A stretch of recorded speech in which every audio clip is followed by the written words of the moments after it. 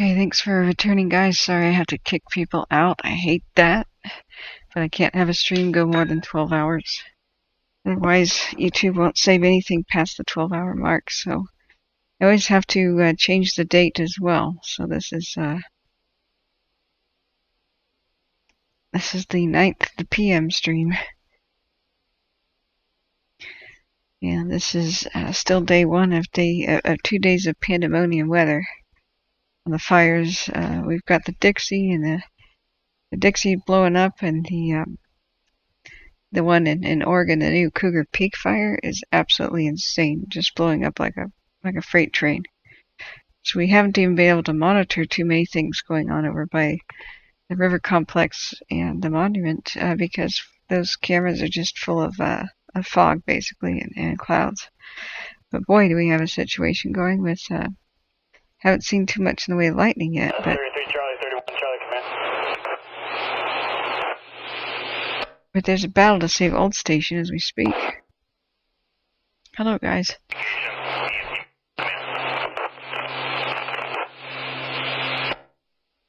Should we go to the meeting?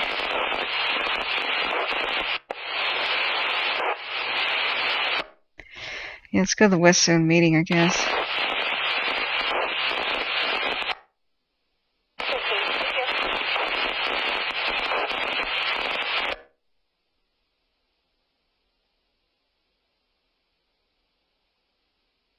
That's Cal Fire. Kilo, equipment boss Ruger on command.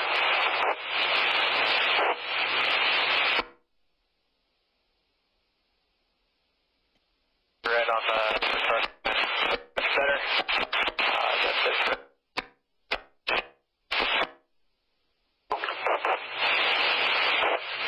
Yeah. We haven't had too many in California, but it's Oregon and Idaho are the places that are lined up to have the most lightning. Creek, so we're good. Copy that, thank you. Okay. They're talking about pulling away people from certain areas. We're waiting for the Dixie West Zone community meeting to start. Someone mentioned Butt Lake, but the volume was off. Well, that would have been hours ago, since for more than an hour the sound has been back on the stream, but a lot of times people don't realize they're rewound. They're far behind. At some point during the afternoon, the stream audio feed dropped. The radio was off, and it's supposed to stay on. And I woke up and fixed that around 5-ish. So that's why I type in chat, guys. Make sure you hit the live button. But we already looked at the Butt Lake cam a whole bunch of times.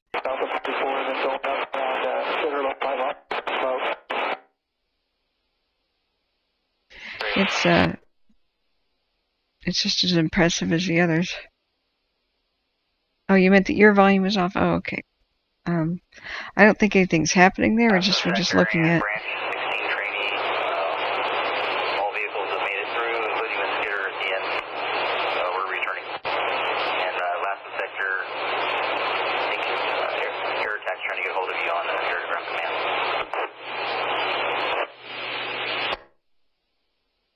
command. Ooh, they just escorted a bunch of people out of the Old Town area with the new evacuations. So yeah, we're just trying to find cameras where we could see the Dixie fire, and you can see it from such a long ways away. That plume's gigantic. Oh, here's the meeting, guys. Good evening, and thank you for joining us for the Dixie Fire Incident Update. My name is Chris Bruno. I'm one of the public. Oh. This evening you'll be hearing from various experts in their field, updating you on recent evacuations. Oh, their feed is messed up. This evening, please submit them in the comments section below. First, let me bring you the latest numbers regarding the Dixie Fire. The Dixie fire is currently at 928,741 acres with 59% containment. There are currently 4,809 personnel assigned to the speaker. Please welcome Incident Meteorologist Benjamin Bardis.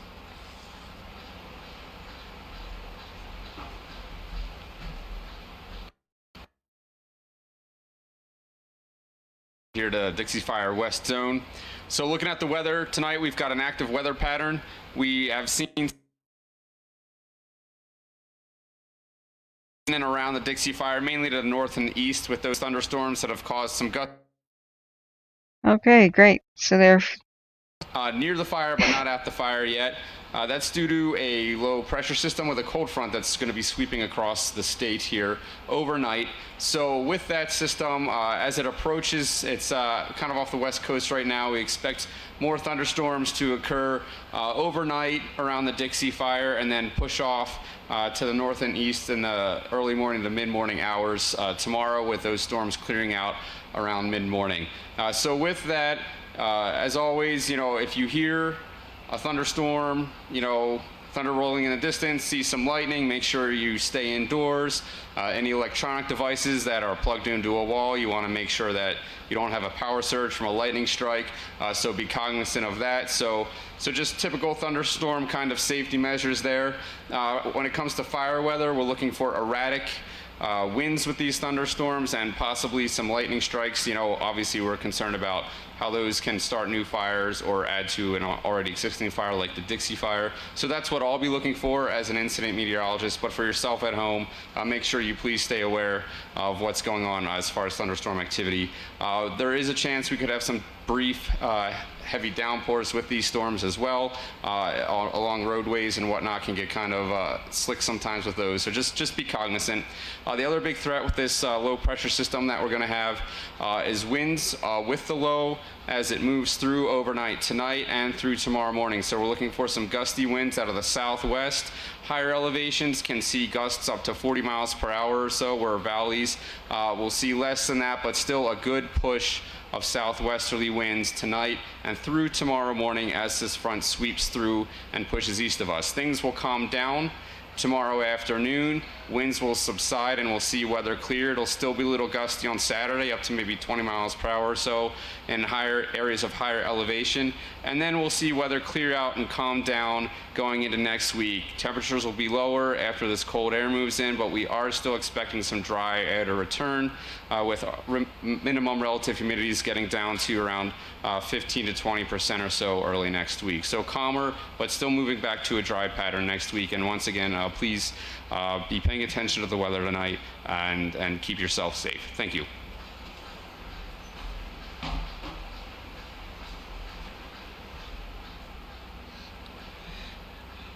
Next from the West Zone, Fire Behavior Analyst for CAL FIRE Incident Management Team 1.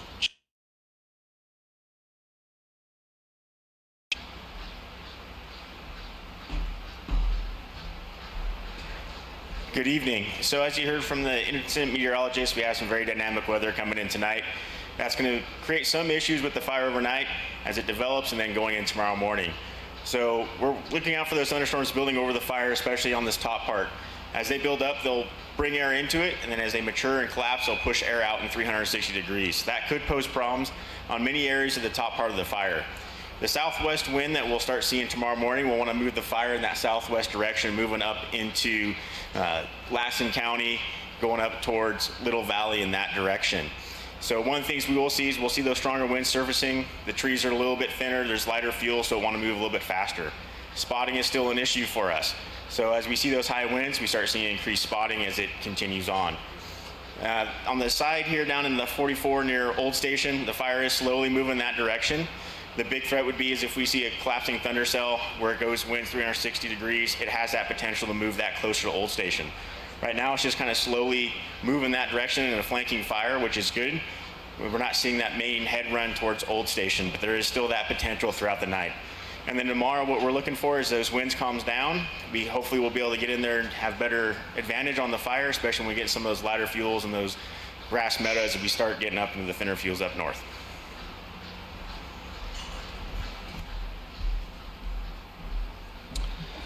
From the West Zone, Operations Section Chief for CAL FIRE Incident Management Team 1, Chief Tony Brunel.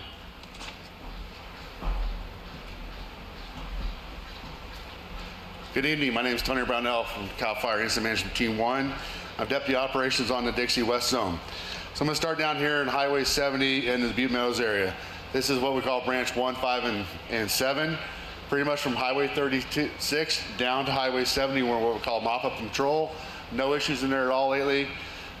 Just going to getting all the visible smokes we can, no issues.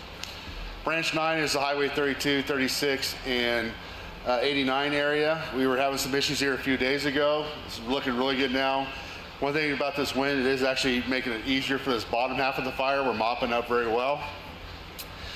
As you guys know, Branch 19 up here in the old station area was very active today. It started off this morning about 9 o'clock. It started to pick up in fire behavior and started making runs towards Highway 44. So it did cross Highway 44. It's right next to the old station right now, in the town and community of. It's so close right now. We have every bit of piece of equipment we have in there protecting structures that are suited for that thing. For right now, we also have dozers, aircraft, and all kinds of other equipment out there fighting this fire, trying to keep it in check. But when we get weather conditions like we have in fire behavior, it's very dangerous to be directly on the fire line. So we are making some effort to go off to the side of it and on the top of it to try to box it in. It did moderate in fire behavior a little bit this afternoon, so we were able to go direct on it between where it was on Prospect Mountain to Highway 44, and we also started working a bigger line around Old Station. We've been in an Old Station for about 2 weeks, masticating, clearing around all the structures, all the different communities in there, the subdivisions. We have a good buffer around that. Aircraft are boxing it in with retardant drops on all sides today, making it fireproof as best we can. We'll fight as hard as we can in there to save your structures. The fire is actually up in it made about a 9-mile run today. So it was running about 2 to 3 miles an hour. That is hard to keep pace with a fire that big. So we are making efforts. We're adjusting our plan for tomorrow to get on top of this thing and on the side of it and box it in. When the weather starts calming down a little bit, we'll get really aggressive on it. We'll go directly on the fire line and get it in check. Branch 16, even though we had a lot of wind on it today, it held in place. The California National Guard came in yesterday, and we had a lot of boots on the ground in there securing that, knowing this wind is coming. So we are able to hold this section very well. We're still getting a lot of calls for service in the Almanor and Westwood area. It's to be expected. With that needle drop I explained the last few nights, it's falling out of trees, it's falling in hot spots, it's flaring up a little bit. Very little to worry about, but we're in there making sure nothing gets near the structures, and we're keeping it in check inside our existing fire lines. The Highway 36 corridor has been very quiet, no issues up there. Down in Janesville, we're making great progress in Janesville. We're almost ready to open that back up as soon as this bottom finger gets tied back in. So it is touching our dozer line on Highway 395. It had a wind gust come through there from a depleting cell, which caused downdrafts out of the cell. We had 46-mile-per-hour winds clocked at Doyle. It came through there, it had a little bit of light sprinkles. We had no issue there. We have line on all that fire from 395 all the way to Squaw Valley and tied into the old Walker fire. We're mopped up about 200 feet in. It's looking very good. It had a lot of wind on it today. Nothing moved out of it. That's very positive. Our biggest fight's going to be up here. It's going to be for quite a while. So be patient with us. Let us get in there. When Mother Nature calms down, we'll get aggressive and we'll get this thing in check. Have a good night.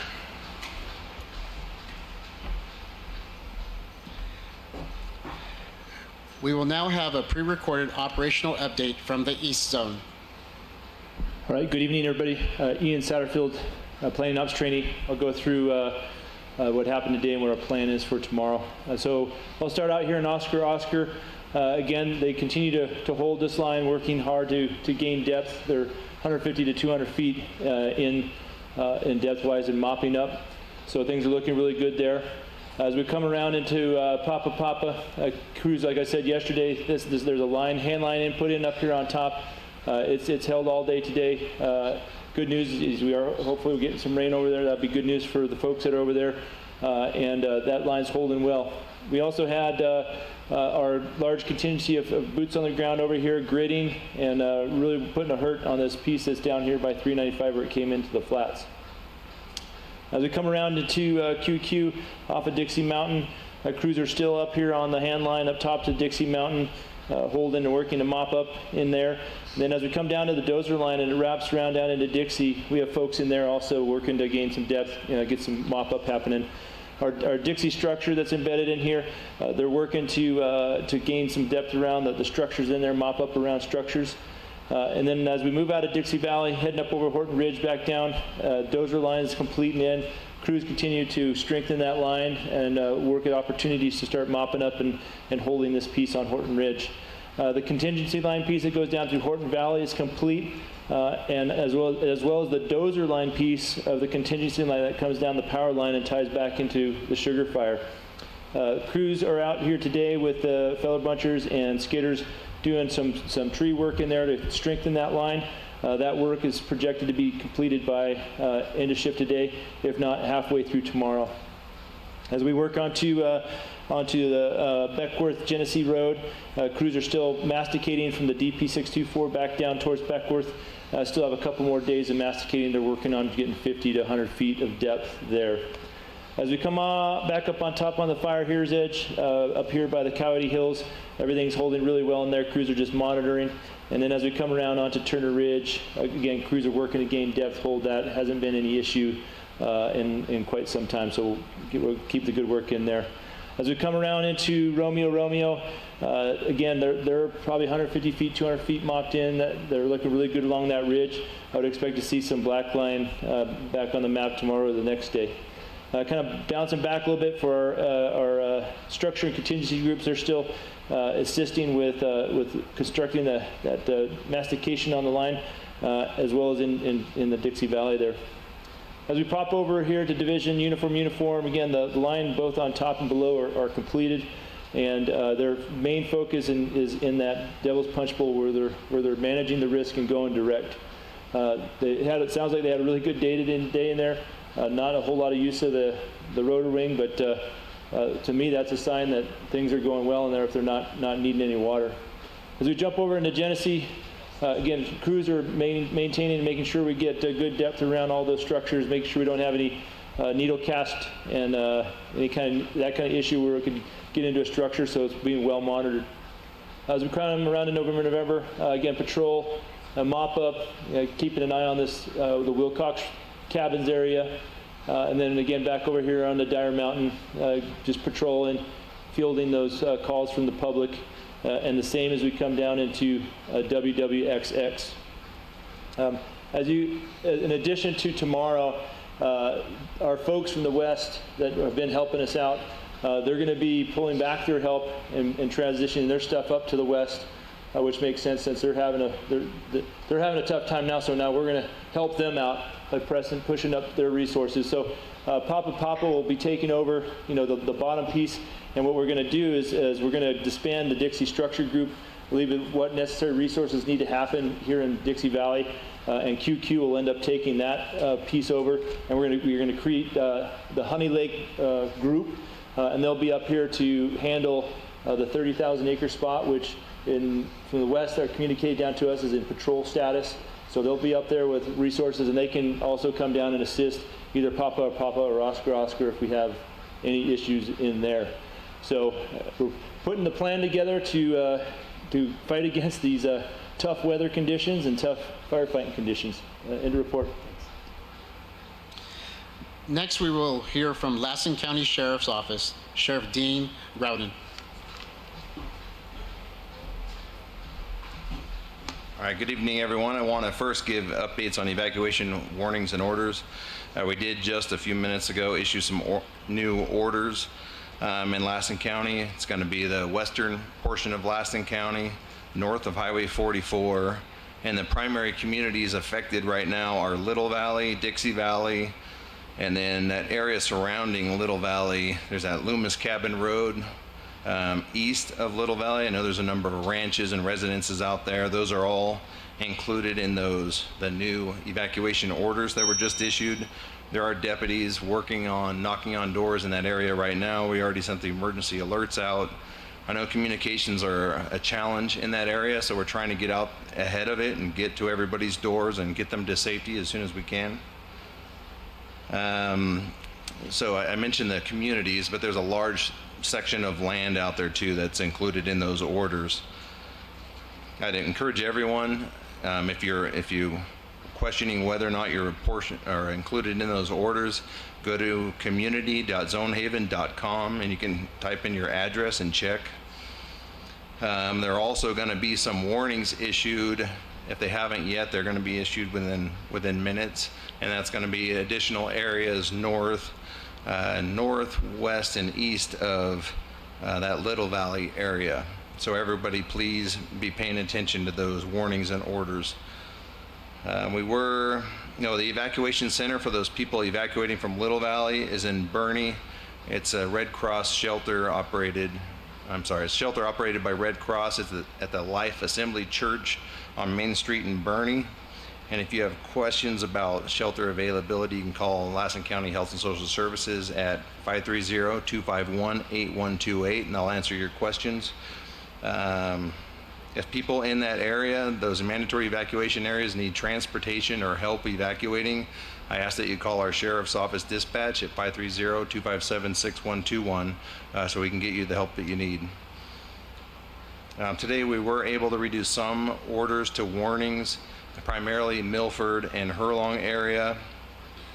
And again, go to community.zonehaven.com to verify that, but most of those residents, I'm sure, have already returned home. But we do want people to stay diligent.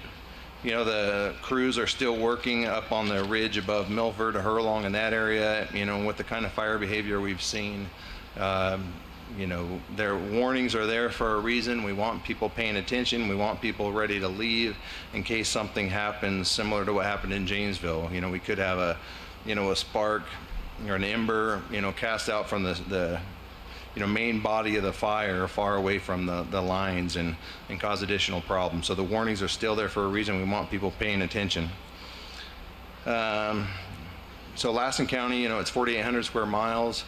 We're a small agency, the Sheriff's Office, and we have people spread around our county, and people in numerous communities have been affected by this fire. But what that does to us is it really draws down our resources. Right now, I sent pretty much our whole night shift and portions of our day shift to that Little Valley area to get those people to safety. So our top priority is always, protection of life and then property. And those are the things that the calls for service that are going to get priority for us right now. And I just need people to be patient. But some of the lower priority calls might take a while for us to respond to, or you might have to handle them by phone. But just be patient with us. We're doing everything we can to keep people safe. Last thing I want to do is recognize some of the, what I believe are the unsung heroes working behind the scenes. And right now, those are the personnel working in our 911 dispatch centers, in all the counties affected by the fire. In Lassen County, that's the Sheriff's Office dispatch, CHP dispatch, and a Susanville Interagency Fire Center. Those people are working hard every day, taking those calls for service, which have been, enormous. That's a huge workload, and I just want to recognize and thank them for their work. So I just want people, obviously this fire really has made a big run today, and it's starting to affect a lot of new communities. And like I talked about with the warnings and orders, I really want people in northern Lassen County and that northwest region of Lassen County paying attention. I want you to pay attention to the orders and warnings and alerts, press information as it comes out, and follow the instructions that are given. Thank you, be safe, and God bless.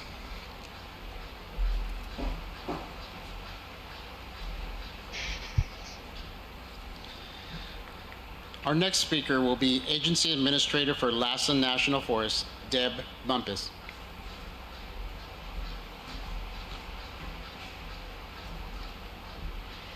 Good evening, everybody. Just want to note that you all have noticed that we've had some significant weather today, and we have made it through that so far. The firefighters out there were well prepared. We've been given good briefings in the morning from the meteorologist and the fire behavior analyst. And so I think it's really important to note that when things like this happen, that fire can go every direction. And so on the days that we say the fire is not close to a certain community and the next day that it is, weather conditions like this are what causes that. So be cognizant of those changes on a daily basis and make sure that you're safe and ready to move if you need to. I think the other thing that to be aware of is that we're going through some transitions here. We'll have some new teams on both the east side and west side of the incident. And the important thing during those transitions is the clear communications between all parts of the team and the agency administrators, and that is being done on a very consistent basis. We're very comfortable with the transitions. We've done it since July the 13th, July the 13th.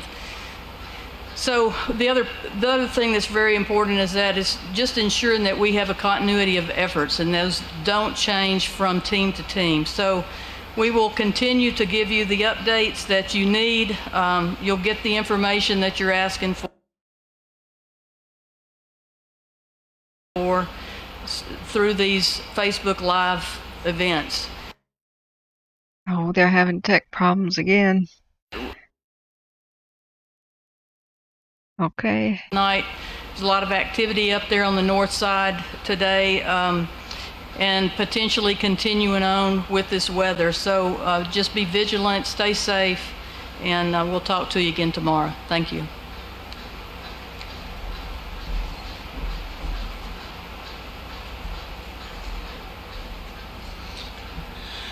Our final speaker for the West Zone, Incident Management Team 1, Deputy Incident Commander, Chief Chris Waters.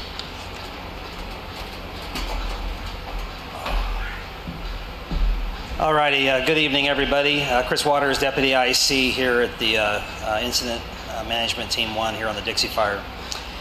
Really good briefing tonight. I want to highlight a few things. If nothing else, the Dixie continues to throw us curveballs. The story of the Dixie is about every 4 to 5 days. Mother Nature throws us a curveball and we get big fire growth, difficulty to control, and things just don't seem to line up for us. That's again another problem for today, and it's really easy to focus in on some of the problems that we're having to face, and you know, this fire has been a long-term event, so to speak. So you know, there are some things that are positive that are starting to kind of tip slightly in our favor.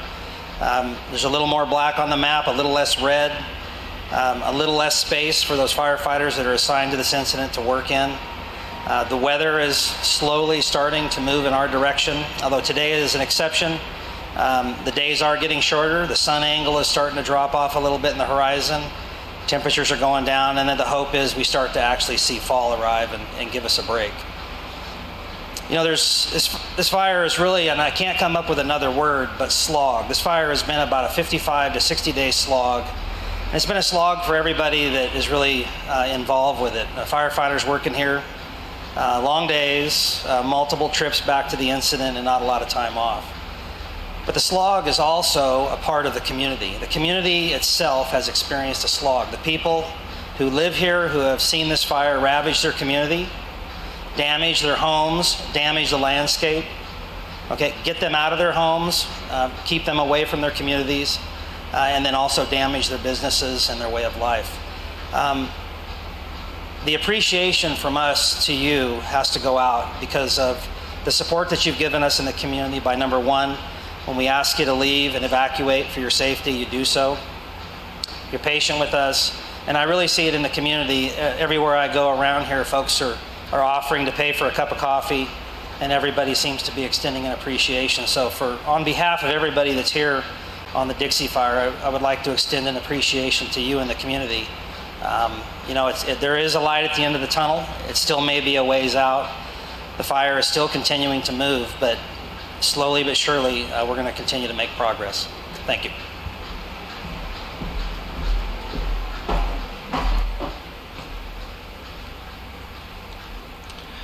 Most of the questions tonight were answered during the presentation from our speakers.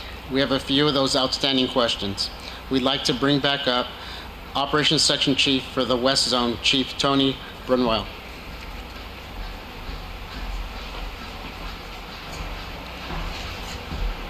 We get some questions about fire spread in the areas up north where the main activity was today. So some of them were Singletown, Viola, up near Old Station. We talked about Old Station. We've known Old Station was going to be a threat for several days. It was out here in the park. We knew it was hung up in the park, and it was going to get its alignment with the fuels and topography and the weather, and it was going to come out of there. We always hoped that it wouldn't, but hope is not a plan. We hope, but we plan for the worst, and we've been planning for the worst up there for several weeks, clearing around that area and make sure it's safe. There is not a lot of infrastructure around there as houses, but we concentrate on there. There's another subdivision just off the side of it. We've been in there prepping it. We have engines and dozers in there working that area, and we have engines and dozers working in the Old Station. We're doing everything we can to keep that fire out of there, but it is very close. As far as Singletown, Viola, and going up north, this wind event's going to end tomorrow. So the fire condition is going to moderate, and we're going to be able to get around it. But Mother Nature always has a vote. So with the multiple years of drought, the field conditions being as dry as they are, we're getting long-range spotting up to 6 miles, which is about a few years ago, that was unheard of. And now we're getting these conditions that are making it very difficult to fight the fire. I mentioned earlier, this is burning so intense we couldn't get right on the fire line. When you have 30 to 40 to 50 foot flame lanes coming off, we cannot get that close to without causing injuries to our firefighters. So we back off a little bit, we get on the flanks, and we go up the flanks and try to cut it off. It takes a little more time, and we're not going to be as successful as cutting the head off. It's still going to move, but we know the head's going to sit down at some point, and we're going to be able to get around it. So we realize this map's a little bit outdated, but it was so windy up there, and the weather was so bad, we couldn't get our infrared ships up there to get a good, accurate map up there. So tomorrow you have a lot better map and have an idea where that fire's at. I know it's a little confusing when you're looking at it, but we'll make it a little bit clearer tomorrow night. Thank you.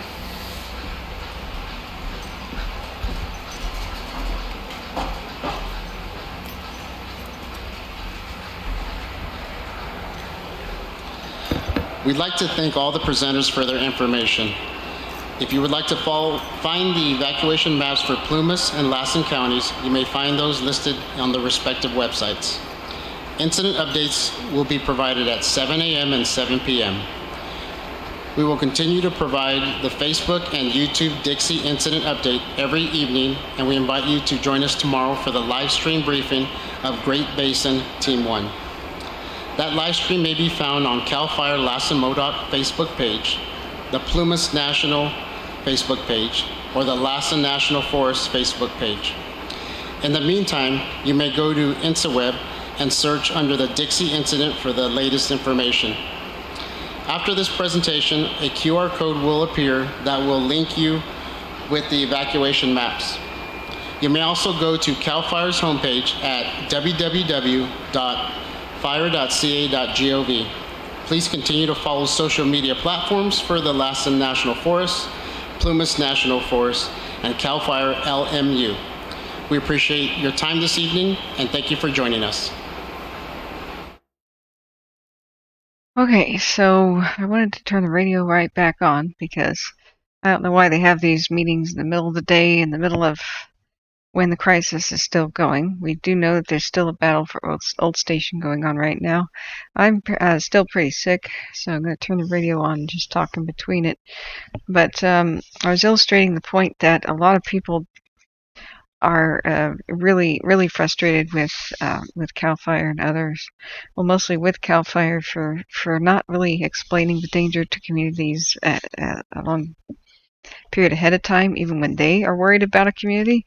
Well, they don't really tell the community that until it's like time they knock on their door and say, absolutely, it's time to go.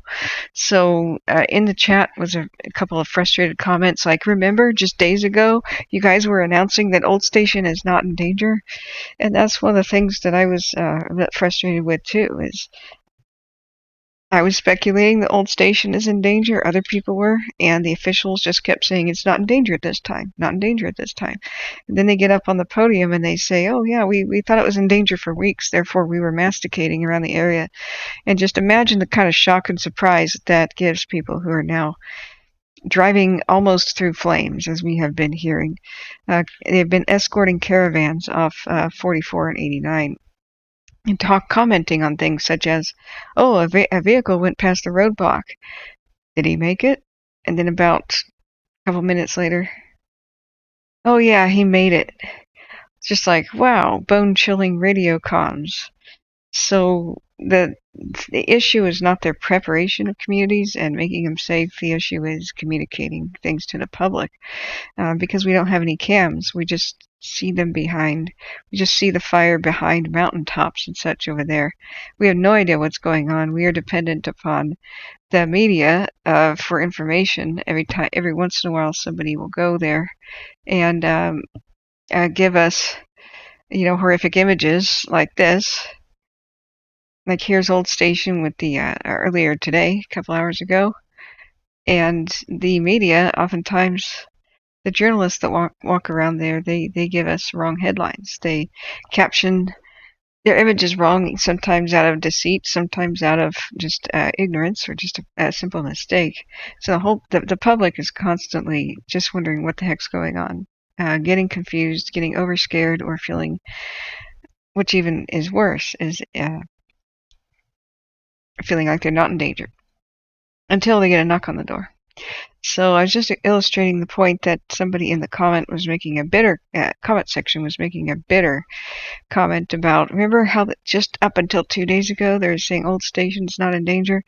Yeah, they started issuing evacuations for Old Station last night after their community meetings, when they should have been saying that during the meetings and probably coming down the pipe days before. But what we do is we don't crucify individuals. We are here to make observations on how things can get better. The East Zone communications on the Dixie are so clear, and so they take their time really to go over it with people and answer their questions and elaborately look at the map and gesture at it and point at different sections. Which one has the problem? How bad is the problem? What do they expect for problems, or what is going well? And it's just a really good contrast where I think CAL FIRE can learn a lot from the Forest Service updates that we're getting on the east side of the Dixie. It's kind of split with CAL FIRE in the west and the Forest Service on the east. But I'm not here to pick favorites. I'm just here to identify problems so that problems can be fixed. So there's no room for fanboy, defending mistakes. We just have to blame the problem instead of individuals, and we can solve the problem. But that's camera from Butt Lake, and we can see this incredible plume quite far away from we're seeing this plume from cameras almost 100 miles away. People at Red Bluff and Redding are seeing that it looks like a nuclear bomb cloud. We're seeing some of these things from almost out-of-state cams.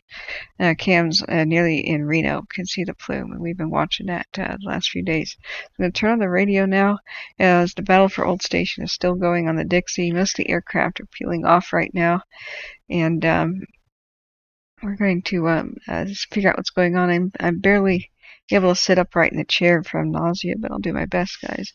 Let's turn the radio back on, and then we'll watch a little bit later when things calm down. We'll watch the evening updates for other fires. So, okay. So Lassen County Fire's back on, and yeah, Jay, that may be what their motivation is. Not wanting to, quote, scare people, but that's exactly how you do scare people, is say everything's fine until you scream at them, get out, If you tell people the best middle ground worst case scenario, that doesn't scare people, it sobers them up and allows them actual time to prepare. When people have time to prepare, they don't panic. But imagine just going to sleep at night, then you get a knock on the door when the evening update said everything was okay. Status update, and we also have the med leader here.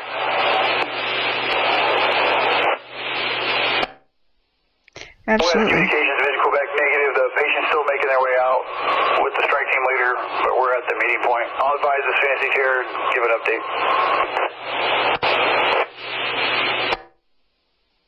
Copies. Do you know the strike team division?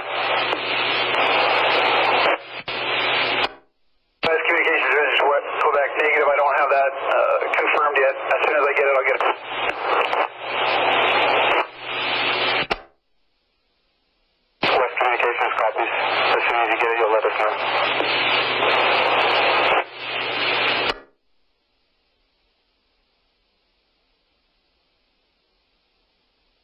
Yeah, exactly, Purple Flowers. If you're be prepared and not scared, that's the term I coined, and people who are prepared don't panic.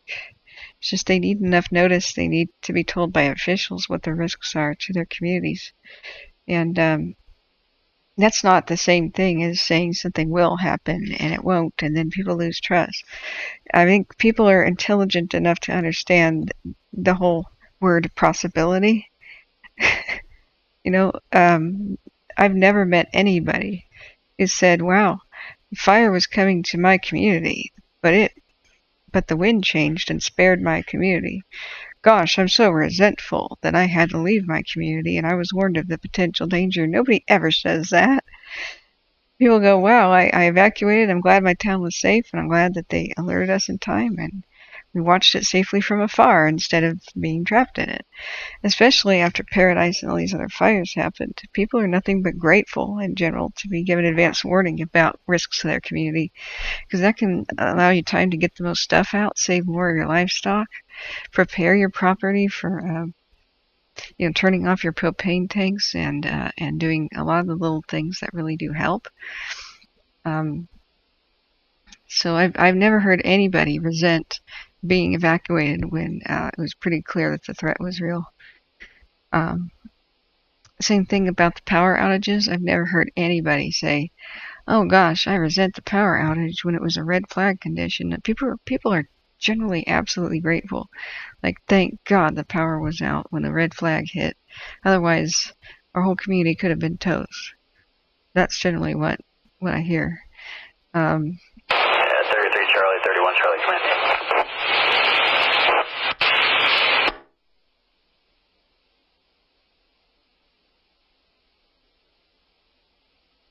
You're continuing to hear about what's going on at Old Station. We don't have any good cams, but boy, look at that angry red spot on the map.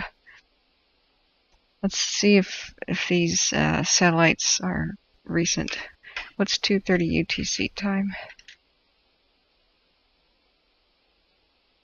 33 Charlie, 31 Charlie, command. Yep, these are recent. These are accurate. So we're going to have even more storms tonight, so hold on to your butts. Fasten the seat belts. Bing! The sign has come on in the airplane. So if you think it's bad now, throughout the night there will be gusty winds. There won't be the calmness of the night like we have had for weeks. And then tomorrow around 11, it's going to be bad too with wind gusts. So, and lightning potential tomorrow. So when we look at windy, to get it back in order here.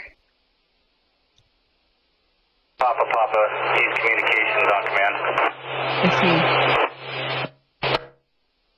Papa, take a drink. Take a drink of milk. So we have this afternoon, these are the wind gusts with red being over 35 miles an hour. And then we go into purple tomorrow throughout much of the area. Look at the Caldor and such. And it's changing. Papa, need communications on command.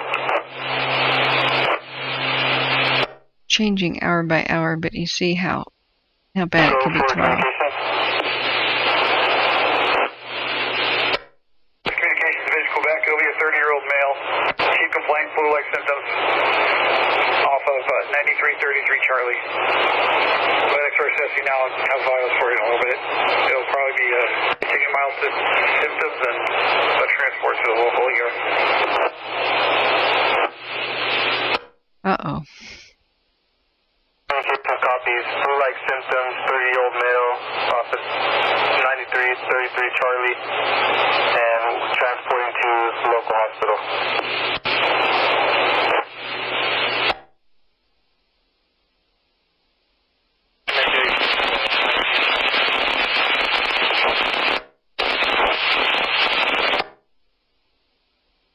West Communications confirming Medic 6 is transporting. So we have some lightning strikes. Quebec negative, we're still doing vitals and finishing assessment.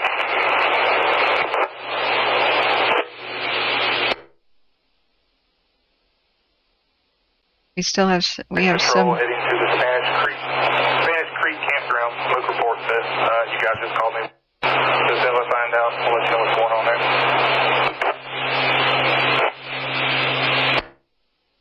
These all-night resources. So I can you out to the line, and you have one resource set it out to that smoke report, 1939.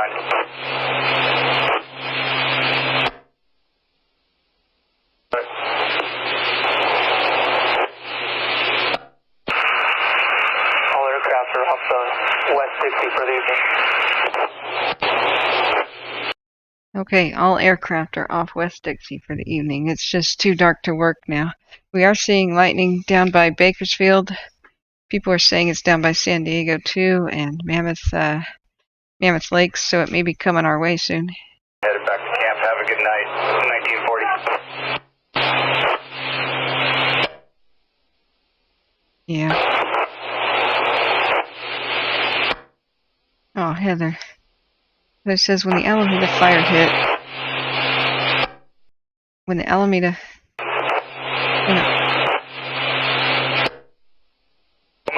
Romeo resources departing ICP and route for the line.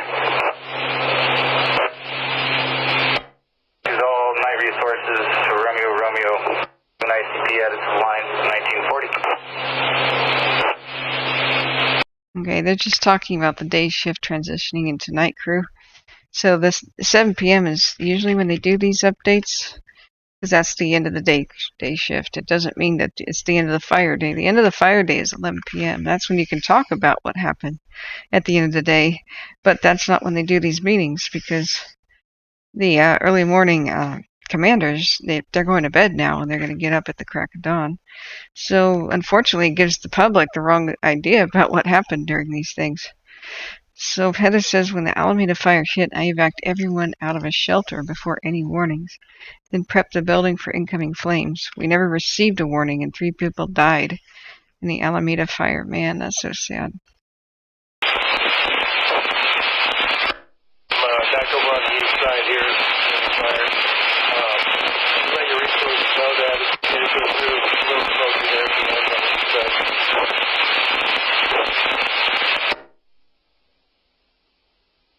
For Dixie, there's all-day resources have been released. Good night, all Dixie structure resources released.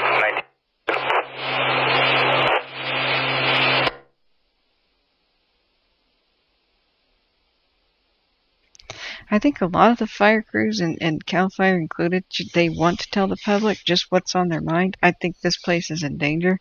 And it's just like... What attack were they on?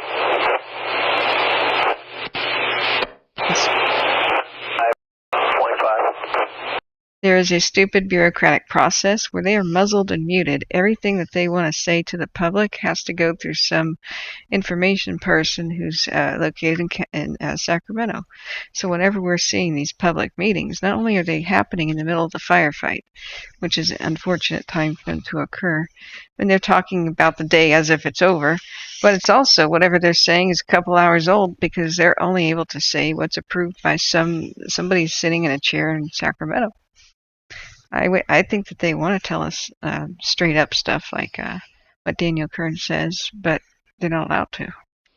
So we can blame the system, not the individuals. That's the better way to go about it, because we can change the system.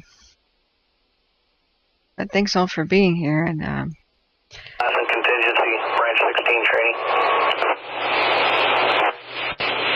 I'm putting up the donation link again. Please donate generously to the victims of the Caldor and the Dixie fire, and please, everything to them. I can survive on the pocket change afterwards to keep this going while I don't have income. This is like day 60 or something from when I began, with about 3 or 4 days off.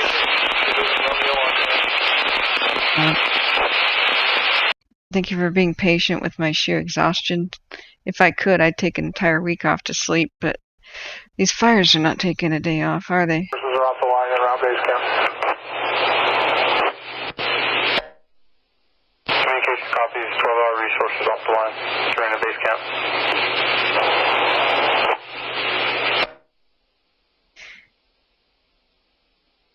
People are asking if anything could be worse. Yes. Remember yesterday was the 1 year anniversary of the North Complex fire, where in my stream we basically watched live Division 9, Quebec. that mass fatality event. Yeah, it can be worse when the Santa Anas get here. But one day at a time. Alright, we're going to lose cams. West Communications Division, Sherriff.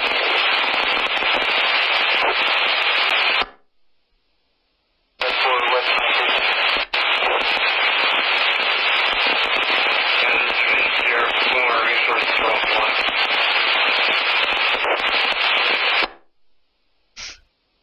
Tanker In 912. your area, but kind of close enough to Dixie West. I'm wondering if you want the legal for it.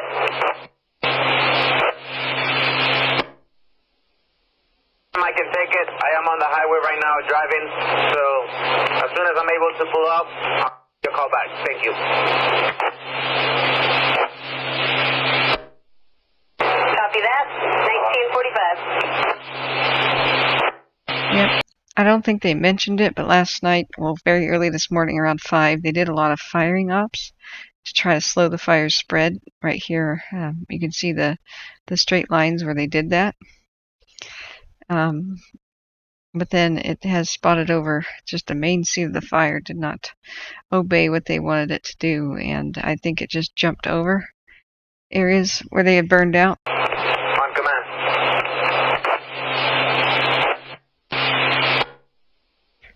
They're doing everything they Nine, can. Quebec, this is communications. Are you good to copy the legal? Negative, ma'am. I actually wanted to ask you if you could please contact structure, because I'm only about 10 miles away from the ICP, so it's going to take me a little bit to get out there. They should have resources out there that can check it out. Copy that. We'll get in contact with them. Break. Night structure,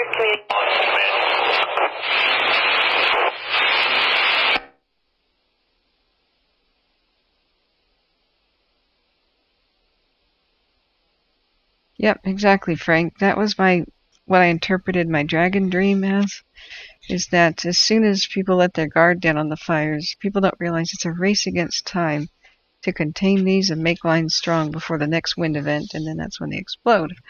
And so my dream about the dragon was that a dragon walked up to a couple of vulnerable communities, like it was medieval times, but the people hid from it at first, but it just spread its wings and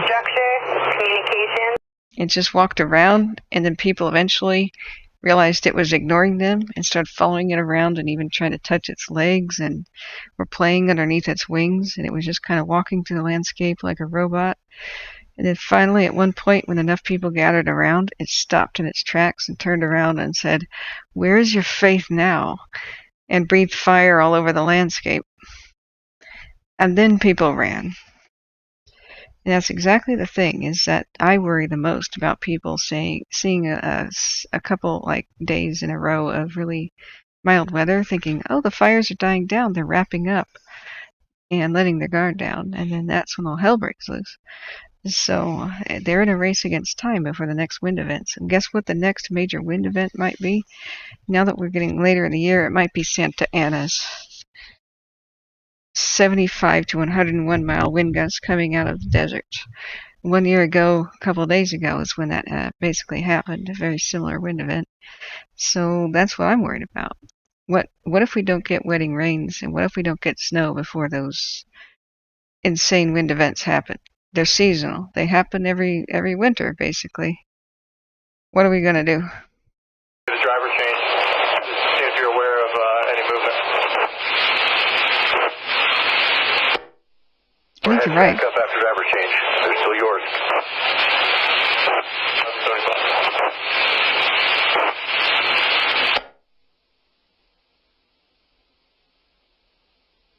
I think you're right, Cynthia. They could do like hurricane tracking.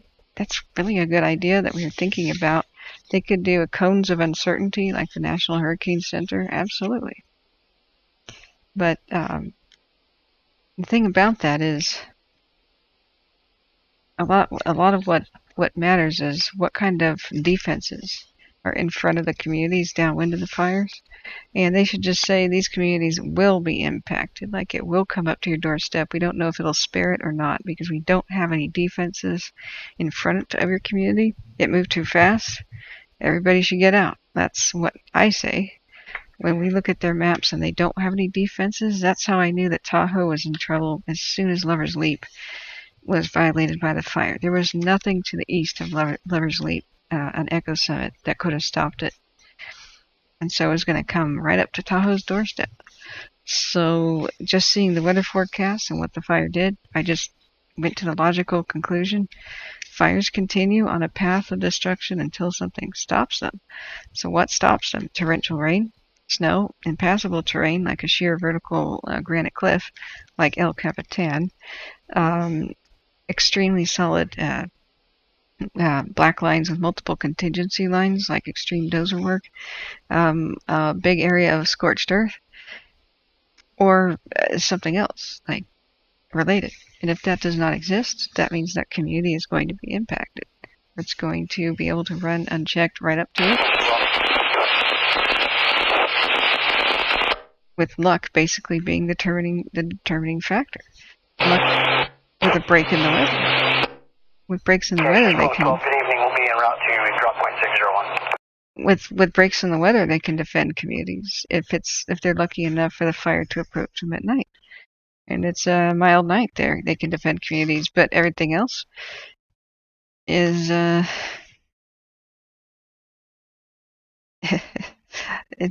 stuck in the old method of we'll tell a community they're in danger as soon as the fire reaches X point.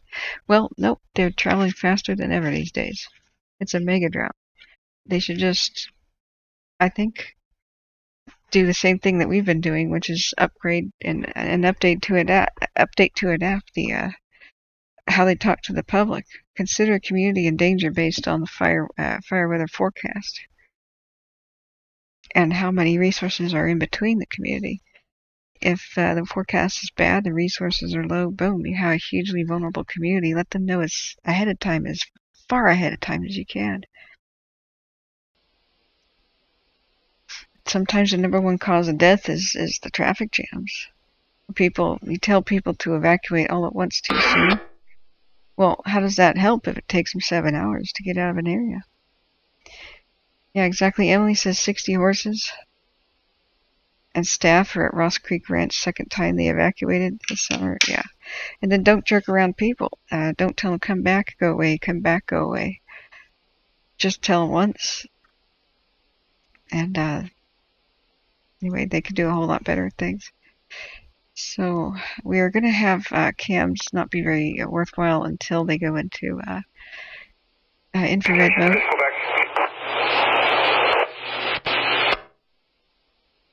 Yeah, Cindy says we didn't get an evac order until we were in traffic. Yeah.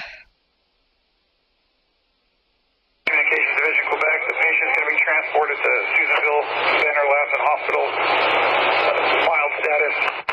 So you can let the Med-Ill know the rapid test was negative.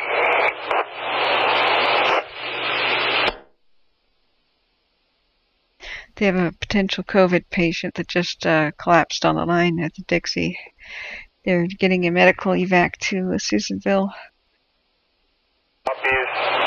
Transporting patient to Lassen, and the rapid test was negative.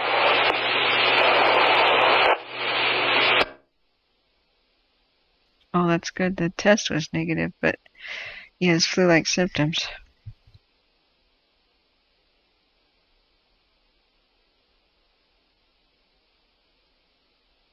Yeah, what about Greenhorn?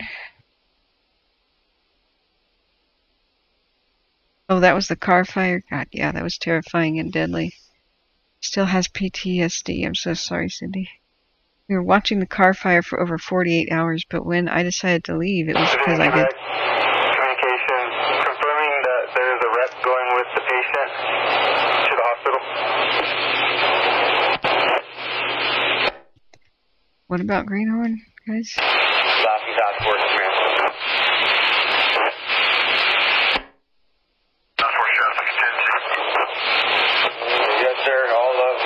task force is off the line. Thanks for the help.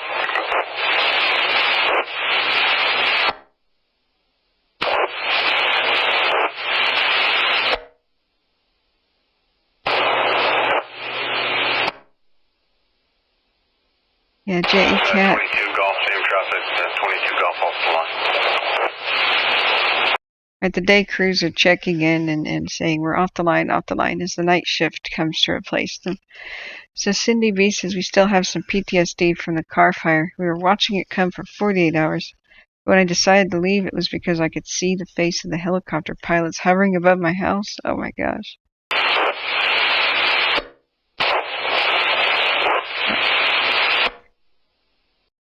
Firefighters are staging at Greenhorn, Emily Hart says, where friends take care of 60 horses, not under evacuation. But firefighters said, if I were you guys, I'd get the horses out of here, and they listened. Well, that was probably days ago. Last night and today, they've had, last night they issued more confidence for the area because they put in smoke jumpers by the Devil's Punch Bowl. But since it takes so long to move horses, that was probably a smart move. Especially days ago when it looked really sketch. Dive Papa, Eagle 8, command. Yeah, go ahead.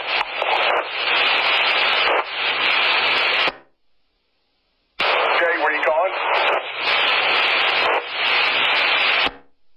Man, I just drove by the Lima. They're looking to see where you want to tie in at.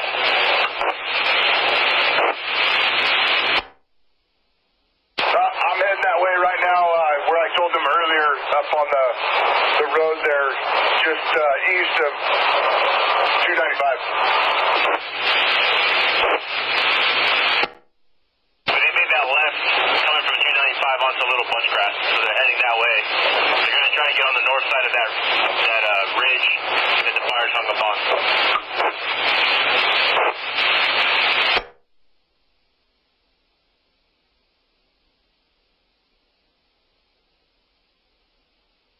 Hey, Orlando City, repeat that last part.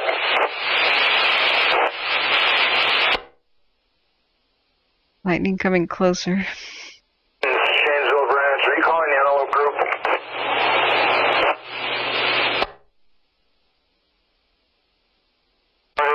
We have a strong report of a flare-up in Milford, Cottonwood Peak. We have What? coordinates if you're ready for them. What? Milford, Cottonwood Peak? Section 16 on Little Bunchgrass Road in that Potato Butte area.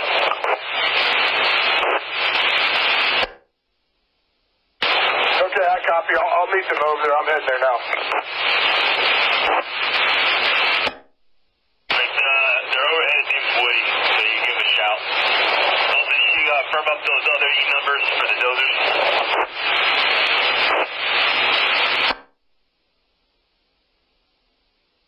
Cotton what?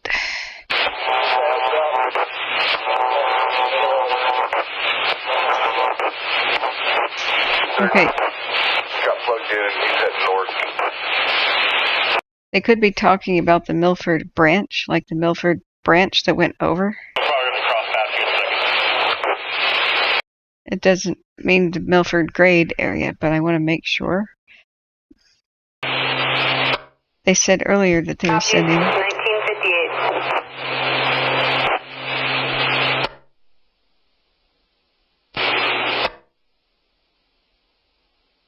Go ahead. Your location, are you coming from 295?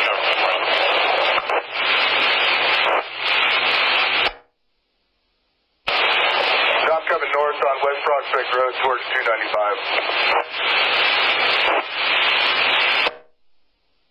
I'll meet you there at the bridge.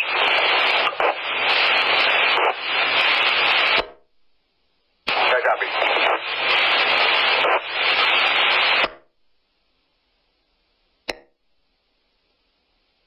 Oh, that sound is lightning. from Windy. It has sound effects, like snapping sound effects.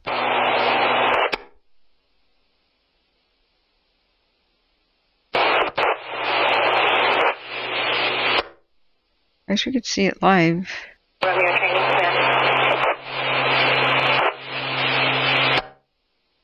The lightning is getting closer and closer.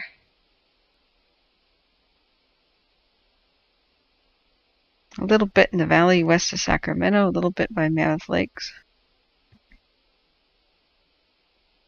The Bunchgrass cam, okay. He said Bunchgrass Road. This is Bunchgrass, look out too. Oh, it just flipped over to infrared, good. Do a 1 hour time lapse. Communications, J Romeo, Romeo training, no. Go ahead, J Romeo training. Almost looks like a volcano. Off the line and route ICT. Look at that. Communication copies 2000. Look at that optical illusion. Yeah, with your traffic. Report of an additional flare-up.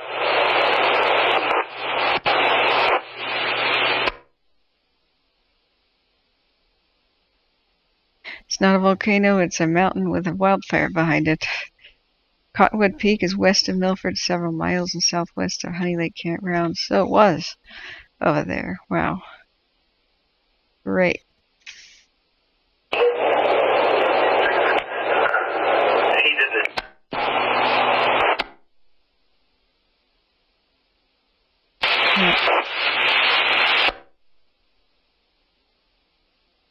Bob says, I've gone to most of the big fires.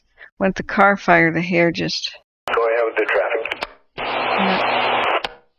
It's at Janesville branch. We have 2 trees that are flaring up at 714-115 Hicks Road across from Gara.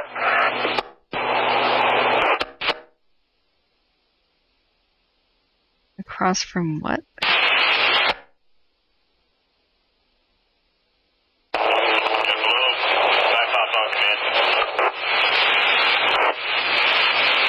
It sounds like an address.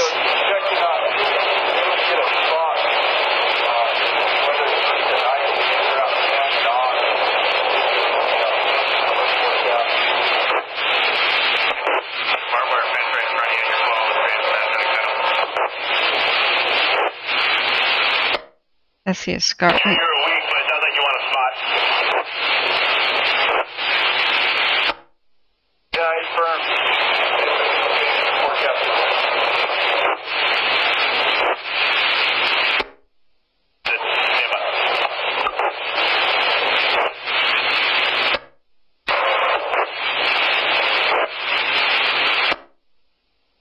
Which Orville cam?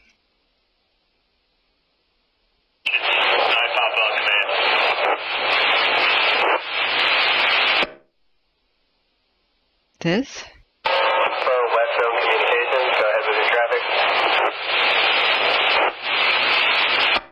What the heck? Request a spot weather for Division Papa, Section 12, right on the park and forest boundary. It should be close to the Oscar Papa Division break for tonight and tomorrow morning. Holy crap, is that a structure fire? It's South Orville? Copy is a spot weather forecast for Division Papa, Section 12.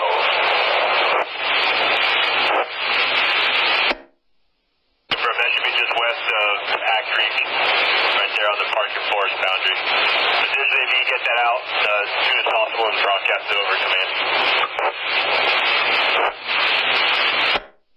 Oh my god. Oh my god. You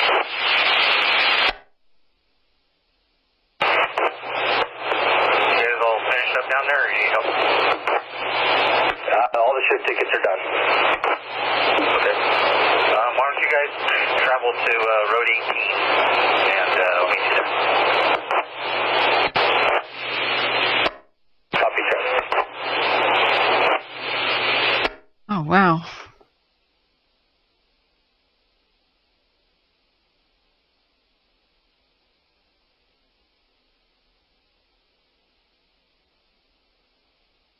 That's not good at Orville. That's a major structure fire, for sure. 3461 scratch that. I'll come en route to you. We got to deal with the water tenders tonight, getting them out. Nobody else needs them.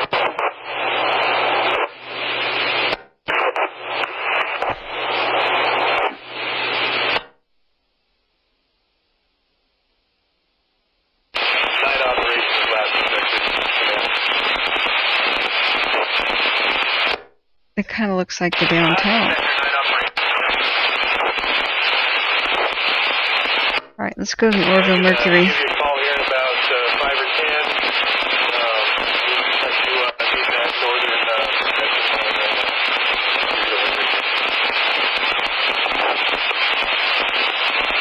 That'll work out for you.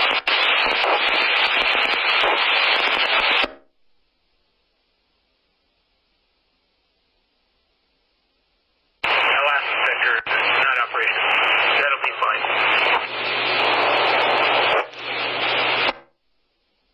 Copy, I'll call you here in a few.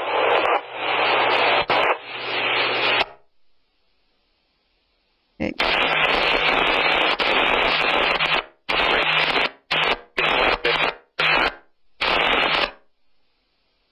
Go French 26. Copy, guys.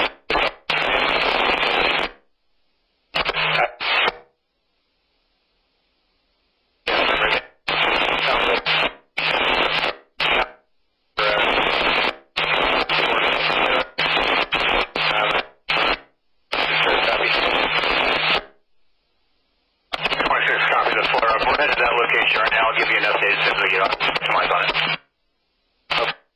Okay.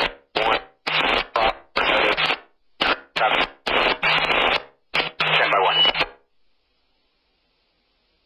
Okay, so far local news doesn't have it yet. That's one heck of a structure fire. Maybe towards downtown Orville. I can't really see.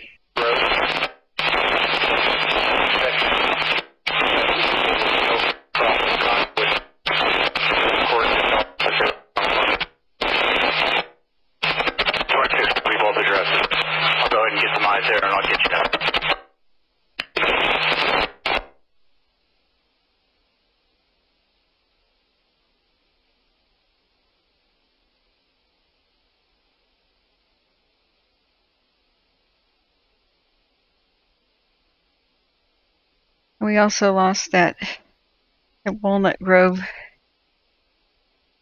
I don't even know how to say that. That restaurant. Geesties or Geesties? Eusties? That's really sad. 1910 building. Going back 4 generations of family ownership.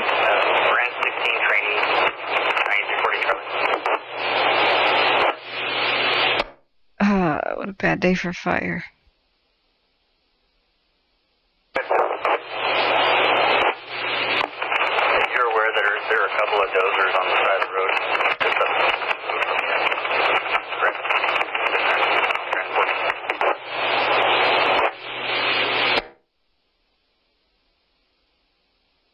We could listen to Butte County.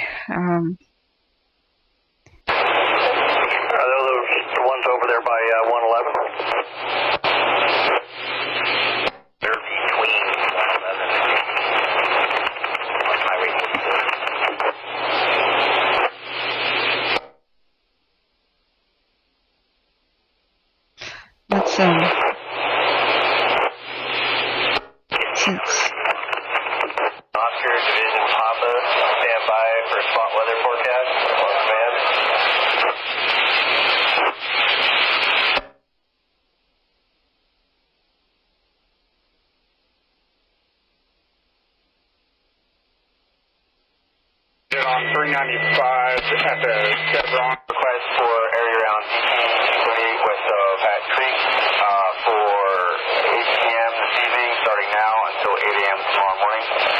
Right now we have a bit of a break in the weather. Expect the main brunt of the weather to come through between 2 a.m. and 5 a.m. this morning. Expect isolated thunderstorms and showers with the passage of that round of weather. Erratic winds with gusts up to 45 miles per hour could be possible in storms, and expect lightning with those storms as well.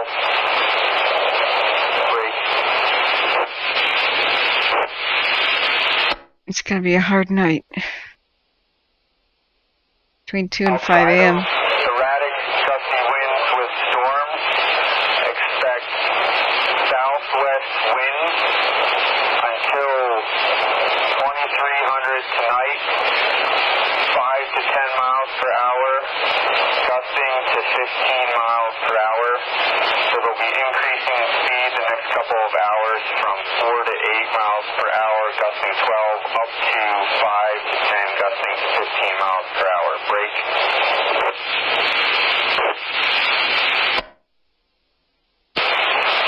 Winds will then switch to the south-southwest after 2300, and they'll increase in speed to 8 to 16 miles per hour with gusts 25 miles per hour at a maximum, or at 2 a.m. will be the maximum speed.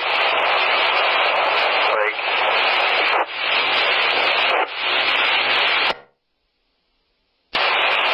Winds will then decrease slightly to 4 to 8 miles per hour with gusts up to 18 miles per hour until 8 a.m. Also from the south-southwest. Break.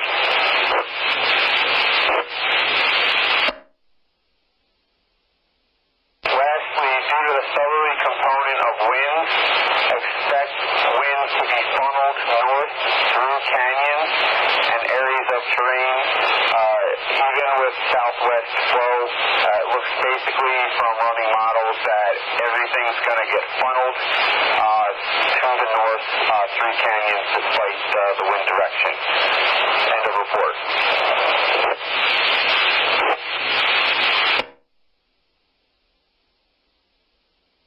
Communications, can you give an RH for tonight?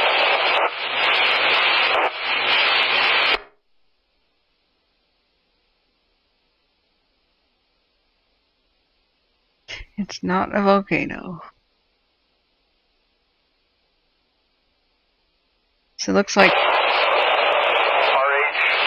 will increase in storms due to precipitation falling to a maximum of 72% at 5 a.m. It should be starting out around the mid-30s right now. Also, temperatures with the passage of the cold front will be decreasing from what they are now to 48 to 50 degrees at a minimum, also around 5 a.m.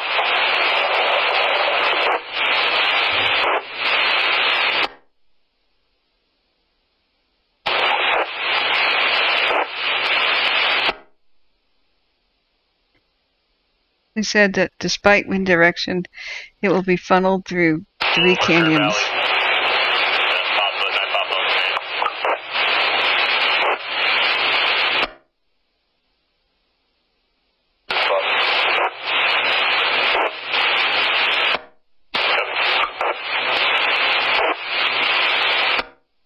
What is 3 canyons?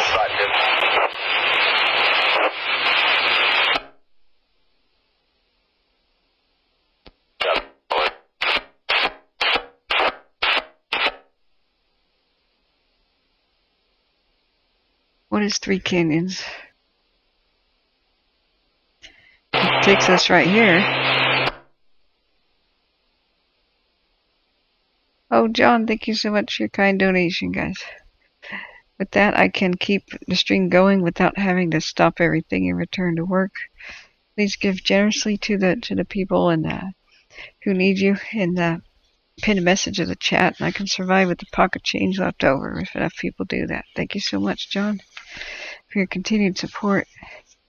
You do keep us going here, and I'm trying my best to keep going. They said that despite wind direction, the fire is going to be funneled through 3 canyons, which this is what it is showing me.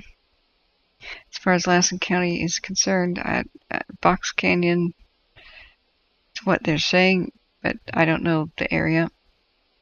So if any local does know what that means, then that would be good. We've got a huge heat signature still everywhere near in the vicinity of Old Station. Just it's gigantic. So the thing I want to do is check in on Butte County with that massive structure fire in Orville. So I'm going to mute that. We're going to turn on Butte County just to see what's going on with that structure fire. It's pretty big. So we're connected to Butte County Sheriff Fire Tactical, Cal Fire, and Paradise, whatever channel this is. That looked pretty crazy. 7 William, John Edward, 830. Table Mountain and Grand Avenue in Oregon. Contact with transfer 22205 infinity of Michael Core showing into it's been beat up.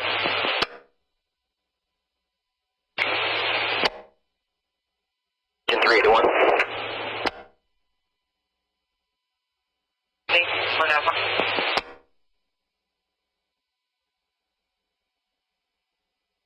I need hot chocolate. That's a good idea.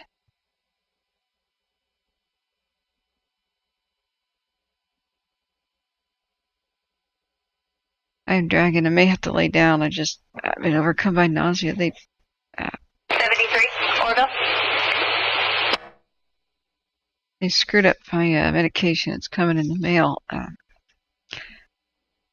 Miscommunication between doctor's office and pharmacy. So I feel like I'm on a rocking tuna boat somewhere in the Gulf of Mexico.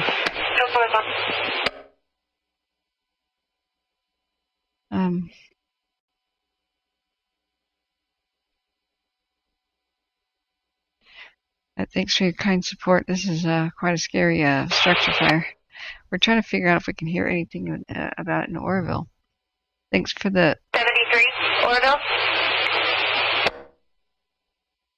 Thanks for the heads up about the California Yellow 5592150. That's 4.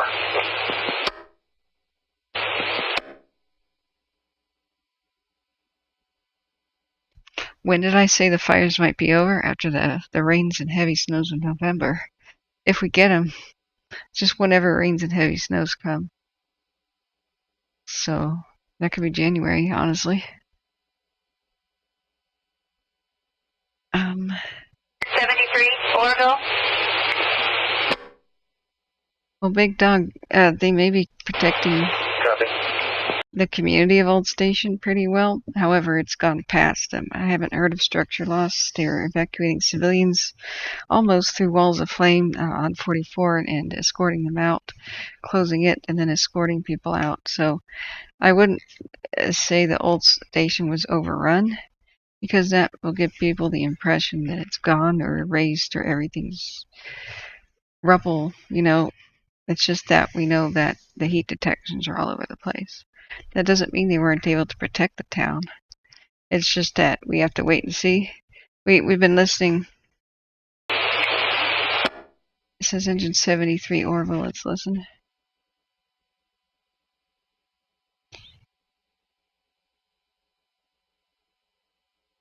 We just know it's sweeping past it.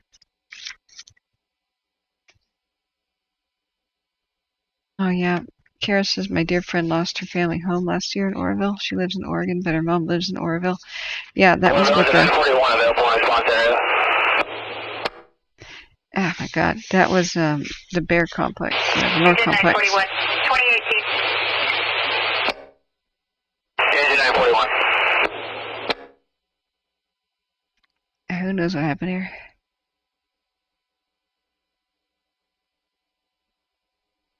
Yeah, Kara, very sad. Oh, yeah, Maui. Mahalo for all your hard work, keeping us so well informed. Thank you so much for the tip.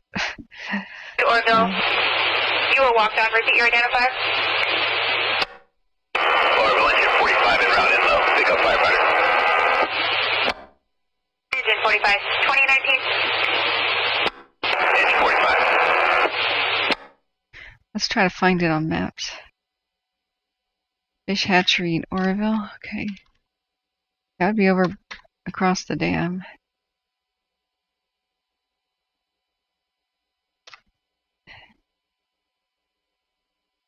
Oh wow, okay. Deja vu. Where they've had fires here before. Go, you stupid. So that would be approximately here.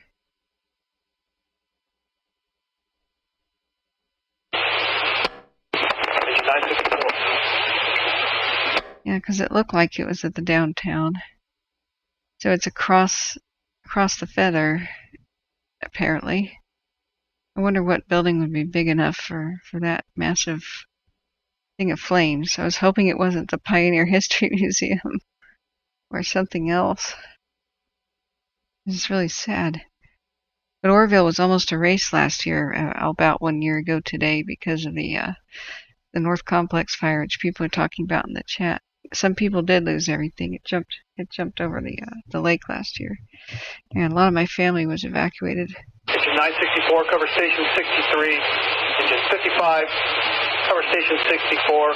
Unit standby for response check back 2020. I don't see a heat signature yet. Thank you so much. Engine 933 is available, station 74, response there. 933, 2021. Engine 933. Somebody says they almost have it out. Wow, I hope so. What was it?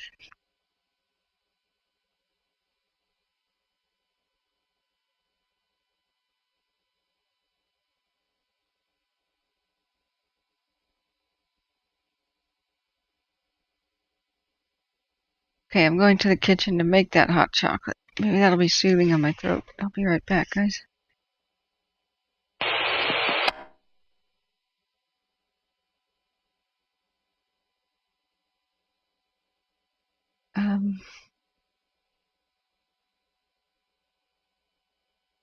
It said Orville is being called controlled. Will be there several hours per Butte WX spotter. 964 en route, cover station 63. I think I'm going to turn off this channel then. 64, 2022. 964. Okay, Dixie's going back on because we're not hearing anything about it.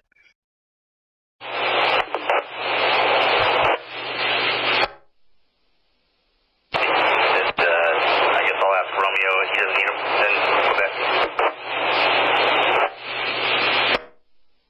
Yeah, just talk with Swoop, see if he needs him. If not, we'll just keep him down here with us and make him water these roads and Butte Lake Road. Okay, copy. Break Division Romeo. 940 Charlie. Division Romeo. Sure you copy traffic, but I've got 2 water tenders. You need them.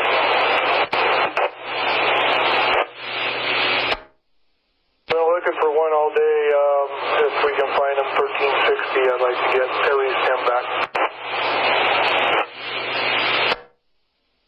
What was the number? 1360.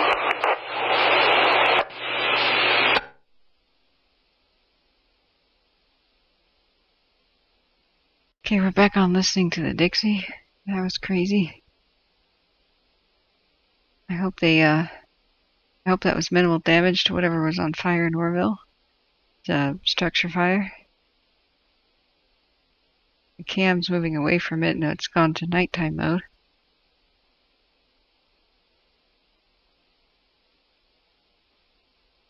That looked quite huge.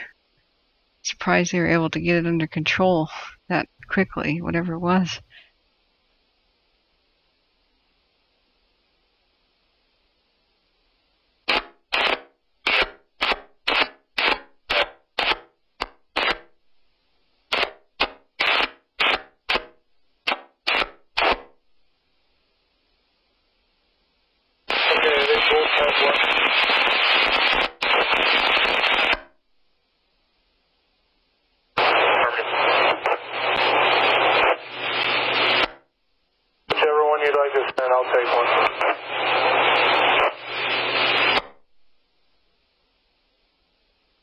It said it was, 1385, I'll be sending you 1380.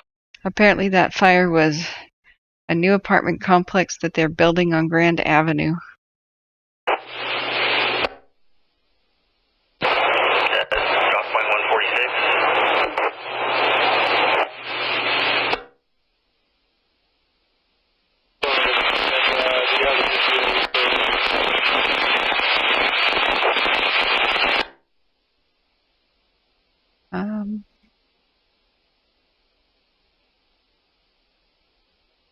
Yeah, it seems like in the, I'm going to say 25 minutes. Stop.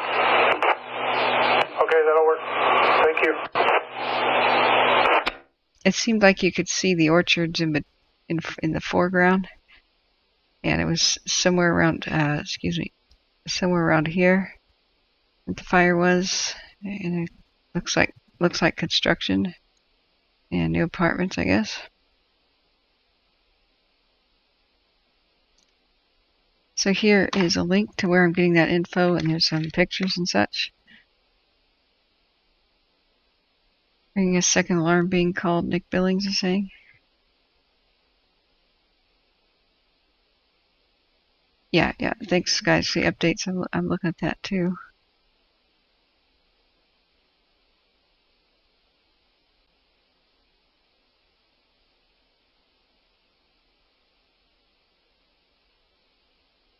Somebody's 13 minutes ago saying hearing the fires were controlled. Commitment time there will be hours. Table Mountain and Grand Avenue.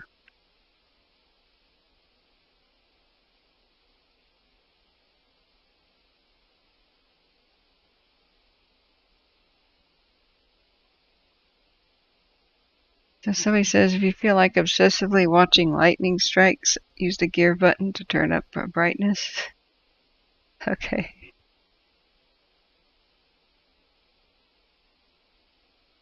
There we go, rain radar. Yeah, we don't need no clouds.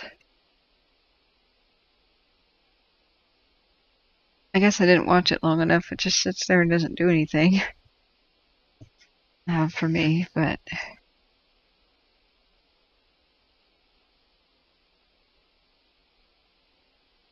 there's a Chinese temple and nature center near there. Yeah, Orville is pretty dang ancient as far as California towns go. It's a very early gold rush town.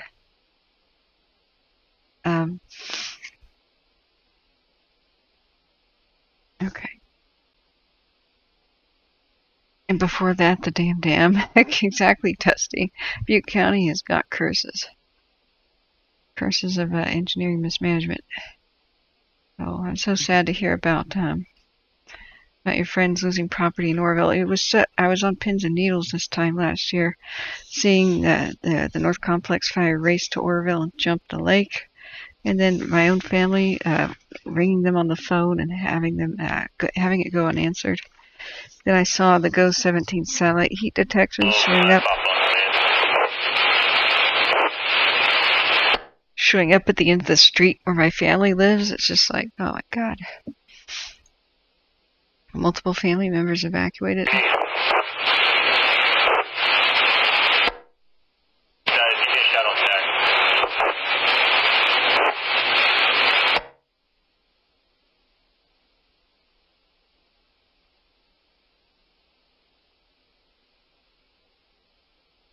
It also burned 20 vehicles. Dang.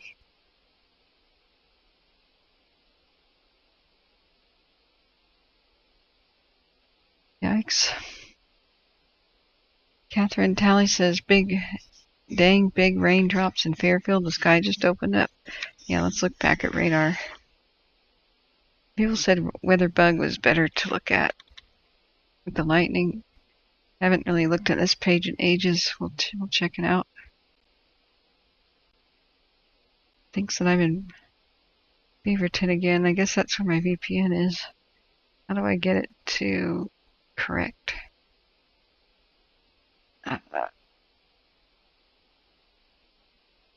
Old Station, California.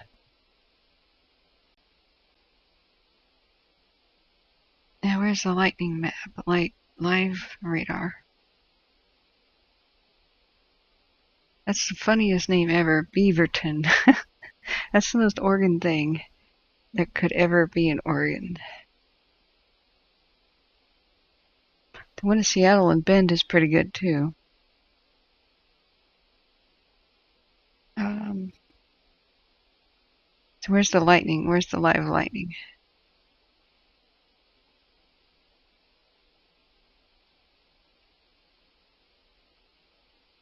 Why would something new under construction burn? Because there's no drywall yet. There's just wooden frame of the building. Oh, that burns readily.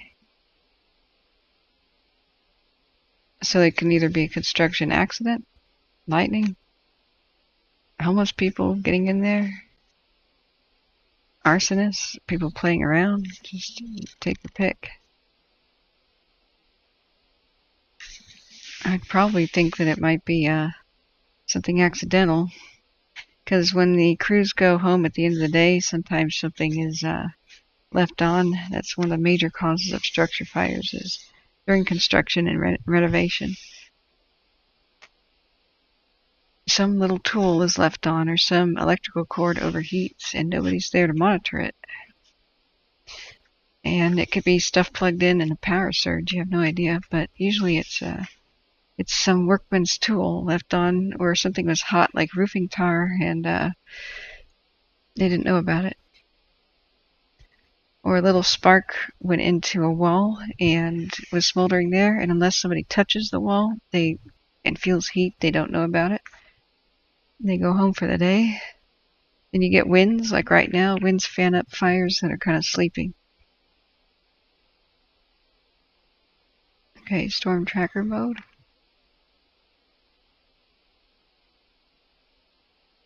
Maybe this will show lightning. Yes, a bunch down by Fresno.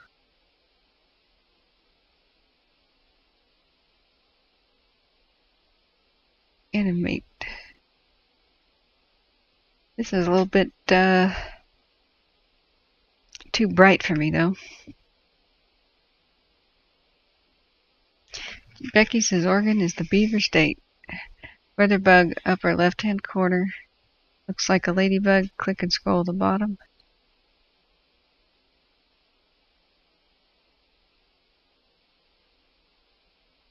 Okay. Well, this is neat.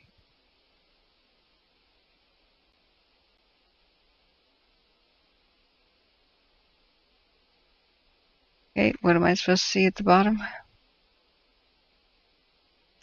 Antelope Mountain Cam shows lightning flashes over the ridgeline.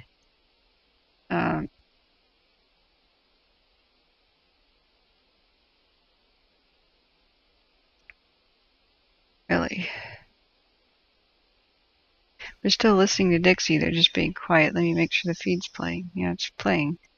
It's just going to be quiet as they do shift change.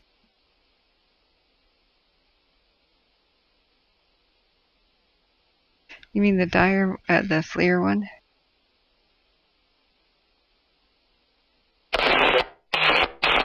Is it back up as a movie cam?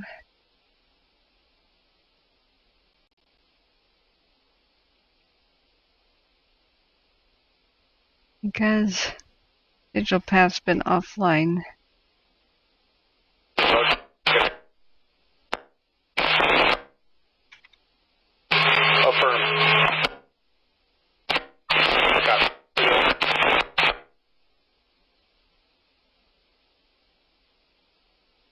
Is it this one, Antelope Mountain, Susanville, showing lightning?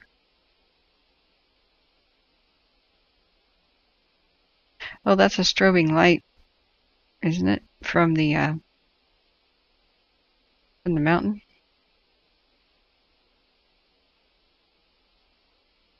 Yeah, that's stuff like vehicle headlights. I think.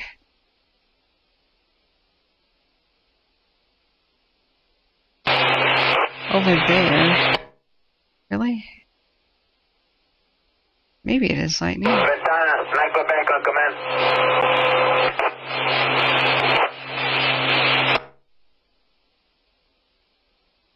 Yeah, the one close to the cam here.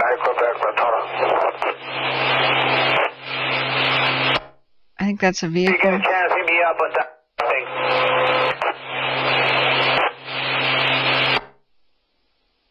Off in the distance could be lightning.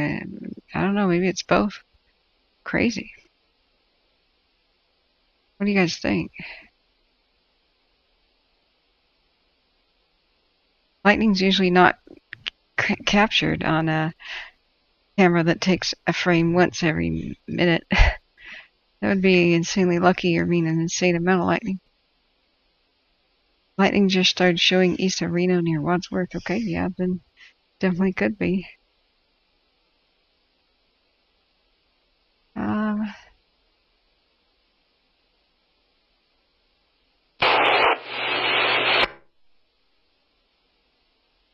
Please quit blaming the homeless for everything arsonists do. The homeless aren't to blame. They're trying to just survive. Oftentimes they go into construction zones just to, get out of the weather, such as this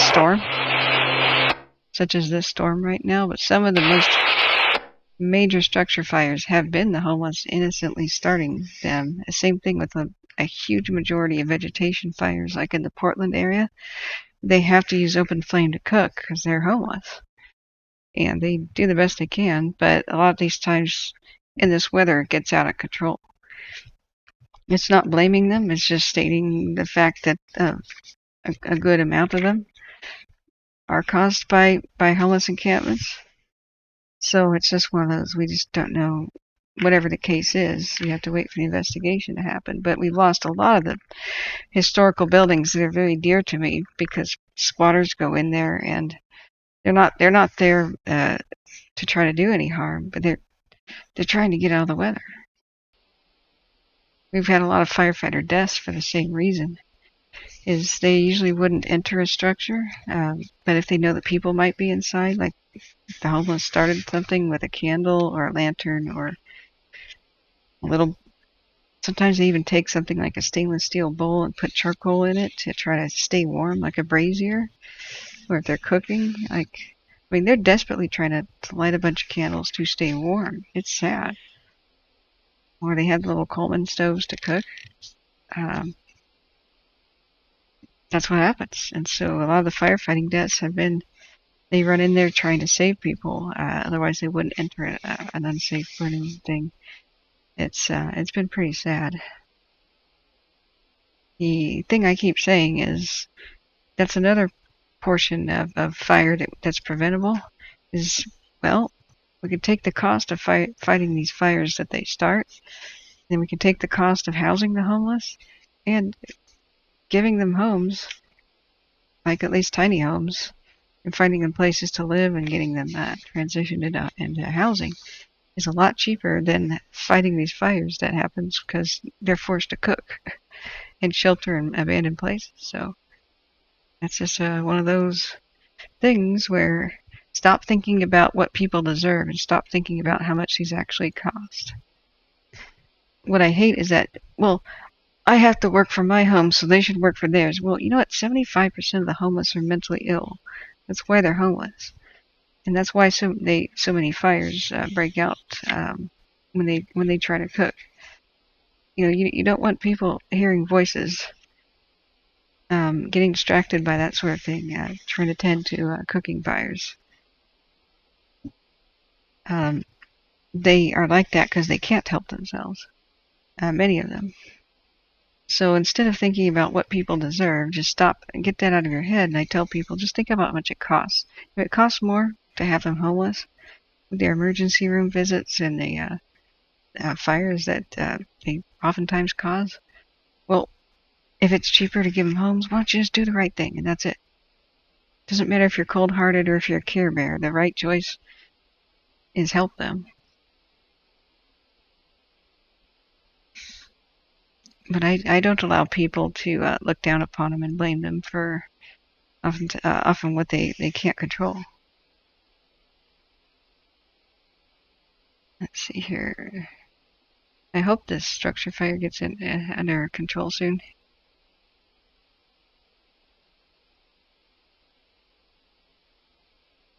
in my home area, I haven't heard of historical loss before in Portland. Yeah, you have. It was called, if you look over in the Hollywood district, there was the old warehouse that they were going to try to figure out something to do with. And it was in, I want to call it the Alameda district. And the homeless were encamping in there, and they got a fire that got out of control. And a historical structure burned to the ground. I can't remember quite what it was called now, but it was sort of over by the exit, by the Mac station off of I-84, where they had Gordon's Fireplace Shop. It was to the west of Gordon's Fireplace Shop. Yeah, and I mean, just this last week, you look at Pulse Point, vegetation fire, vegetation fire, vegetation fire. You look at Tualatin Valley Fire Rescue and Portland Fire and Rescue. The majority of those, if you click on scanner radio, they're getting out of control at homeless encampments. And live on my radio when I first started this, and a couple of days after July 14-ish, something like that, they had a bad windstorm day with the Canby fire, or the fire at New Era, more specifically. A bunch of those at the same time were homeless encampment fires. And one poor guy was burned in his tent. And we thought it was kind of funny that he wasn't on fire, but his pants were lit on fire, and he ripped them off of himself and ran outside without pants. And unfortunately, his tent was burning to the ground. It was one of those random, whoa, kind of radio calls, but they're having a lot of those fires.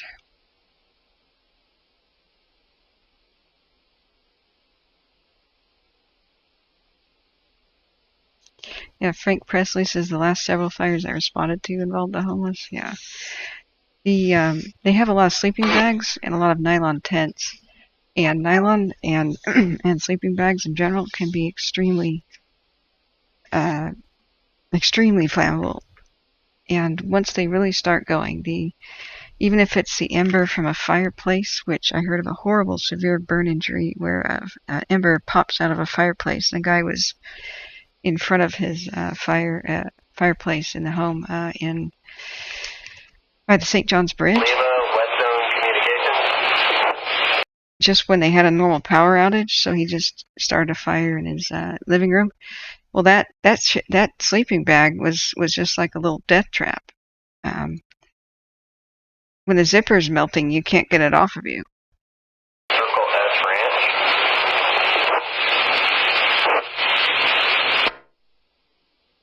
Leave a copy. Wildfire, Circle S Ranch.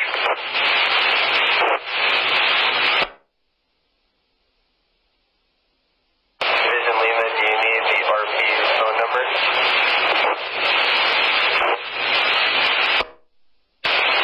Abram, ready.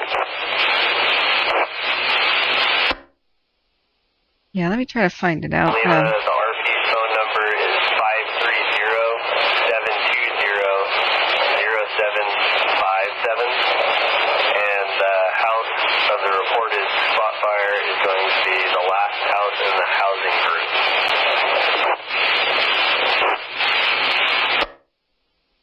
These digits and location.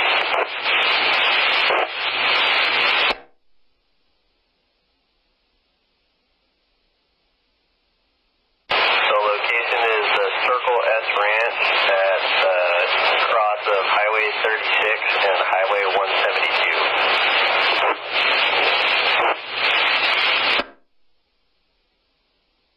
Division Lima copies.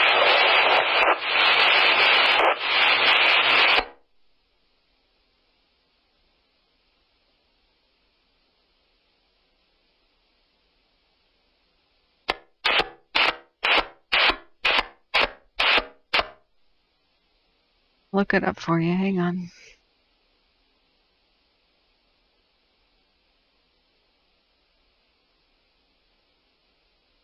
Portland Fire and Rescue and Tualatin Valley Fire and Rescue. Part of the reason they don't lose that many structures is they're pretty dang elite And Portland's a pretty wet town. But it does occur sometimes that we lose historic buildings from squatters and such. And I'll look it up for you, I guess.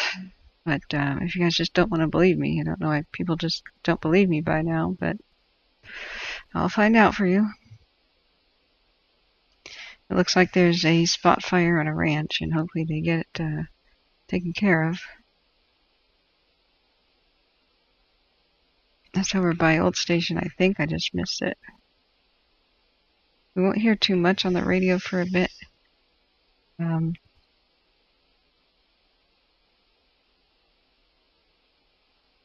What's the district next to the Hollywood over by Gordon's Fireplace shop, which is now gone? The building was just across the street from it almost.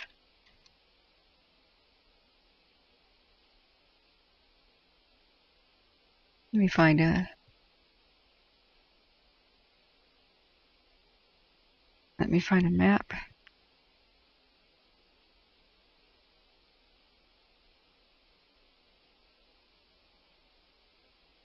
It's the...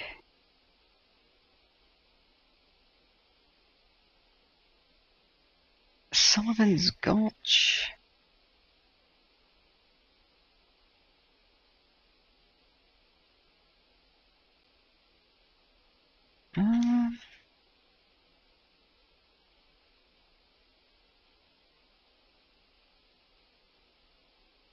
Yeah. I believe it was that exit by 33rd.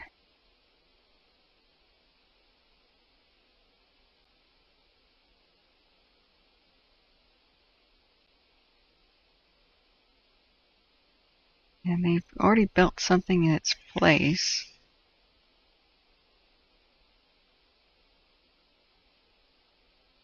It was quite visible from ID4.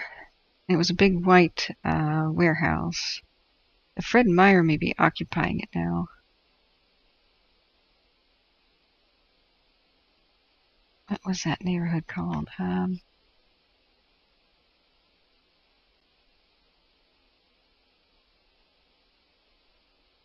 I want to say it was like the Alameda area, but that's a little bit to the north.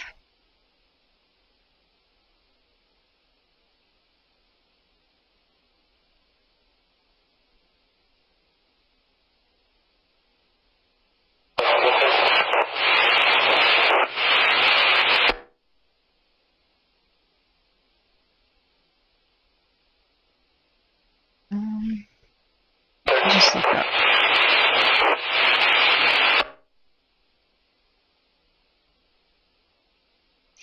I never found out if there ever was an arsonist that they caught that started perhaps the it was a series of dumpster fires where the arsonist seemed to have been lighting those on fire next to buildings to try to light the building on fire, and may have eventually succeeded with the Taylor's Electric.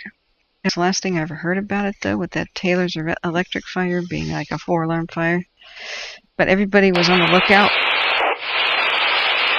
down in the Milwaukee area and southwest Portland area.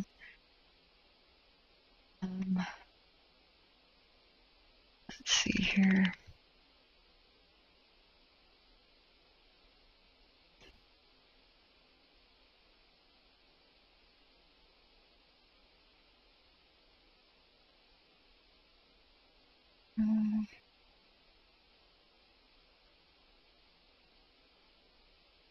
Okay, going back to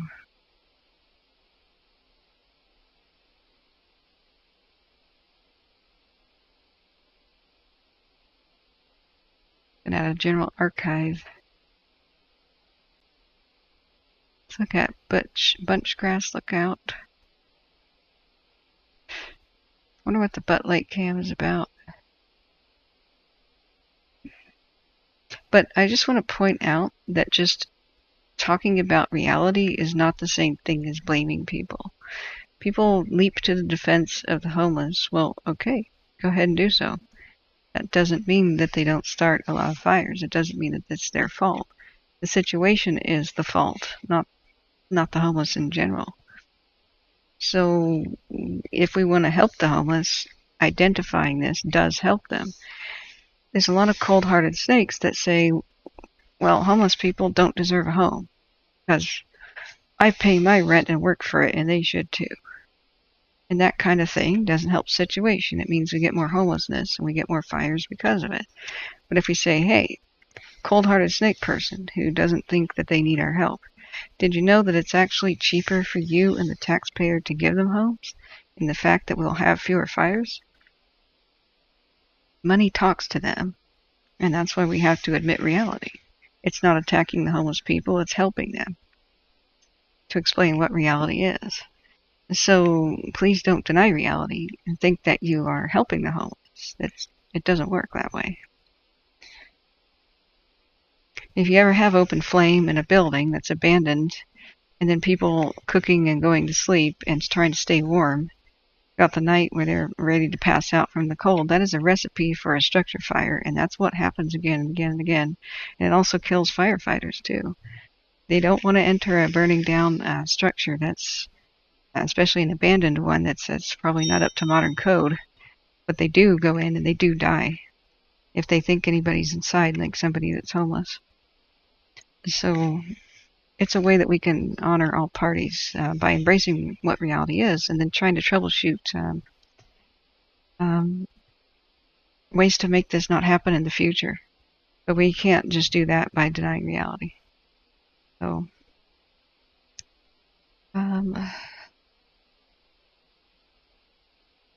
it's weird. I had a Russian become furious with me because I explained that there's a lot of alcoholism problems in Russia. And it's because there are. You know, it's because it's just the truth. You see all kinds of pictures of people passed out all over the subways. Just it's reality. That nation has got a big problem with alcoholism. And so that's a sympathetic acknowledgement of reality with sympathy. And he was furious, saying, you're stereotyping. I'm like, no, it's statistics. There isn't a lot of help for alcoholics in that country, and so it remains a persistent problem. And I was there ready to troubleshoot, ready to see what might help, what kind of suggestions would be helpful, and look at other nations that have had problems but made great strides. I was ready to inform that person that Alcoholics Anonymous is very helpful for the United States. We've had some historic problems too. And the person just wanted to shout and sneer at me and say, that's not reality. And I'm like, okay.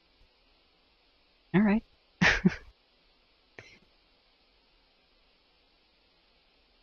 But you don't get anywhere.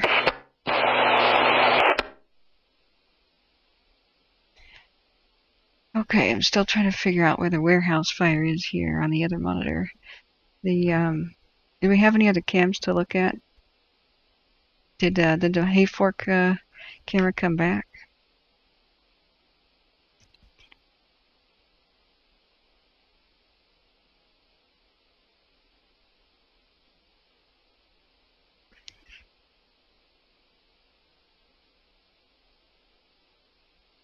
Let's see here.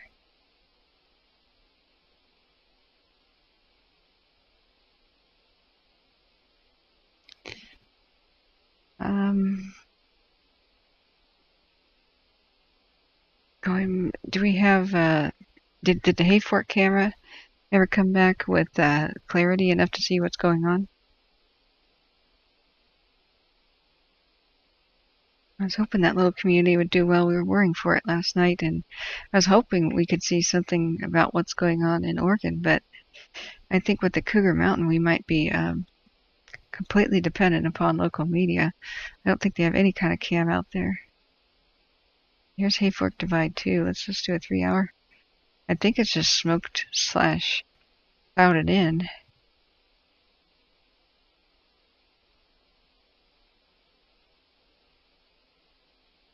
Bug says, did you study the 1910 big burn that burned 3 million acres? Oh yeah, spotting 50 miles with 70-mile-an-hour winds. You know what? That's something I should check out. Other people have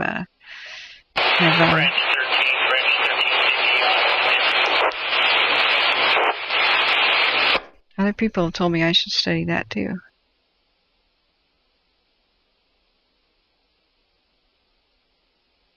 What's up with the Caldor? Fire looks close to Sierra Tahoe, Cam. Yeah, we can take a look at that one. Big Dog, I was looking for, people aren't believing me that historical structures are lost in Portland sometimes due to homeless people trying to squat and, stay warm throughout the winter. So I was trying to look for the white building. I used to drive by it on my trucking route on I-84. And it was something I hoped that they would turn into, it was abandoned for a while. And it was, ironically, something to do with flame in the past. And I remember the logo was like a flame. It was like a heating oil company, like in the distant past, that used to provide Portland with heating oil. And the area was by Gordon's Fireplace Shop, which is another ironic flame thing. And then just when they were trying to figure out if they could turn it into earthquake-safe apartments, just like they did with the Pearl District, turn old warehouses into hipster apartments and reuse the old buildings, the historical buildings. There were some squatters that had fire get out of control, and it just gutted the place. You got bulldozed, and I think the Fred Meyer is on top of it right now, kind of by the 33rd exit off of I-84. So I was just trying to explain that's one of the examples. Let's see here. We can look at, that's Hawkins Peak. Here at Tahoe. Okay, let's do a 6-hour time lapse. I don't know what's been going on with Caldor.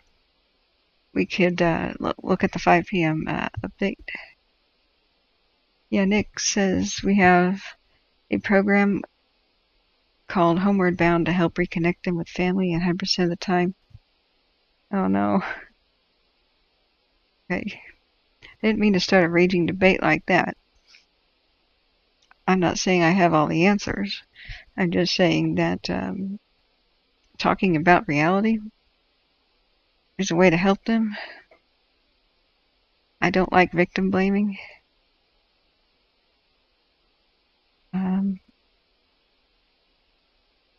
I'm just trying to talk about the people who think the homeless should stay homeless. I think that's a cruel and callous attitude. But the thing is, you can't make anybody have a heart that they don't have, or make them feel a way that they don't feel.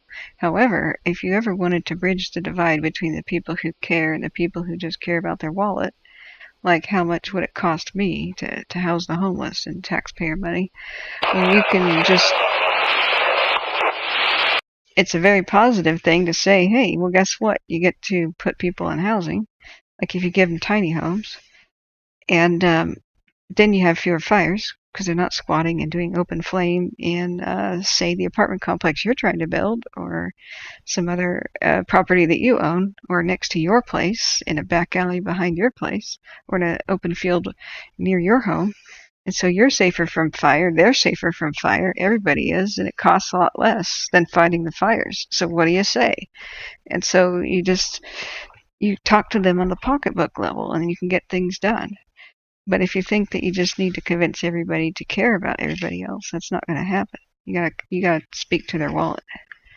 So that's where I just wanted to leave it at that.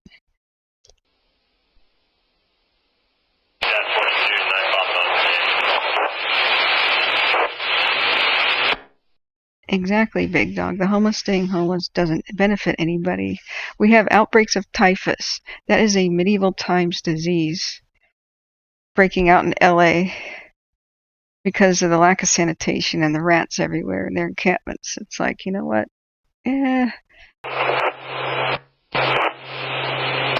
Not to mention the tuberculosis.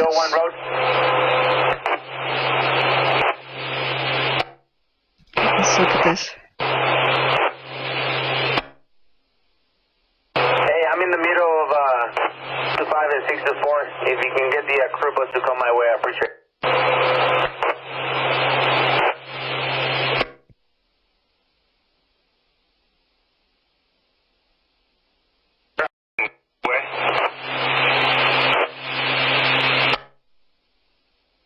Yes, on the 177 between DP624 and DP625.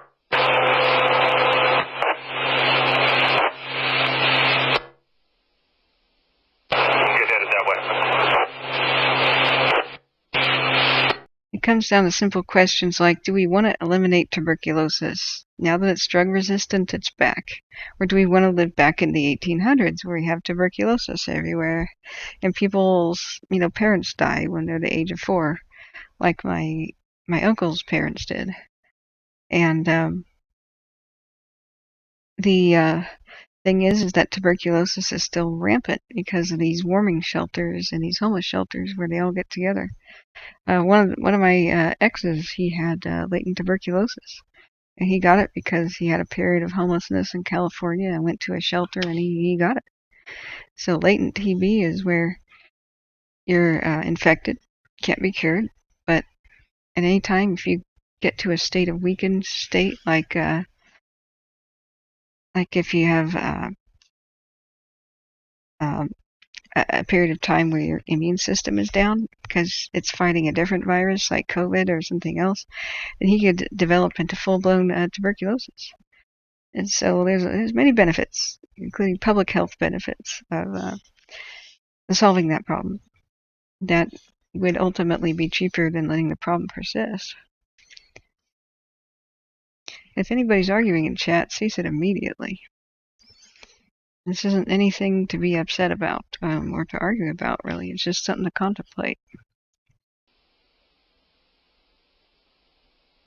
I care first about other human beings. I care secondly about history and preservation. And it's just really sad. If you study it enough, there's plenty of firefighters that die in historic structures and people squatting in there because they have nowhere to go.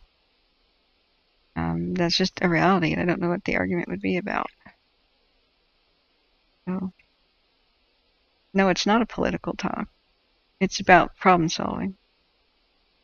It's not political whatsoever. You know what political would be? Is saying this party has this better idea, and that party is bad, and this politician says this about the homeless, and this politician says that, and this program works, and this program doesn't. It's not a political discussion. It's talking about what causes fires.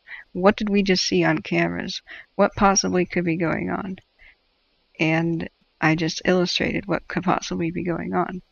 Now, what we need to talk about are the solutions for all sorts of fires. What are they? And I'm not getting political by telling you what my ideas are about them. I just know that the beans have been counted. The cost of homelessness is higher than fixing it. And one of those costs are losing historic buildings and having fires break out that are unnecessary. So what we look for is cause and effect, and that's not political.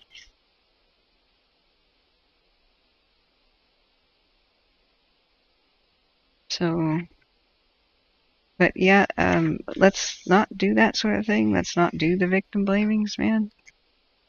The whole mentioning specific programs, that's not really what we want to be doing here. So let me scroll back up. I've been looking. Communications, Night Structure Group on Command 30. Night Structure, go ahead. I said that once, but maybe I need to say it more. Show all the Night Structure resources on the fire and engage. Have a good evening.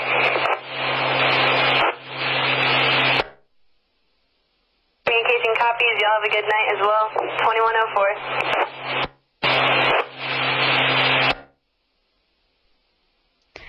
Now, I went off and looked away from chat because somebody challenged me about that one specific building, which I can't remember the name of it.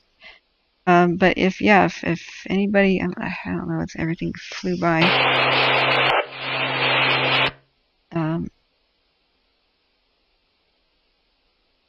What was somebody doing? What was going on?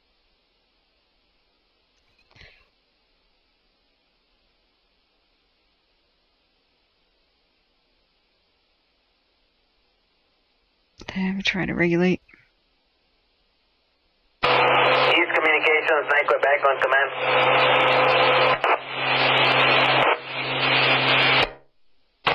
Quebec, go ahead. Did they get this structure fire? Quebec resources out on the line. Yeah, they're just doing a whole bunch of check-ins. I'll just mute that for a second. So, did they get a handle on this? Did we get confirmation about this? Smoke report, tried getting in touch with you earlier, has been handed over to Dixie West. So you're all good.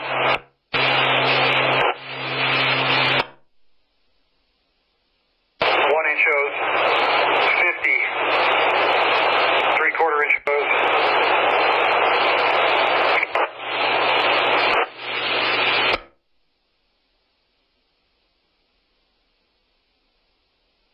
We've had fires very close to the Sierra Tahoe camp time and time again, just for like weeks now. Communications copies 200, 1.5 inch shows, 100, 1 inch shows, 50, 3/4 inch shows.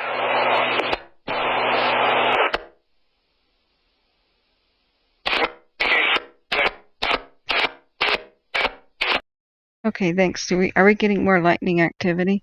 So I was going to say about Sierra Tahoe is it has a front row seat depending on which way the camera is swiveled to what's going on with the Caldor. But saying fire is approaching it is a misnomer because fire's been at it and all around it for weeks now.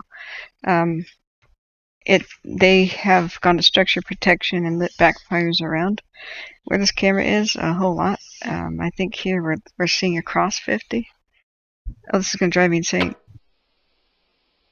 There's this horrible clicking on the radio that was going to drive me absolutely insane. So it's looking south, I guess. Okay, let's look at Leak Springs. We can watch that 5 p.m. update. Oh.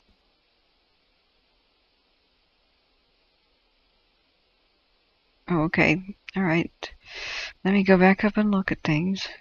Division Quebec, confirming 200, 1.5 inch shows, 100, 1 inch shows, 50, 3/4 inch shows, 100 Ts, 100 1 inch nozzles, 50 1 inch to 3/4 inch reducers, 50 3/4 inch nozzles, and 6 snap tanks.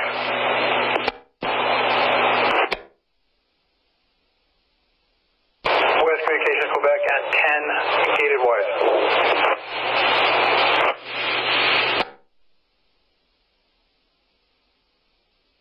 Communication copies 10 gated wires to drop point 292 as soon as possible.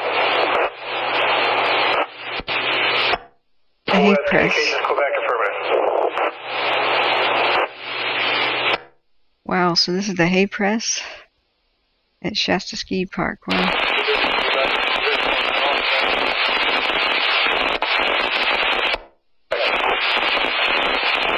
Pretty good hose gas there, 146.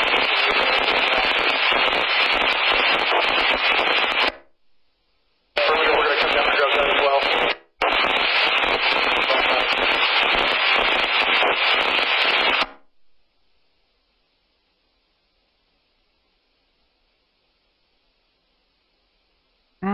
Do you have a phone number that we could use to get a hold of you?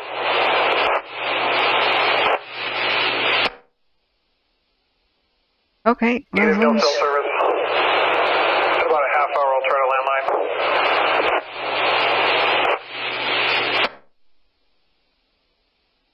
West Communications, copies. Sounds like you guys are busy retracting your own comments or whatever it is. I'm glad you guys could move past it, whatever was going on. So, yeah, I've studied the Tillamook burn, and I've gone and surveyed some of the ghost towns out there, like what people are talking about. Yeah, this is the craziest cam. Draw point is not impinged by fire. Normal stakes, I can make it. Whoa, fires at the drop point? Communications copies, not impinged by fire. Normal stake side will be sufficient.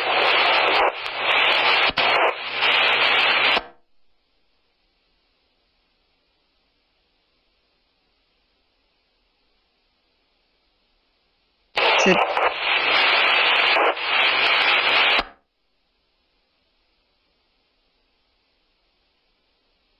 yeah, Cindy B says, deja vu is exactly the feeling I have family that live not far from Old Station. I'm watching this closely while trying to keep these feelings in check. Yeah.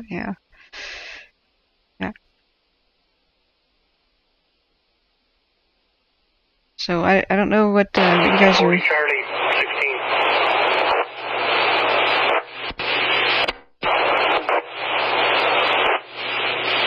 Any luck with those structures? They're still talking about Old Station area.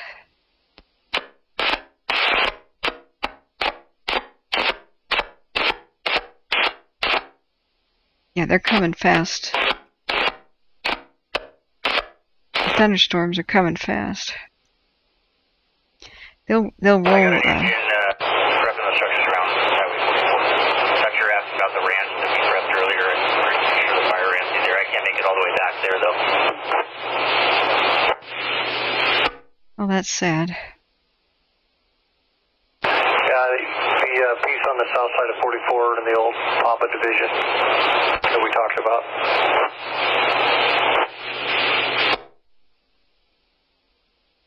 Right now, I'll face-to-face you in about 10 minutes. Copy.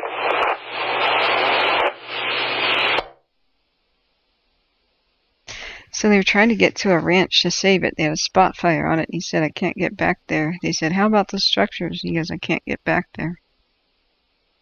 He said they were going to have a face-to-face about it. So we will see the storms rolling north, and tonight at between 2 in the morning and 5 in the morning, there's going to be some crazy time as well. So I'll be awake here all night, guys. So we're not going to have Midnight Miracle. That's not coming down the pipe. We're going to have some Midnight Intensity. Yeah.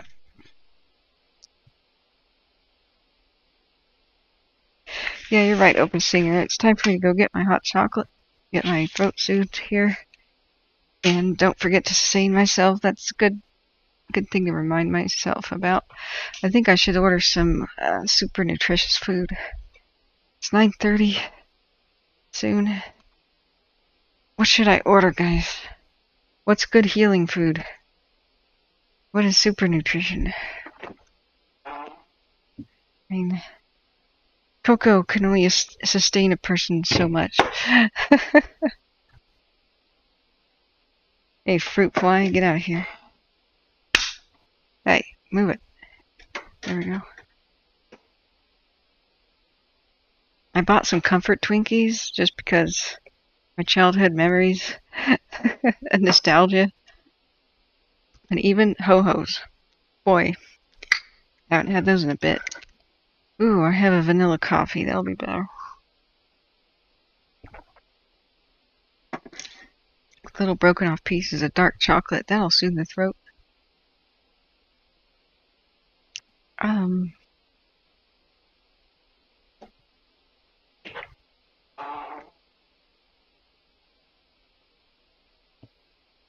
Oh, I forgot. I still have a little pancake breakfast thing here.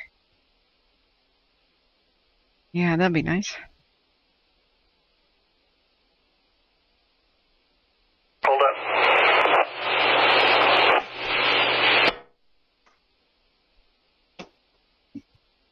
Hey, Merrick. 2414, hold up.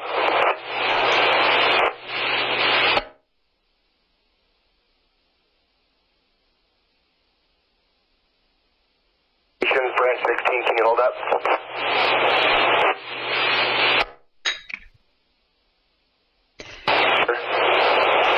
Branch 16.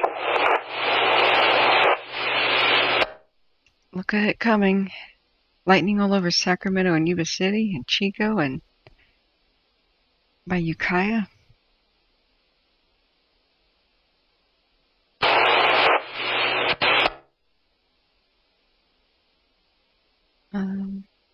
What the foe? Branch 16. Oh, yeah, Thai food and pho, right. That was the joke. I said, what's pho? And people are like, that's going to be a good soup for you. And somebody goes, and I said, guys, the restaurant closed before I was able to order. And somebody goes, what the fuck? So that's the running gag here. So have we heard of lightning strikes starting new fires? I'm hoping not. I think it might affect Oregon and in Idaho, like the Boise area, the most.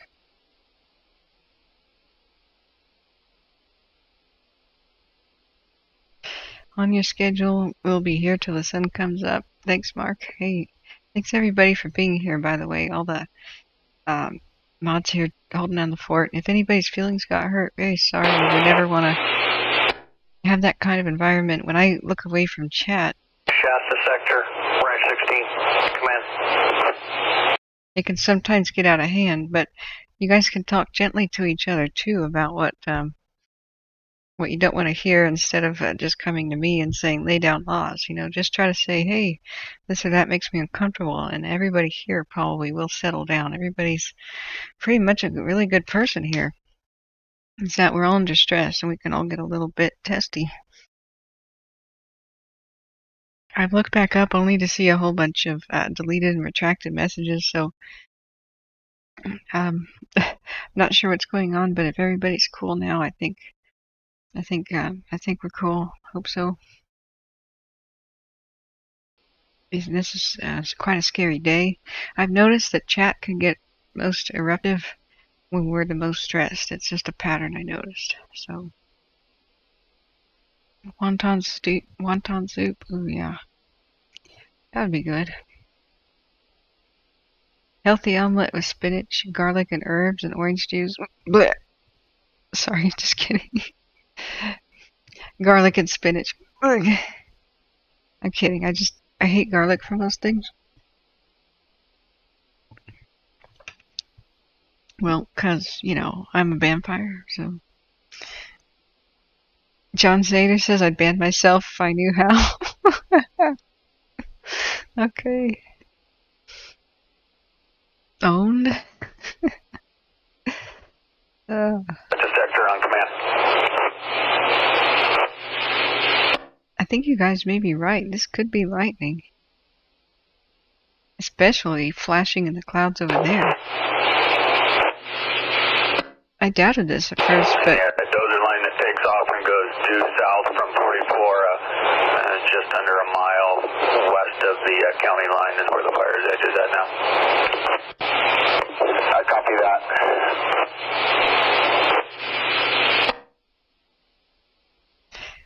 Yeah, thanks, Opus. There's two types of mods, link sharers and policemen. The fire intensity that way also, Mark. Hopefully backing.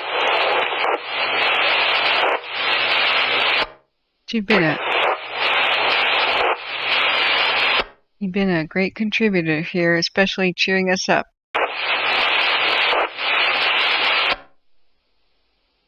Bowl of Wheaties? Yeah. Did you know that they said that? The Antelope Fire meeting, I think that's a lot of lightning here. The Antelope Fire meeting said, guys... Shasta sector on command. He said, our vegetation is drier than Wheaties, literally. We tested it.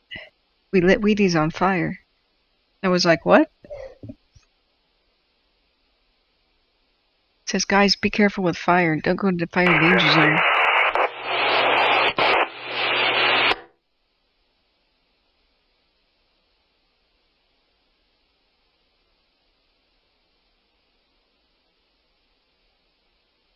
I like dry spinach though. But no, I was just joking.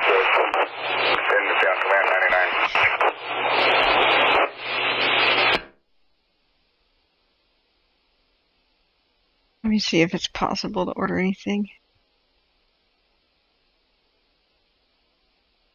It's only 9:21. Maybe I could quickly get an order in.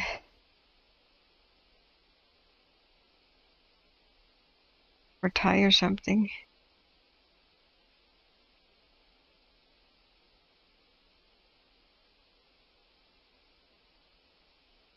Hi, Orpha. Nice soothing, stomach soothing stuff.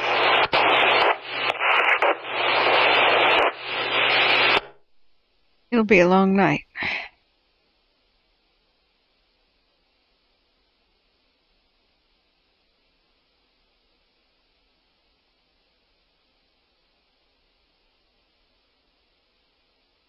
Hot apple cider, yeah.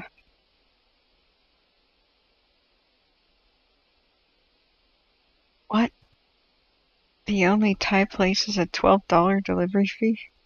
$12.50? Okay. Next.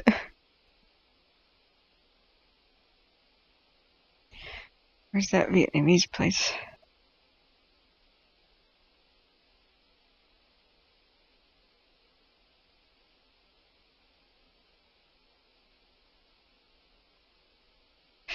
$13 delivery fees. I have a feeling there's a shortage of drivers tonight. Maybe not. Maybe it is Wheaties. How you feeling, Smitty? After your operation? Dial-A-Beer charges that much for delivery. What? That exists? Wow.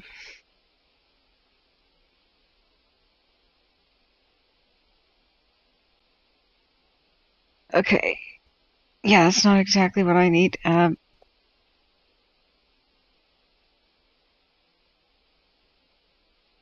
that might be light enough.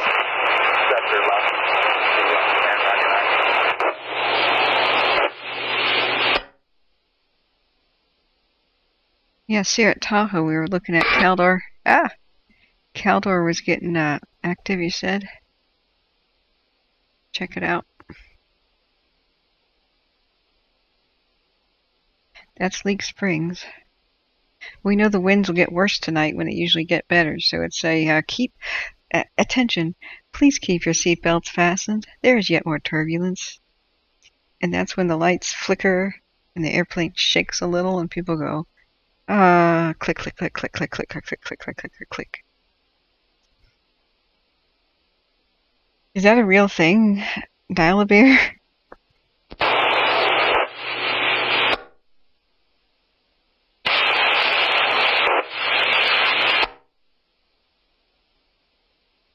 I think I may be too late.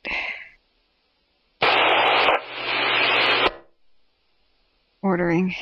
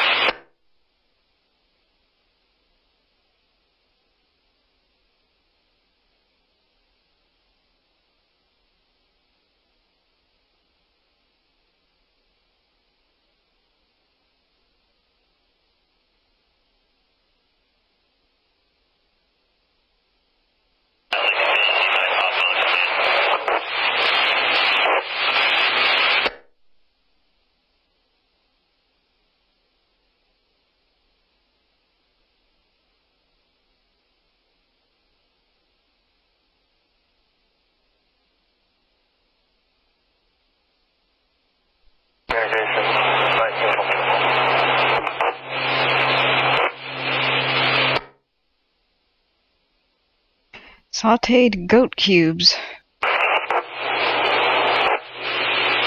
And a stuffed pastry. Oh. Nice, uniform.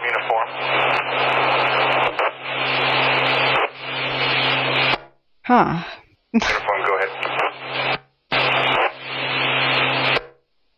Additional information for the Spanish Creek campground smoke test, right?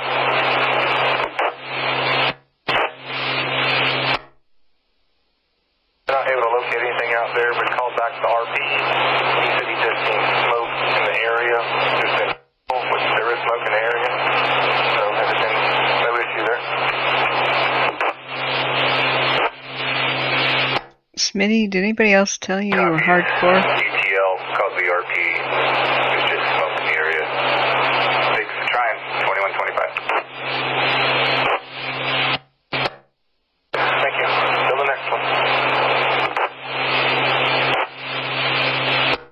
Smitty said Smitty said I would have done the surgery myself if somebody had held a mirror up for me. Did anybody ever say you were hardcore?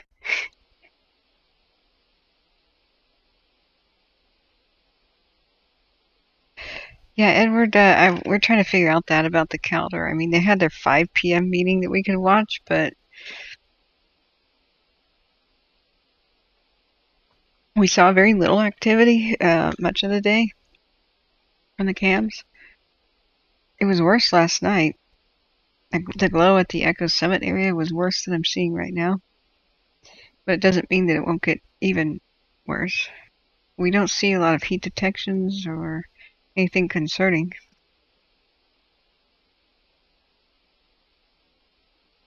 Tonight's not the night for backfires, though, that is for sure. So we have grays, like older than 6-hour detections, and then 1 to 6 hour detections on the yellow. We'll keep abreast of it. The Caldor was supposed to have weather that wasn't quite as bad, but then they kind of changed it, so I don't know what to think about the weather. Until after midnight, meaning early Saturday morning, this ride isn't over. Like, tonight's going to be bumpy. Tomorrow in the afternoon is going to be quite bumpy with 50-mile-an-hour wind gusts tomorrow. And then lightning and wind tonight. So please remain seated with your tray tables up and your seatbelts fastened.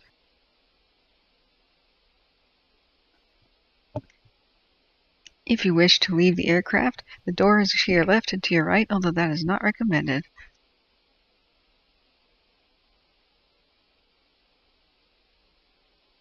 Okay, I'm trying to order food.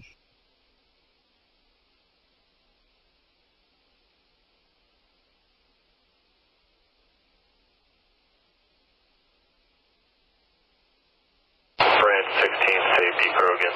Brand safety Batson on command.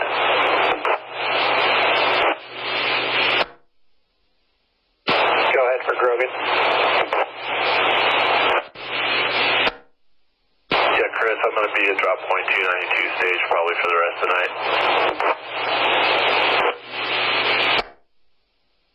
Copy.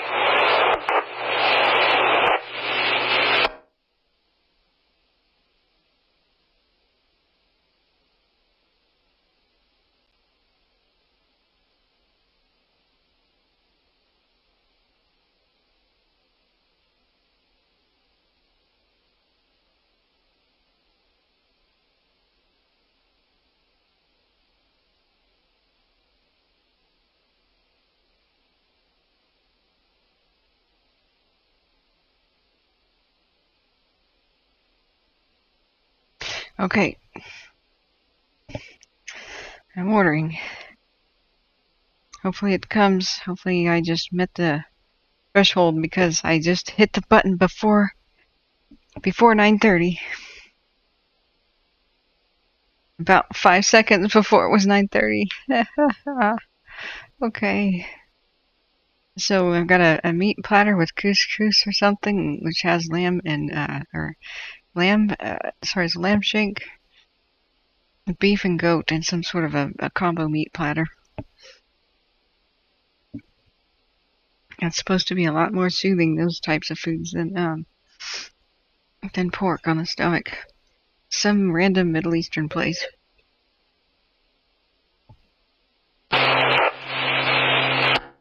Yay, yay.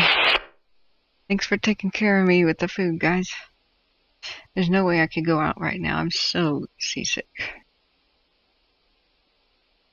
Well, Matthew Wiseman says mandatory evacs on the Antelope Fire go all the way to the Oregon border. You know what we've been looking at in Oregon? It was the insanity called the Cougar Peak fire that erupted the day before yesterday. 5210 available. Holy mackerel, look at it. I think it's headed for Paisley. Jeez.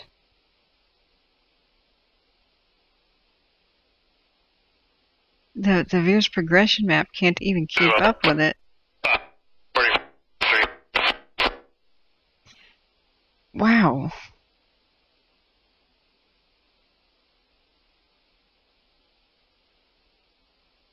It's already in the lowlands. How are they going to protect Paisley? He did it when the fires were only in the highlands, but it's in the lowlands now.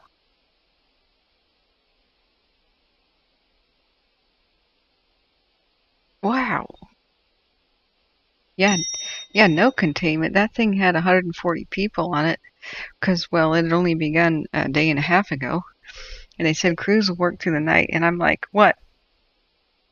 Or maybe they only had 60 people. I keep forgetting my numbers. I'm like, what, all 30 people at night? Just what are they going to do? It takes a long time for any assets to get out there. Did anybody see any aircraft working it today? Yeah, I'm going to have to go get some honey. That's for sure. My throat's still hurting. Susanville, all Susan River resources clear and available.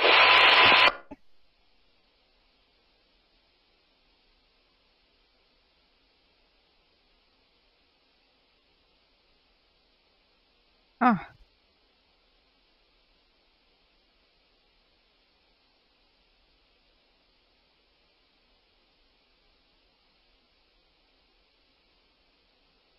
I'm hoping they can save that ranch in question over my old station. But this is insane. Cougar Peak fire. Wow. Alright, let's look at the mesmerizing weather.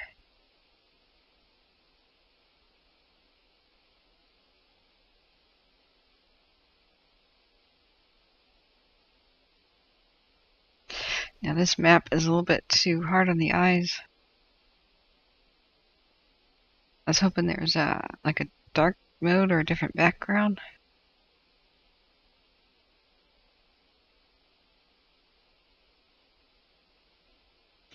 Yeah, showing lots of strikes. Northeast of Reno. Halfway to there and Lovelock is holy mackerel. Oops.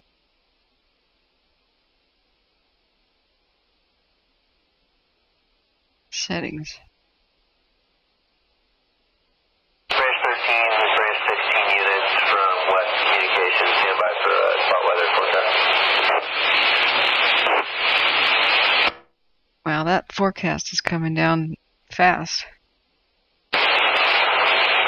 I'm at with a quick weather update. The first round of showers is approaching the west side of Dixie fires, so expect some Berga, light rain, and gusty winds in the next half hour. So no lightning yet, but we'll provide an update if lightning starts to occur. But once again, showers can still provide gusty and erratic winds. And report.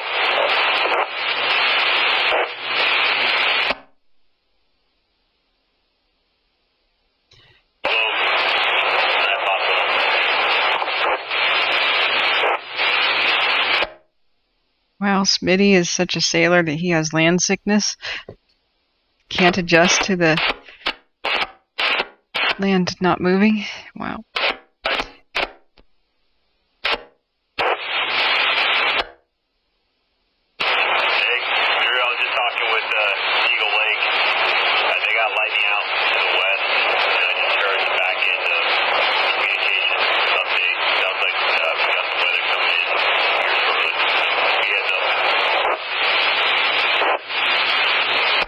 Speak of the devil.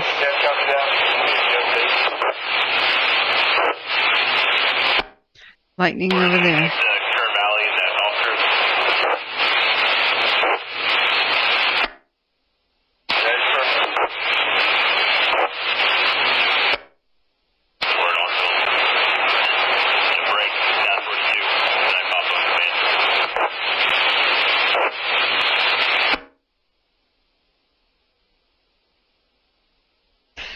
Speak of the devil, they're talking about we've got lightning. And Kern Valley. Not to be confused with Kernville, or Kern County, but Kern Valley.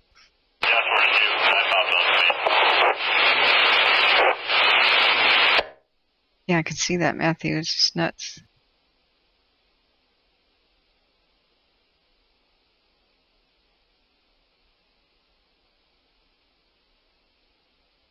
lightning by Sacramento and Yuba City. You can see it snapping around right there. It's coming up.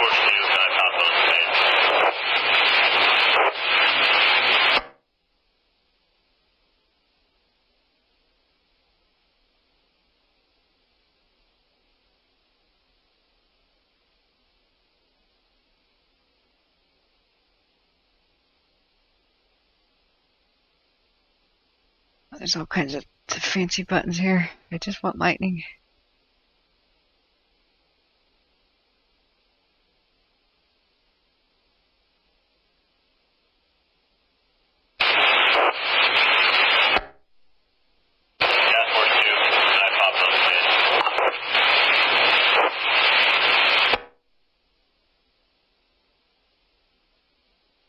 Where is it?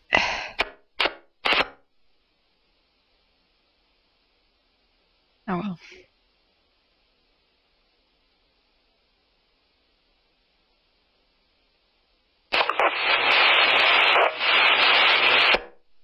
Getting dry lightning in Santa Rosa. Yikes. Sprinkling here, Desiree says. Yeah.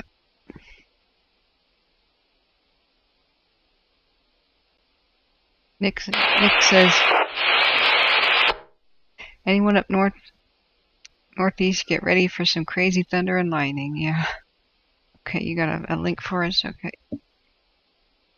I bet a lot of the cams are going to show it too.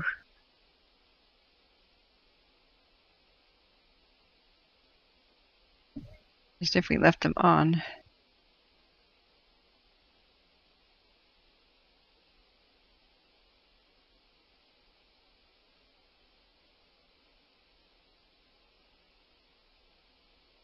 Like the Antelope Mountain in Susanville. There's a lot of city lights, unfortunately, in front of it. No idea why Schaefer Mountain is in that direction. Hamilton Mountain 2 is on rotate.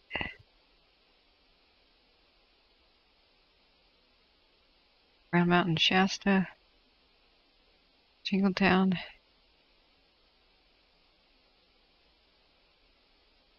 Bunch of grass.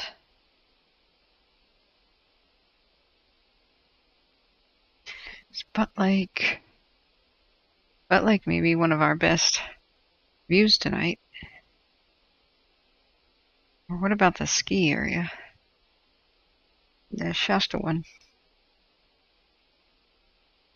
And you can see how active the fire at Dixie is right there, looking north from Butt Lake. That's Chester over there to the left.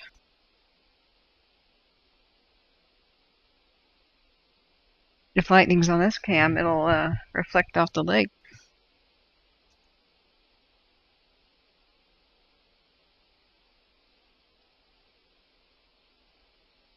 I wonder what it would do to the FLIR camera to see lightning. Would it be like solid yellow?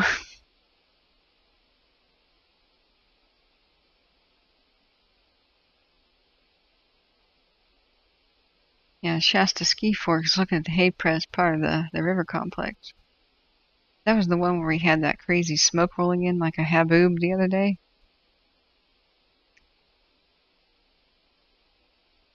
Oh, that's a stock lightning photo, by the way. Sonoma County scanner update. Stock photo just means a photo of lightning elsewhere. But yeah. Buckle up. Dusty Smoker said it would fry its elements. Oh boy. Brennan says dry lightning here in Rescue, California, 30 minutes west of the Caldor. Yikes. I have an echo.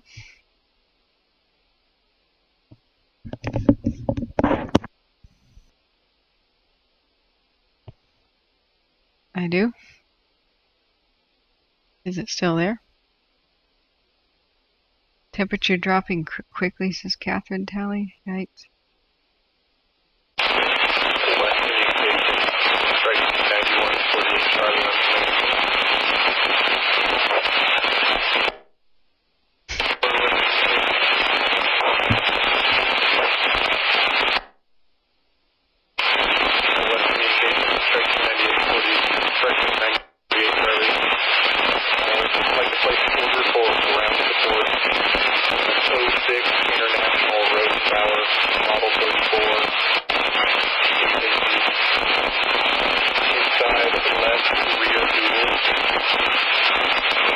same size, same axle, damaged brake, chamber pot for air brake.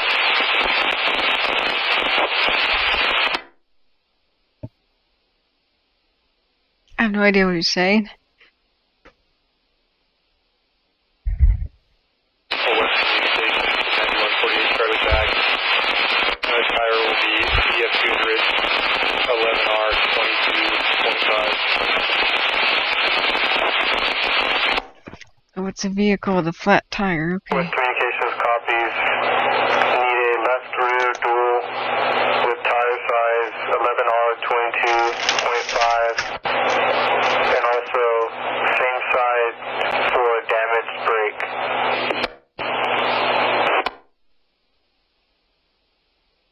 The brake goes, that'll be a damaged brake chamber.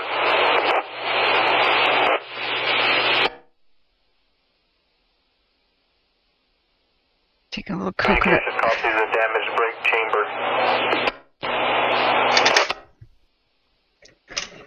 Coconut oil. Engine will be 1461 in Division, Quebec. It'll be on the Canton Road, approximately 2 miles up from drop point 146.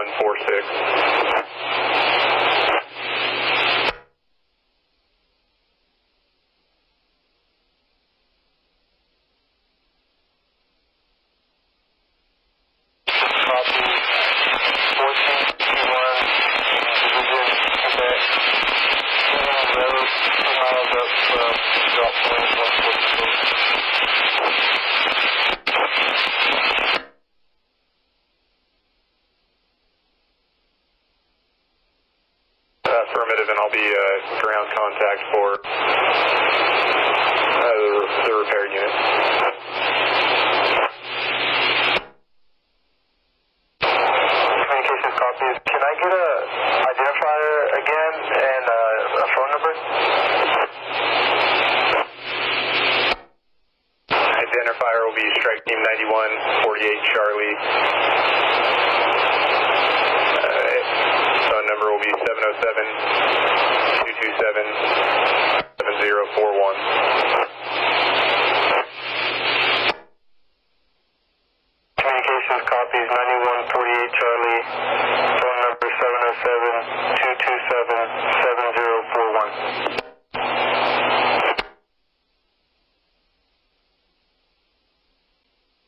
Affirmative, and I'll head down to the drop point. 146 will be in cell phone service for approximately the next half hour, 45 minutes.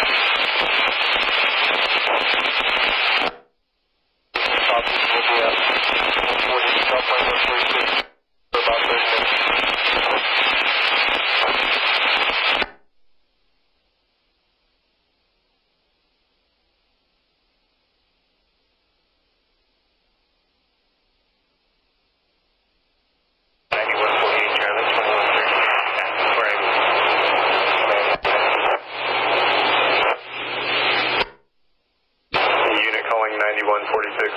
Correction 48 Charlie, go ahead.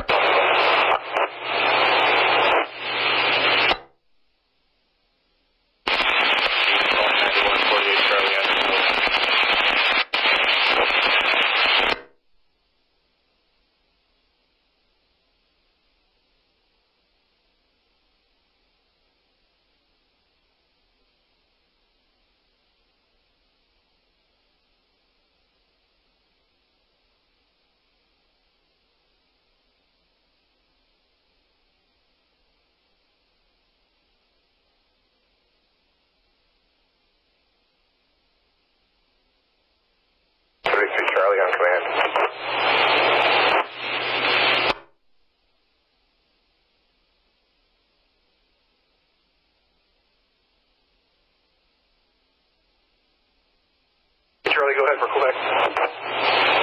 Yeah, what's your location? Currently drop point 292. Copy, be advised, I'm leaving the line, heading to call service. Contact local unit regarding the firefighter transport to the hospital. I copy that. Are you headed down to 146? Yeah, that's affirmative, but I'd like to tie it with you at some point.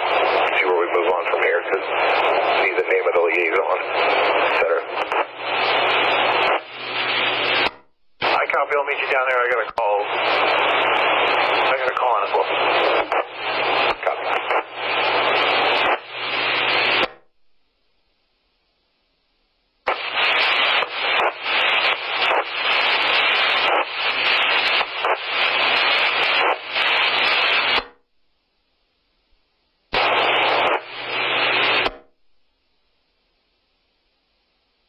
Okay, Charlie, go back affirmative. Can I just get the unit identifier again?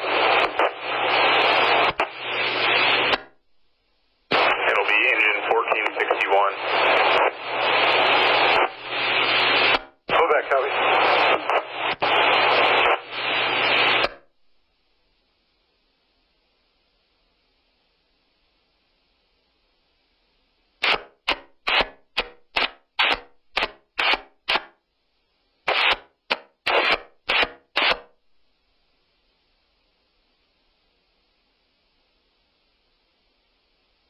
Communications, you're extremely low volume. Can you please repeat?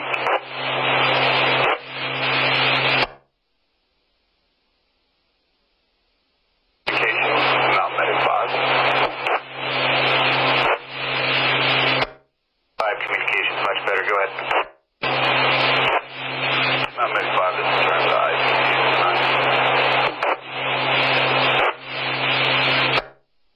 Back at IC. Good night, 2147.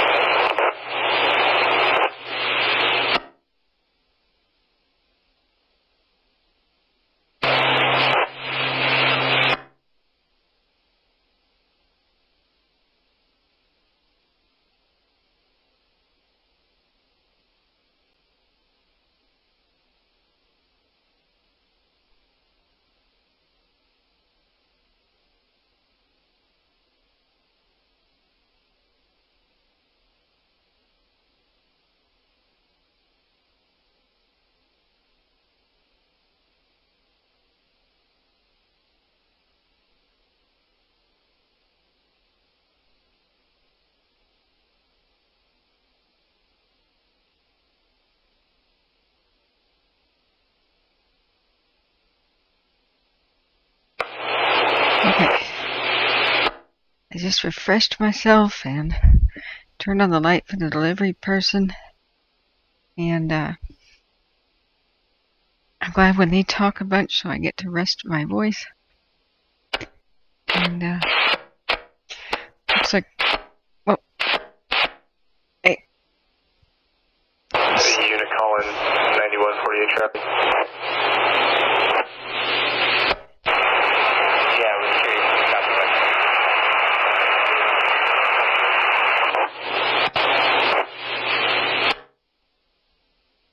Last hour of lightning. That's unreasonable.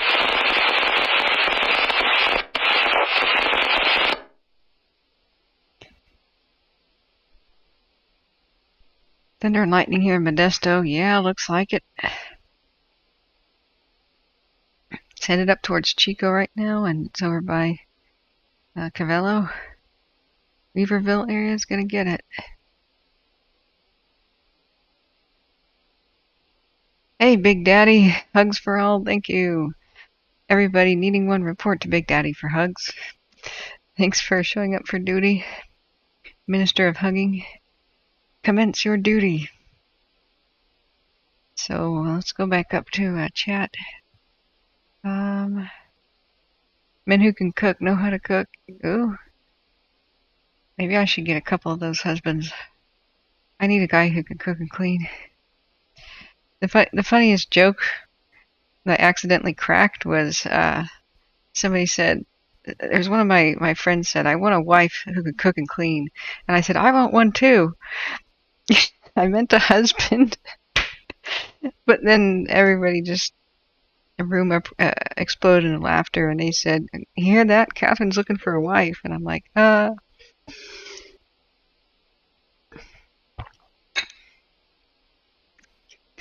let's see.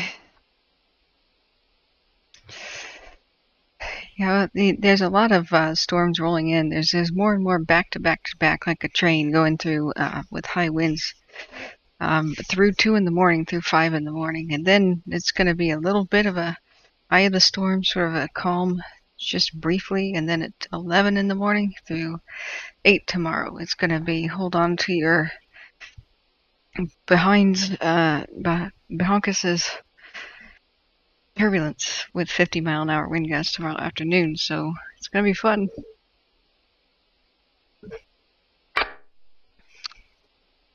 Yeah, Freudian slip. I need a couple of them. So, Steve says, I spent all day cleaning. I'm available. Okay, all right. You could, I'll put you in my binder. Did you ever hear the Mitt Romney binders full of women quote? It became a running gag. There was a town hall meeting, and he didn't have very many women, I guess, on his staff. And so a woman stood up at a town hall meeting, a young lady, and she goes, do you have any plans to diversify your staff with more women? And he goes, women? Well, we've got all kinds of candidates right now that we're looking at. I've got binders full of women. And look on her face was like, what? Then they made a song about it. Oh, man. So I'll put you in my binder, Steve. Oh, man. I'm starting to feel slightly better, slightly less nauseous. Big Dog says, hey, I can paint. Does that help? Yeah, you could. Yeah, that's cool. The tie's the binder. Dusty. Oh, thanks for cheering me up, guys. Oh my god. Now this is the chat I like. GTTTO. Thanks for your service. Oh, thank you. Thank you so much for keeping us going and keeping me fed. Thank you so much for the kind donations. The pinned link is to charity. And really all I need is the leftover pocket change to keep me going. And I'll be here with you through the night, guys. Dusty says, passing on info from Husky Eagle. They did new mapping of the Dixie fire, and it's 6.5 miles north of 44. Oh my gosh. Oh, Husky, hi. Speaking of the devil, thank you for your kind donation. Hi, everybody. The Dixie grew 25,000 acres and it made an 11-mile run, including passing Highway 44 by almost 7 miles today. Good luck and love to everybody. Oh. I'm having I randomly ordered the quickest things I could press buttons on. I had to hit the button before 9:30. So near me is apparently some new Middle Eastern restaurant. I tried to find something by the pictures that didn't have onion. So I ended up ordering a meat platter with couscous and rice. It had goat and beef. Trying to avoid pork right now. And for my stomach. And then a giant lamb shake and some sort of a vegetable platter. And some sort of a coconut milk thing for stomach soothing. And then I have tea with ginger and lemon.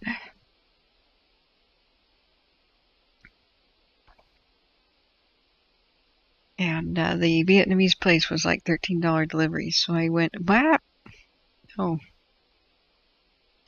Edward Rice says the National Weather Service reported over 50 cloud-to-ground lightning strikes the past hour in Sacramento area and the foothills. Yeah, that seems to be consistent with what we're seeing. Eat some orange and vanilla sherbet. Ooh. That'd be good. Prayer circle for no onions. I know, it arrived last time with covered in onions. When I said no onions, please. I randomly went outside with the bag and flagged down neighbors and said, who would like this Mediterranean feast? My friend from Brazil walked by and went, really? I'm like, here you go.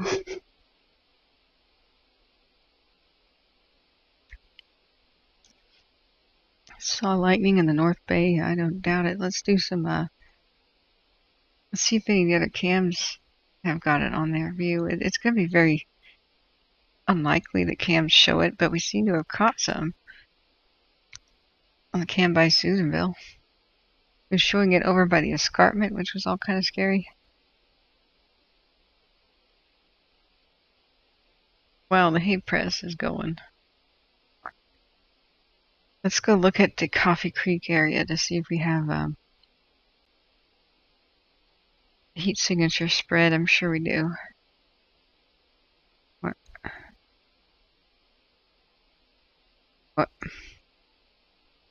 Okay, this should be all kinds of red. Is the Ghost 17 satellite just acting funky right now?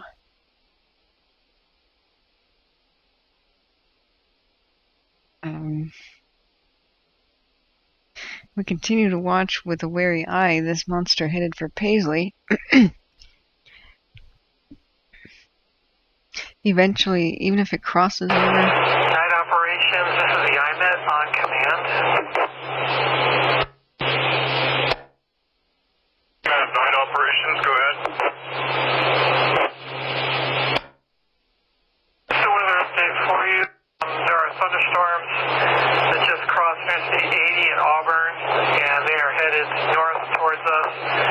And in time of arrival, I'd say somewhere right before midnight.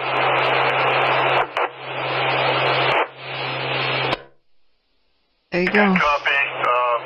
How's the precip looking with those storms?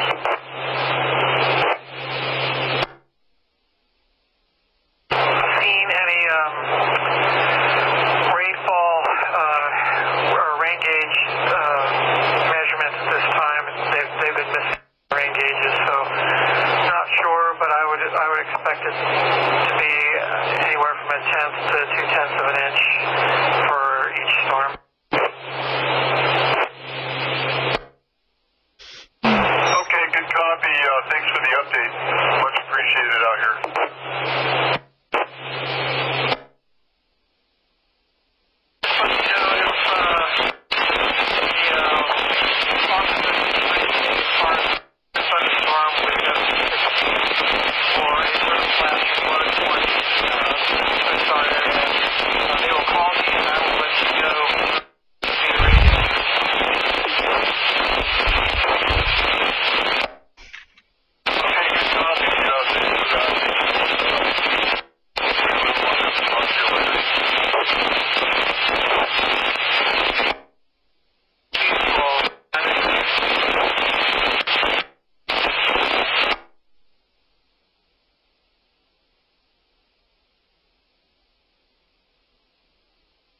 So the GOES satellite is, let's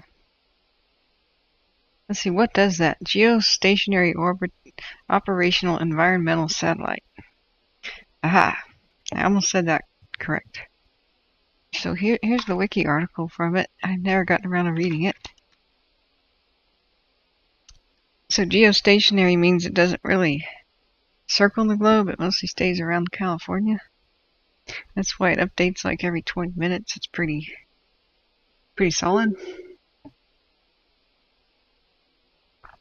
Almost like clockwork, but every once in a while there's just this big delay.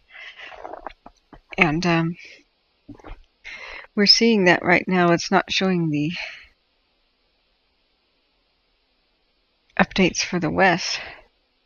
It may be that the storms are getting in front of it, in between it and the fires. Somebody mentioned that, blocking the heat detections. I really don't know. It really does seem to be showing the areas that are still dry. But the wet clouds went all over here already. So around midnight is what's coming from Auburn. It's now 10, so they said I met the incident meteorologist, just said on the radio that we will be seeing that stuff coming towards us around midnight. And they said any rainfall is like maybe 1/10 of an inch, which is just like bummer. Not much at all. That will matter. So that'll be hitting the Dixie fire up there by Old Station by midnight. So we're gonna have crazy weather from 2 to 5 in the morning too. So please do not unfasten your seatbelts. Turbulence is still ahead. Please keep your tray tables up.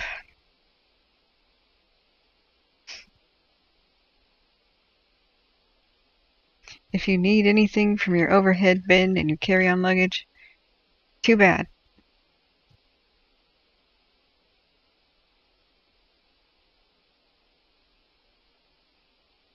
You guys ever been on scary airplane turbulence? Scariest I ever was in was trying to come into Dallas-Fort Worth after the sun was setting, and all I saw was these gigantic clouds out the window that looked like volcanic plumes everywhere. We were flying in between them, and it was still like a sunny day. And then eventually, as we got to Dallas-Fort Worth, the night fell and we started flying into clouds. And I saw these huge, gigantic streaks of lightning inside of those. Going, And it was one of the few times where I was holding a cup in my hand, and we dropped vertically so much that the cup almost floated out of my hand, and I floated out of my seat, and I was just held on by the seat belt across my hips. Oh my God.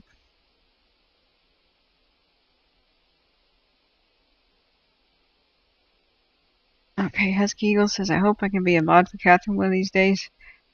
You know what, sir? You've been knighted. Use your powers for good. Thank you for being such a kind person and supporter. I still need to go through those emails. I can't believe I still haven't had almost any opportunity to look at them. I get a couple hundred a day, and I don't mean to be putting anybody off. Some people volunteered for mod duty, and the spam folder basically took hundreds of things, put it in spam folder, and I saw that right before bed, like, oh my gosh, I'm stupid. There were like 200 or 300 emails in there, and I woke up trying to hit that to get them out of the spam folder, and then I only had 35 emails. So then it said that it automatically deleted some after 30 days. I went, oh God. So I really hope that didn't delete a lot of what important people were trying to say to me. Some of it was your fake promo stuff. I'm starting to get things like, hi, I'm a representative from this or that computer company, and we feel like we want to advertise with you. Here's a bunch of products we want to send you for free. And I'm like, what? And they had these random emails. You know, if you really were HP or Asus or Gigabyte or one of those big companies, you'd think that the email would come from something like at gigabyte.com. It was like at something yandex.ru or something, and I'm like, yeah, I don't think so. I don't think these people have a Yahoo email address. Oh, Big Dog says the pic of the two elk in the river was sent by me. Oh yeah. I saw that. That was cool. I can show a copyrighted still photo, I believe. Would you like to change your long distance plan? Oh, gosh. Yeah, thanks, Big Dog. Did you take that photo, or? That's one of those iconic ones.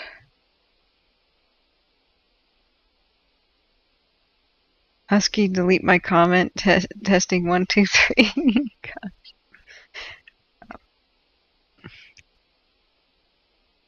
Yeah, the 2020 SCU lightning scar. Yeah, that at least it won't hit too much. I mean, there's been some grass growth since then, I'm sure, but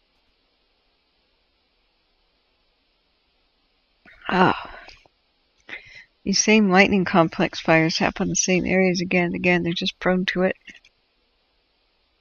being difficult to control once established. I mean, lightning hits a lot of places, but you turn on the history and it has these stacked areas. So going back up, did I miss some chat?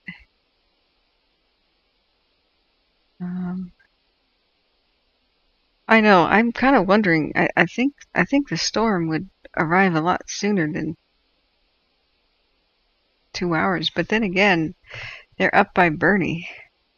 I mean, old stations like up there. But midnight, it just seems like it's animating faster than that.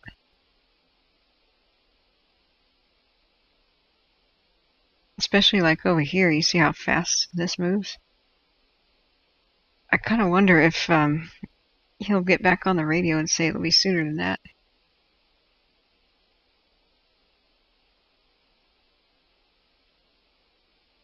This is a 1 hour loop, and I do believe it keeps updating its 1 hour.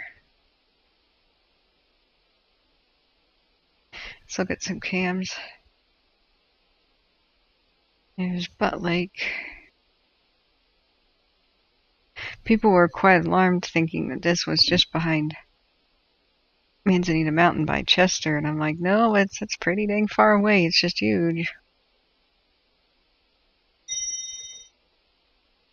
Oh. The restaurant is wrapping up my order.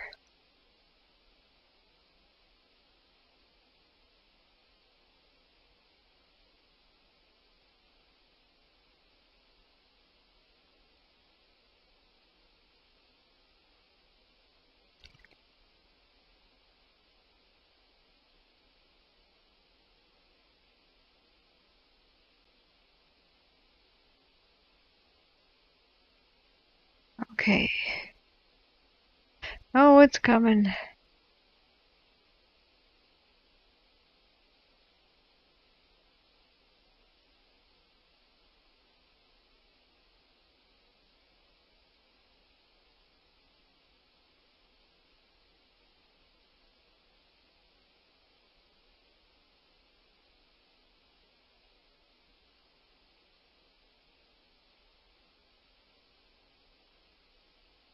Alrighty. Food coming, food coming. Food coming. Thank you so much for taking care of me, guys. I really appreciate your donations to... I almost said your donut-ations. Your donut-ations to keep me going while I can't work when I sit down here every day to cover the fires. Did you guys see the structure fire in Orville today? Apparently some apartments under construction going up. It was quite alarming. I was pretty surprised they got knocked down as fast as they did. I mean, whoosh.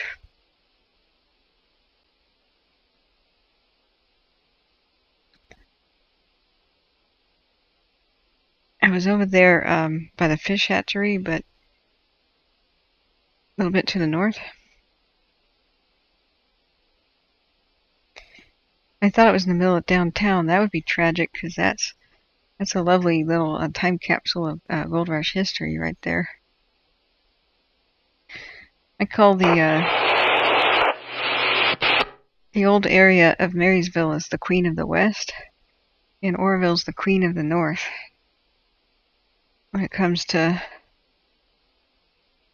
the big towns of the gold rush north of the Mother Road.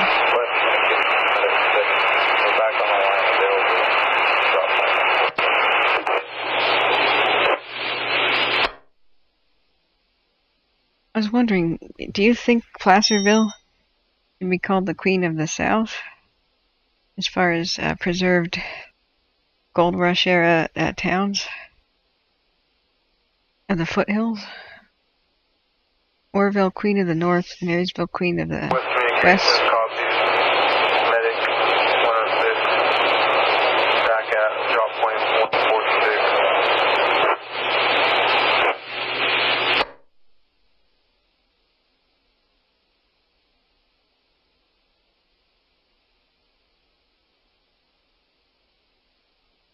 Okay. New mapping? Okay, thanks, Husky.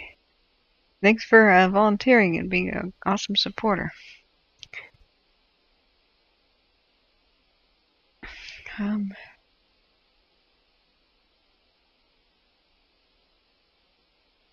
Let's see. New mapping of the incident. Let's go to maps. I was hoping we'd see lightning in the... Oh my god, that just scared me. Ah! What is that sound? That was 14 hours ago. Man, they're gonna have a new map. See what they're starting. Heavy equipment boss Smith, Milford Group on tap.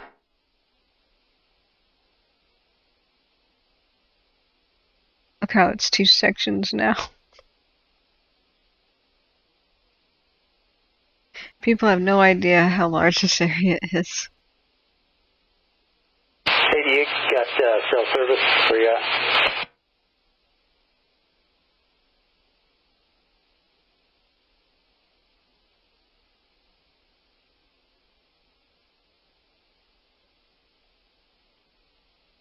And they were so happy about being able to map last night. Well, it's all completely...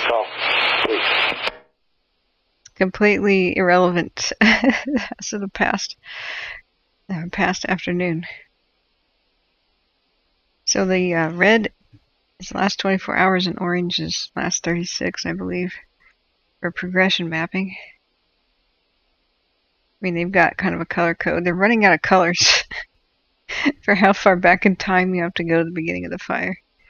I can barely put this on my 1080p monitor. I gotta zoom out.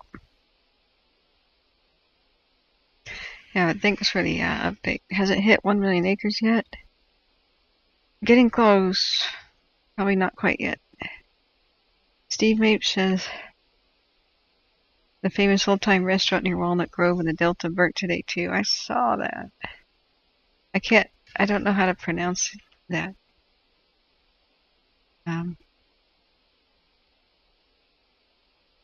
There's a famous Crystal Gale song, Donuts Make Your Brown Eyes Blue. What? Okay. What in the world can make your brown eyes turn blue? Na na na na na, a donut, na na na na, getting a donut. She's got the donut.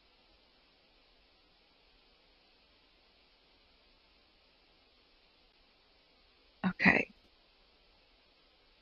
Look at these crazy maps. Oh, this is a nice one that shows the burn scars. See the puzzle piece effect. Where they have existing dozer lines.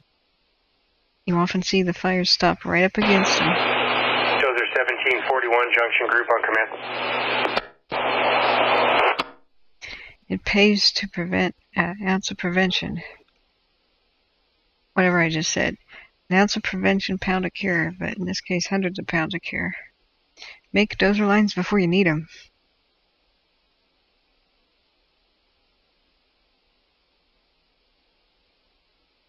Dennis says, I got myself a donut today because I made it through the week and I earned it. Heck yeah.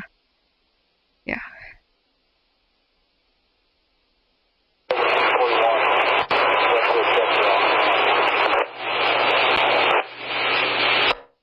Oh, Oh, Shasta was called the Queen City of the North by the miners? Oh. Okay, well, I was thinking of just the district north of the Mother Lode. For Shasta district, I'm sure that's very apt. But the Placerville actually is the Mother Lode, isn't it? So I was thinking of the foothill towns, that there would be a contest for Orville and Marysville and Placerville, Queen of the North, Queen of the West, Queen of the South, for that particular mining district area, for towns that survived and have a good historic downtown. But yeah, that's a good point that you bring up there.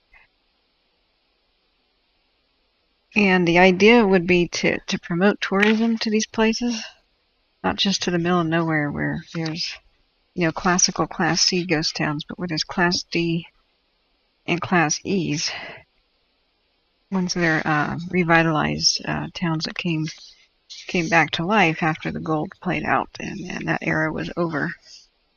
And Class E would be like Placerville reinventing itself as a touristy Wild West type town and antique stores, and that's part of its economy. Marysville's trying to get Wild West days. And boost its own economy that way. So I was on the front page, to my surprise, last year of the Appeal Democrat. I was photographing the old parts of Marysville, and I explained the whole idea behind the naming scheme, and that's not what made it in the newspaper. I just was explaining that Marysville's a Class D ghost town that could become a Class E with a new type of tourist economy, because these are the stepping stone towns. When you start here, you can get lodging, you can get gas, and from there you can explore the ruins and the much older places, or the much more more classical ghost towns. So you have to have a base of operations. So that would be, unfortunately, Greenville would have been the one for Plymouth County, but I got to make it either Quincy or Chester now, until Greenville's revitalized. So for ghost towns, it's not like people think that a town is just abandoned. Nobody's there, and that's it. That's how you make a ghost town. It's actually a slow, long process. What I just say? I got no blood sugar, but of decline usually, and then sometimes these towns often come back with a new type of economy or something else.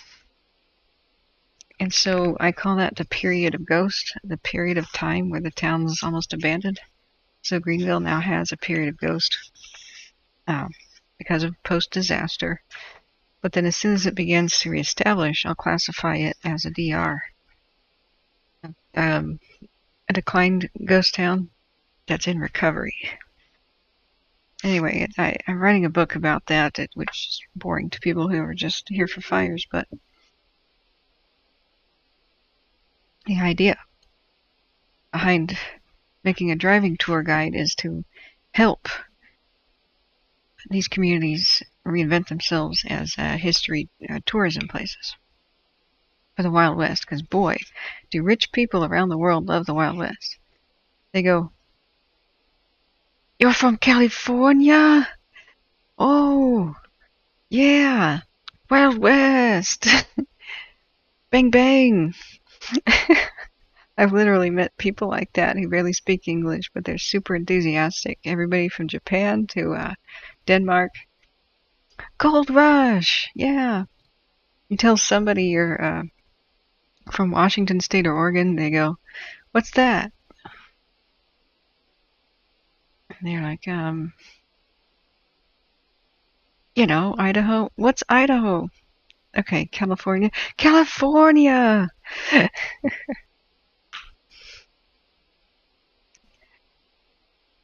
Oh no, they updated the structures destroyed today from 1,282 to 1,329. God. The Dixie's just a hungry monster.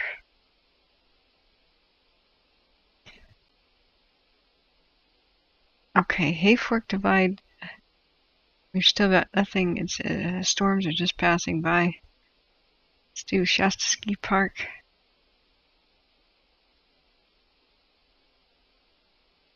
Yeah, the Engel mine, I wanted to photograph its ruins. I've gone over to other places. Like, have you heard whether or not the Lucky S made it? The Engel mine was just incredible seeing it driving up the north arm of Indian Valley. I was like, what is that in the distance? And I heard that the fire just swept over it, but I don't know if there is a lot of ruins there anyway.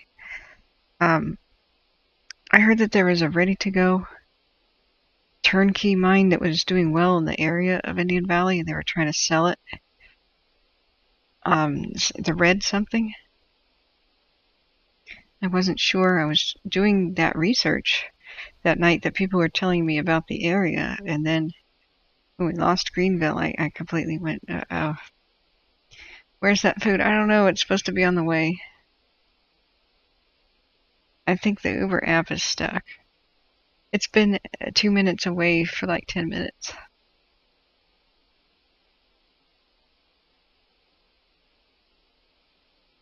I think I gotta perhaps restart it. Oh, it may be here. What? Okay, let me look. Let me look, friends. We still got the radio on the Dixie going. Lightning is on its way. Very minimal rainfall. Oh, that's here. It's here. Yay, yay, yay. Yay, yay, yay. Now I can make sense and have blood sugar again. Alright. Yum, yum, yum. I can smell it. At least in food, you can always smell it. Okay, I need a light. If it has onions, I'm gonna cry. But hopefully not. So lightning is on its way to the Dixie area and with the high winds, but they said it would arrive by midnight. I don't know about that. It seems like it's moving faster than that. What do you guys think? Oh my god. Lee Kum Kee Sriracha chili sauce, gluten-free. The first thing I do is open the bag, and there's like 20 of these in the bag. Oh wow. I can smell the spices. I'm really sure it's not going to need it. What in the name? What?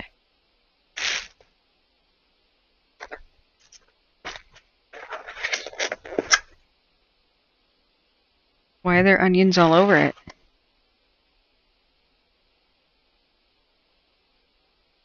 Oh my god.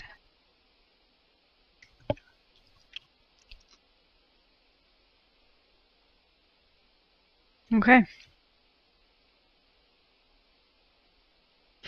Is it not one?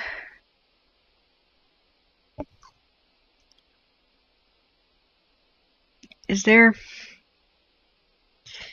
Oh, maybe this...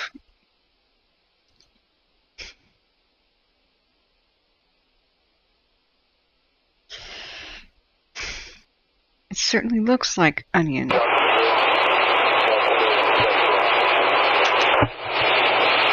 It's an onion! There's onions all over the food again. Go ahead for junction group. God. Ah.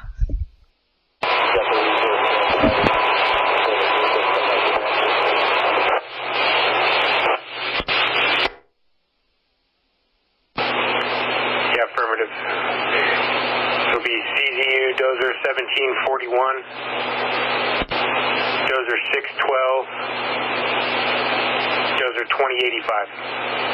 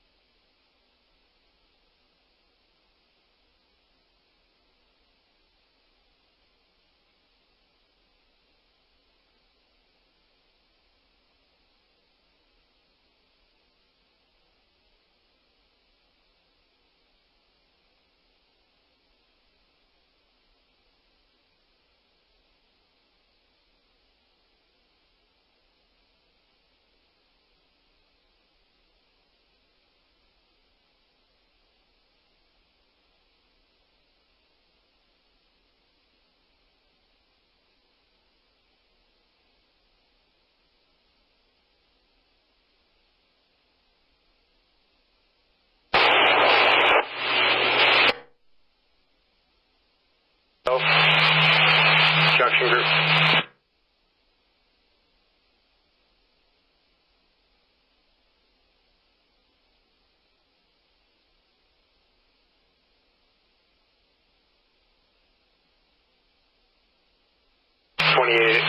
Alpha Junction group.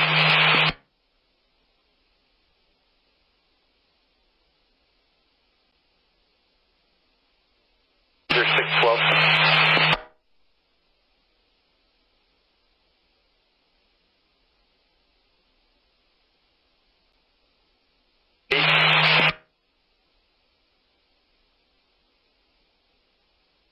Okay, if you can help me find them, I need Dozer 612 and Dozer 2085. 1400 Alpha, same traffic, please.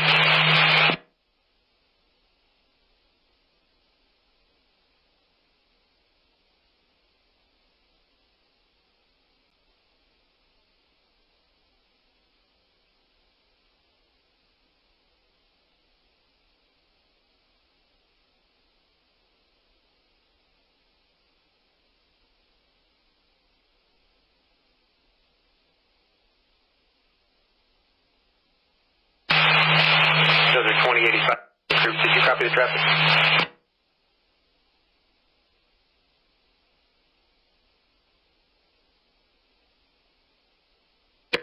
Location for you when you're ready to copy.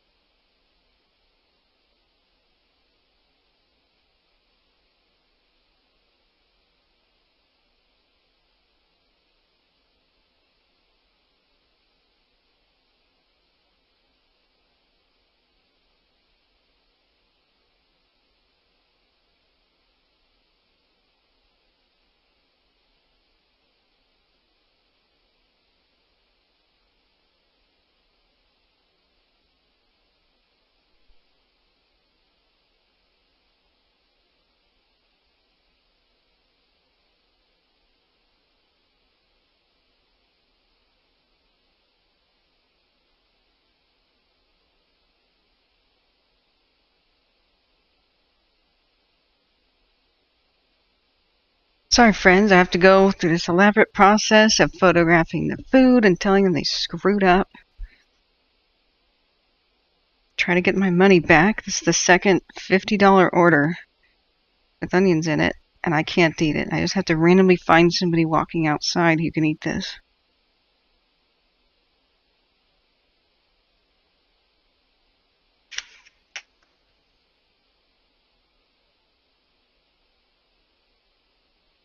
What makes me mad is this. If I had a true onion allergy, just popping something into my mouth here in the dark, innocently, or not seeing these onions. Those are 2085 junction group. Clear to copy. This can kill someone. I put this down as a food allergy. This is reporting to branch 16 Trinity. It'll be highway 4 at drop point 292. On Nifty command 99, cone 2. Speed fire 20.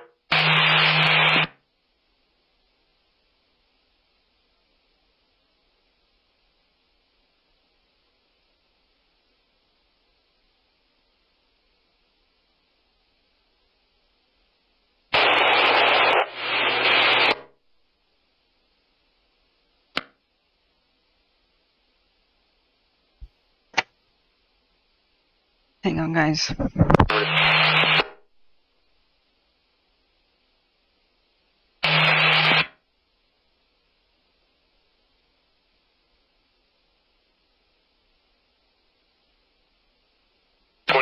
Alpha.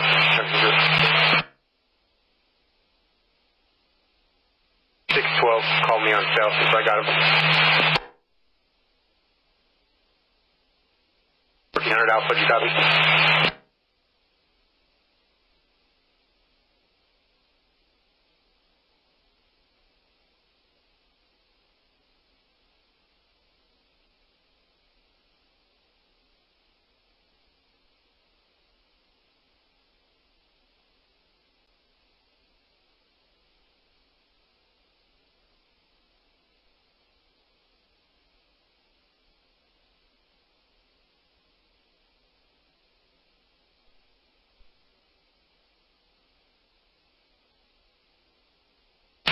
I got a hold of those at 612. I don't need assistance finding them.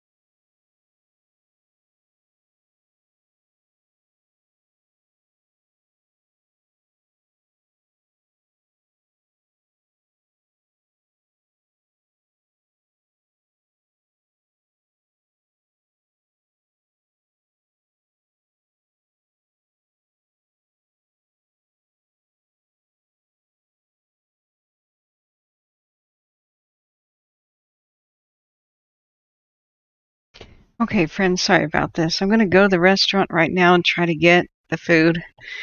And I'll be back, okay? Very sorry about this, but they're about to close and I need my food. This is just crazy. So I'll be right back, guys. It's not far away.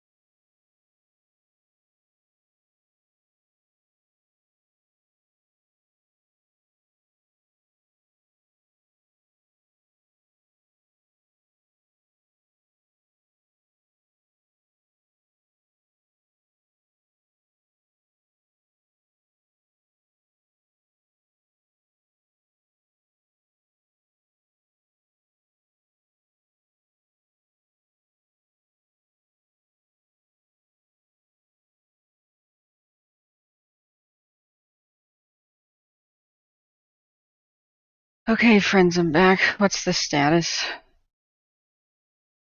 I had no joy. Couldn't make contact with anybody at the restaurant. I think I'm just gonna have to throw this meal in the trash. I don't know. I got some fast food. It's total crap, but I'm doing what I can. Let's check the cams.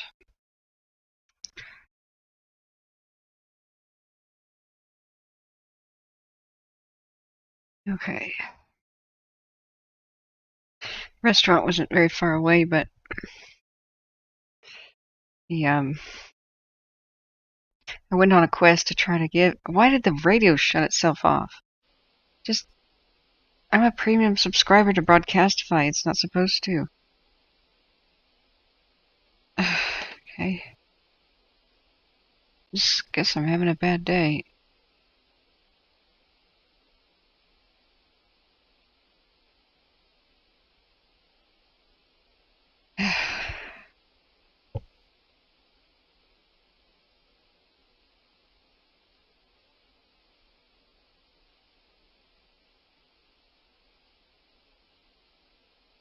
I've done everything from disabled tab sleeping to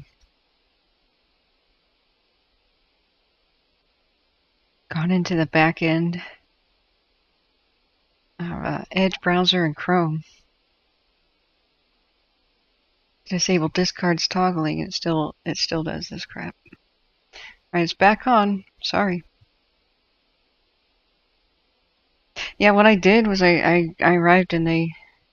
Sorry, I didn't mean to worry anybody. I arrive and the restaurant's closed. It's not open till 11 as advertised.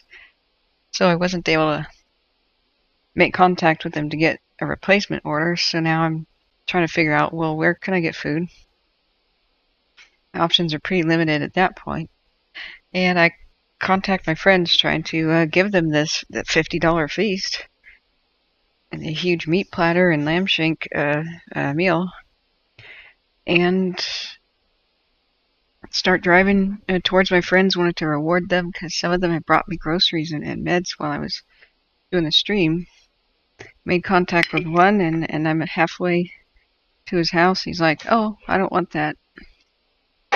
Oh, okay. Well, I've got several other friends nearby, so I keep driving, and they end up not being home. So I'm like, okay.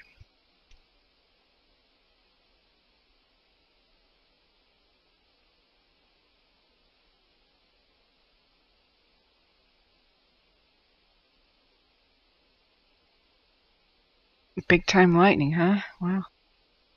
The lightning map is going nuts over the Caldor. Oh dear. This one? I can't put it in light mode or I'm gonna stun my eyes here. Does it have a different dark mode?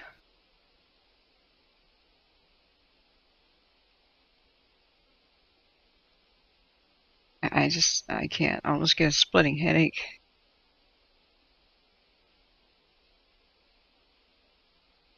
Okay, that helps. What is this side panel crap? Okay. Yeah.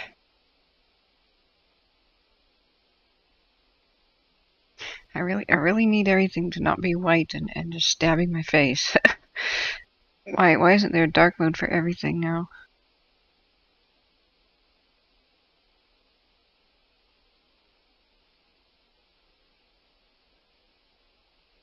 Okay.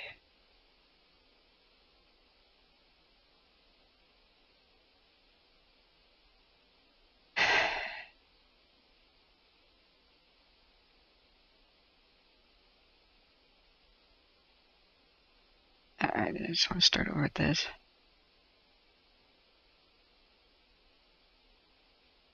How did I make it worse somehow? How did I make this worse?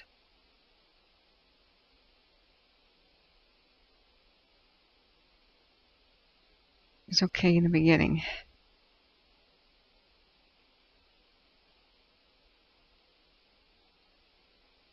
What the hell's going on?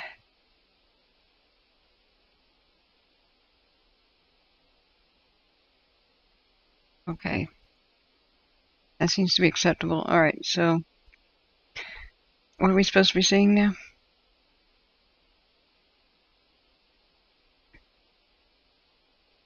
There's current fire and lightning activity south of Hopland in the eastern hill areas. Fire and law enforcement personnel are in the area addressing the situation.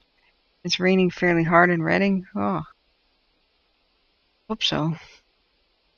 No, I have not eaten. I just have my crappy fast food now, and I'm opening the thing now. I just drove around trying to find somebody to take this $50 food feast, and I still had the last one. So I had $100 worth of lamb shanks and meat platter, smelling like wonderful in my car, and I can't even find a person to take it.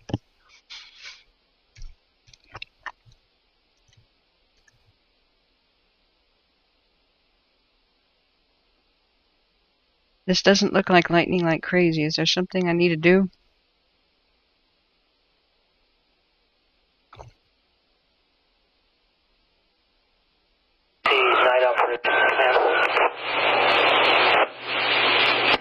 Okay, Dusty, thanks. More to hear, though, at this website.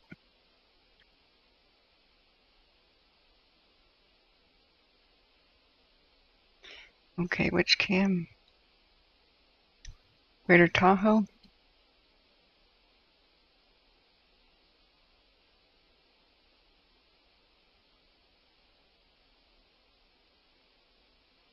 Tobias Peak 1?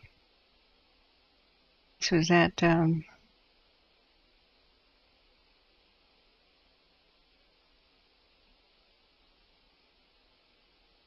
what time lapse do you want me to do?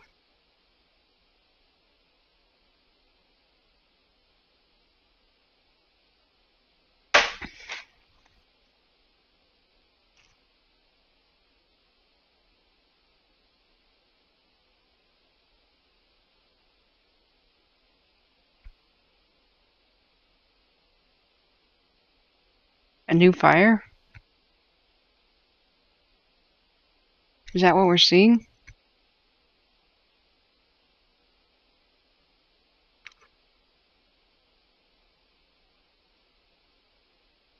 Right.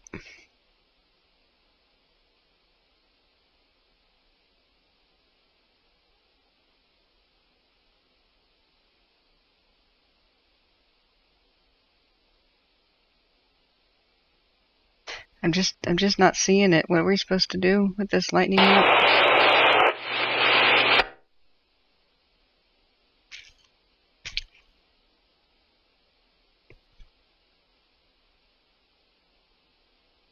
Okay, there's one west of Tahoe.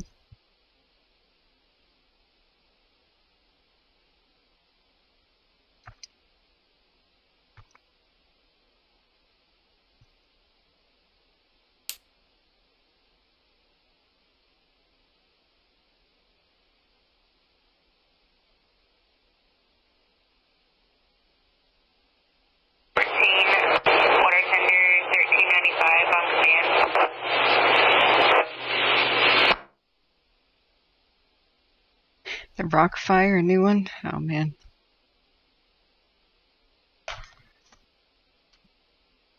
What about news on the Dixie? Is it going okay at Old Station?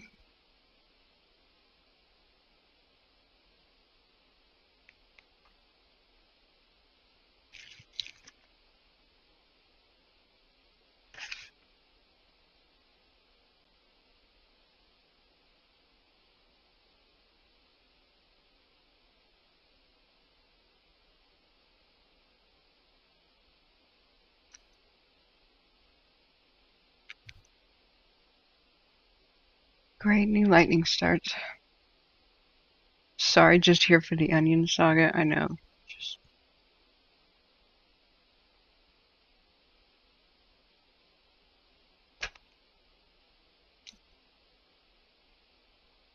Yeah, John, just make a whole bunch of demands and I'll totally get you a wrench.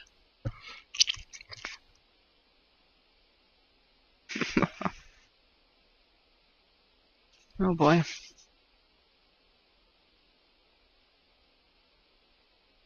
Yeah, thanks guys. I know this is first world problems, but when I'm starving, literally starving, 92 pounds. I'm having stomach upset, need to put on weight. I order a feast, it arrives, it smells wonderful, I can't eat it. It arrives so late that no other restaurants are open. I have to go eat crappy fast food. This is why I weigh 92 pounds.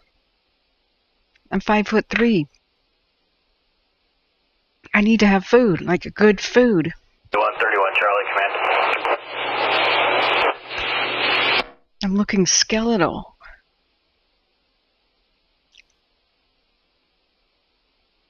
I can't find food that I can actually eat with an onion problem. It's just...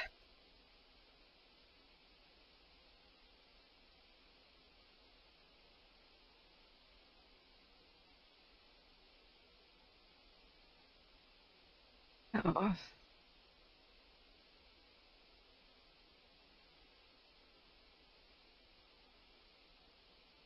Yeah, but thanks, Mods, for holding down the fort.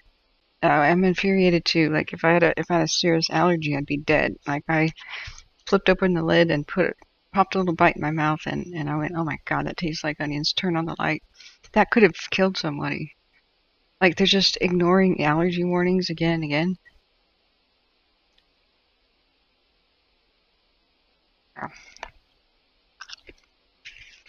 I don't mean to be complaining. I'm just terribly frustrated.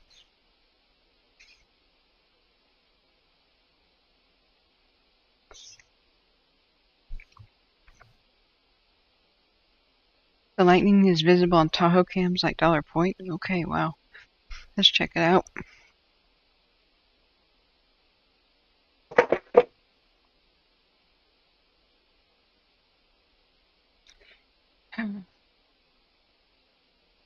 The biggest concern I have is I don't think I'm getting my money back. When it's a gift card. When it's a gift card. Checking your status. You usually don't.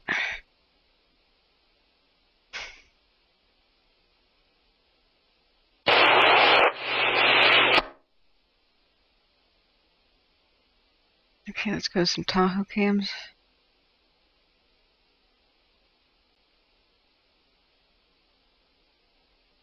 I'll just switch away from Uber Eats too, because I wrote down the complaint of actual allergen thing. Can't eat the food. Which cam? Welcome to try. Well, your ETA back to the pumping station.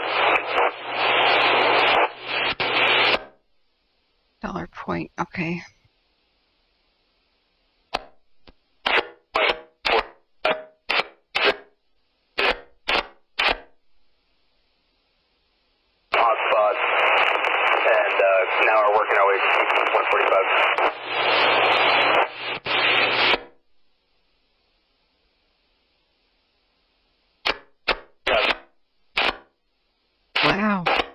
Wow. You ain't kidding? Holy mackerel.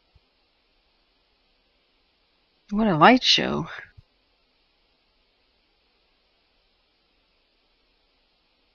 This is scary considering everything is so dry.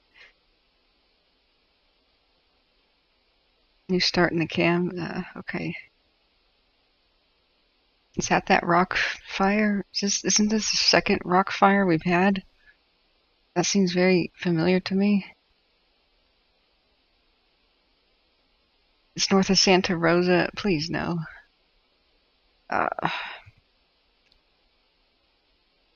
Somebody was saying the Bay Area, well, at least with lightning hits there, it's not going to hit the countryside. It's pretty urban. I'm like, no. Bay Area is not very urban. Oh, man.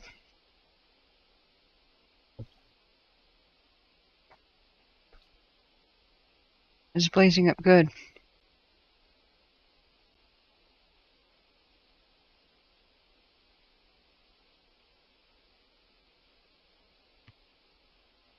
Oh, sucks to be an angel. Oh my gosh, thanks for cheering me up. Yeah. I can't eat onions or it's like I'm stabbed. or it's like I'm stabbed in the gut. I cry and faint and pass out. Don't understand it, but it's a thing. I'm like hospitalized from the pain.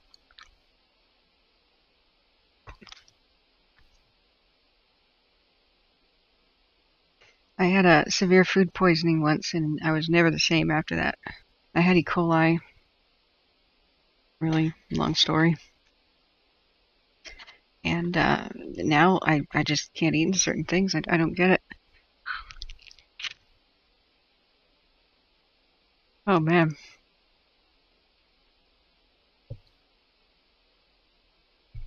I hope it's reachable by engines.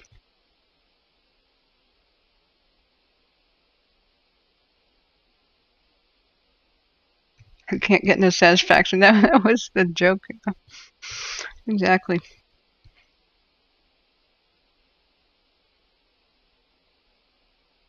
I know that I'm not alone. It's one of the craziest things that have caused these problems. And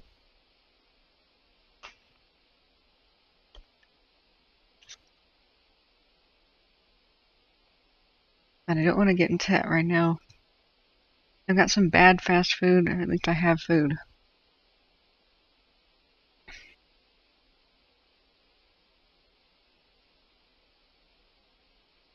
Okay. There's another one down by Porterville. Yeah. Not surprising. When we saw this weather report, I was like, well, that's going to be bad. Alright, how do I get to the beta version of this?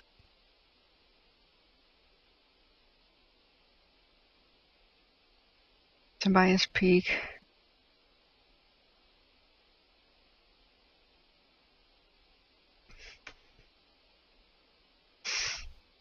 God, I hate this website. How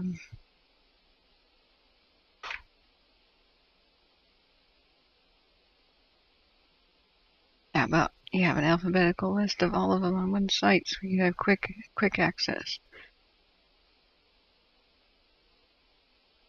I don't see it on Greater Tahoe.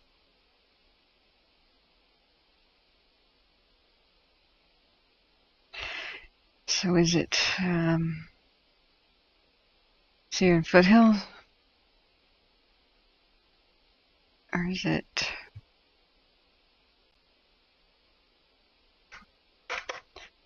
I have no idea which region is it. I don't. It says Greater Tahoe, Tobias Peak, and then I go there and it's not there, so.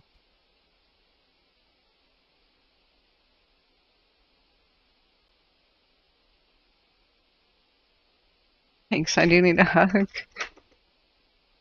Oh, man. So, guys, which region is Tobias Peak at?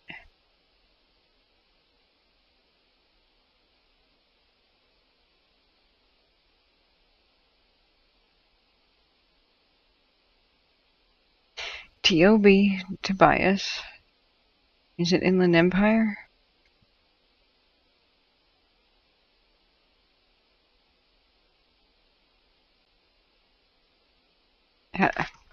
Just do all of them. North Bay. Nope.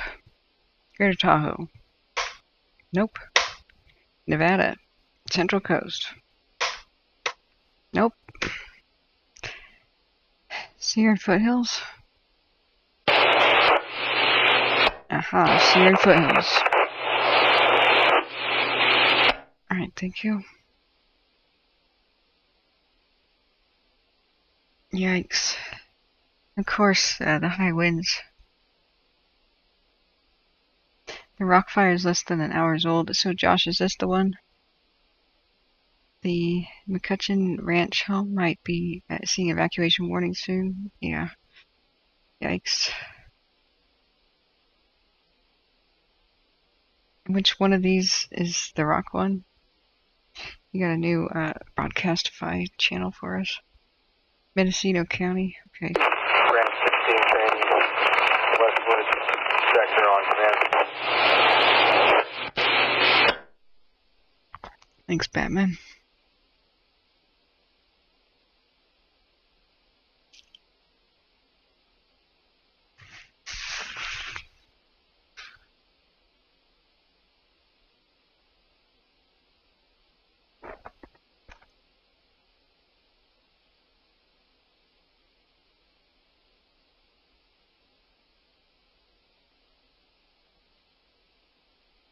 Robin Nebo says, thanks for being here with us. Sorry, I'm pretty frustrated. I'm sick, tired, didn't want to go out, and thought I could just go get the food settled down the street and couldn't. I went around chasing food and trying to find somebody to give this to. No joy.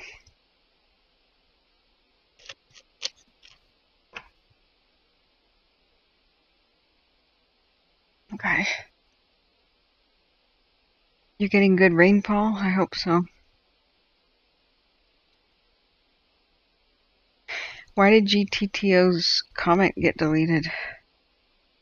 Talking about a big fire previously. What's going on?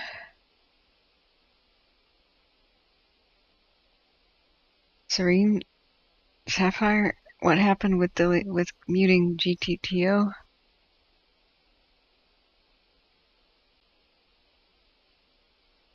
Yeah, I've just unhid you. I'm sorry for you getting banned on the channel. Serene Sapphire, are you okay? What's going on? Sorry? What happened? Sometimes my mods go to sleep with their phone, like, in hand and lean over it in their sleep. I can't unhide your messages that you were trying to say. Weird.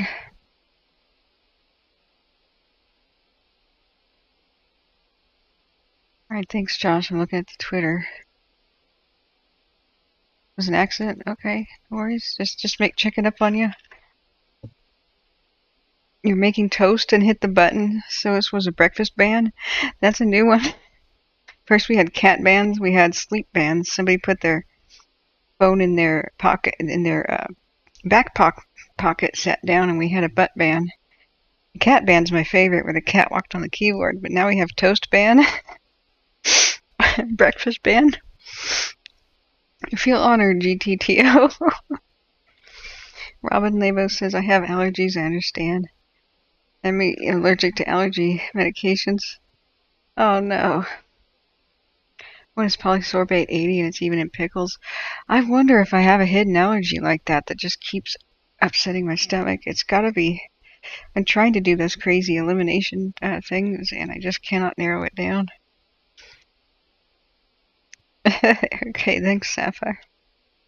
There's dry lightning flashing over Reno West. Yeah, we're seeing the crazy things in the comments. I'm going to switch off of Dixie, or, well, we'll keep Dixie.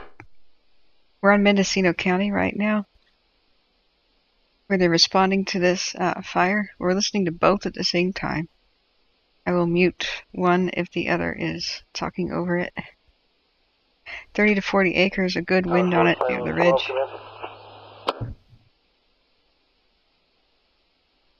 They requested night AA. Is that aerial attack? Wow. Garlic was my brother's culprit, Dirt Biscuit says. Wow. So, those Tahoe cams are showing some of that insane lightning. Let's look back at it. Like this dollar point time lapse is insane. This is Lake Tahoe, North Shore looking south. They estimated an acreage, 30 to 40 acres. Top of the ridgeline with a good wind on it. I'd like the night air attack to start this way. Wow. Copy. Additionally, do you want me to start crews that we have? I got a reflex time to get them on the road.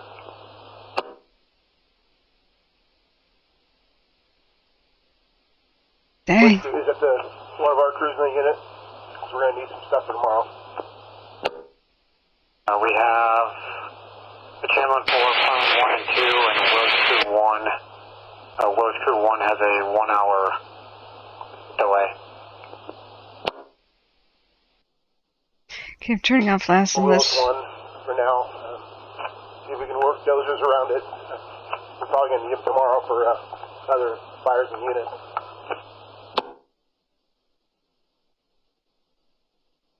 13. Okay, that's Mendocino County talking about that new, I think it was the rock fire. I'm going to turn on El Dorado County. Because somebody said there's stuff happening at lightning around the Caldor.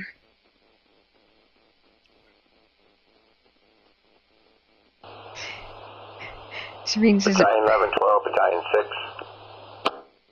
Right, that's Mendocino. Go ahead. I'm with this other rancher now. He's directing me where he thinks might be the most efficient way. He's going to come off Green Road, which I'm familiar with, past the towers. We can get to it this way, but he said the best road is going to be go up Pine Mountain, go off Green Road, which runs into Clover Peak Road, and that way.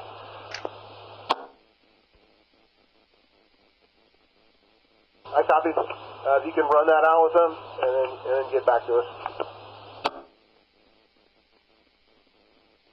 Up with one of your training vision, I guess. The rancher said maybe send a couple engines out to Green Road, and I believe, if I'm understanding right, it's going to be putting it up toward the top, possibly. Street, unknown vehicle description. Doing donuts everywhere. Peach Feast 1010. Zeller. Donuts. Under what clock? Here? Okay, stand by 3. Stand by 3, go. Okay. Go 1 hour back. Across something. Some fires having a hard time locating this as well. Give them my coordinates. Might give them a little help in getting up here. But they are accurate in Green Road, and then up towards the top. 10-4, and you're on the western flank of it? That's correct. Oh dear, Robin. Becoming active in spots, more active I should say, but still a slower rate of spread. Sorry to hear that, Robin.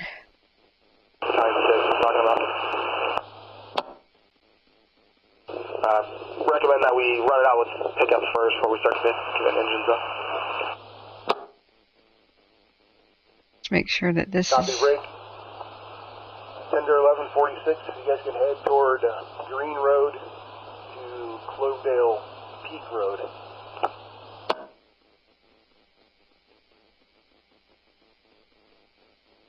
Hey, it's the satellite.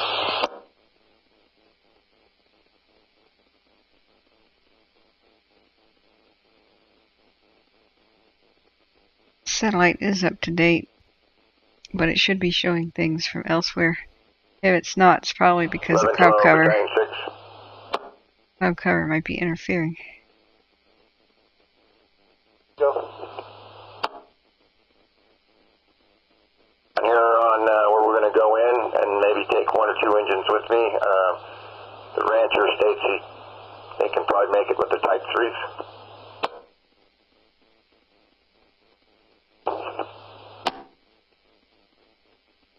Let's get more Tahoe down here on cams. the road, if they just come back down, maybe half mile of that, I'll wait for them, and I have a rancher that's going to direct us in, and then let me know if you need directions to get up off of Green Road, which takes off Pine Mountain, which turns into Clover Peak Road.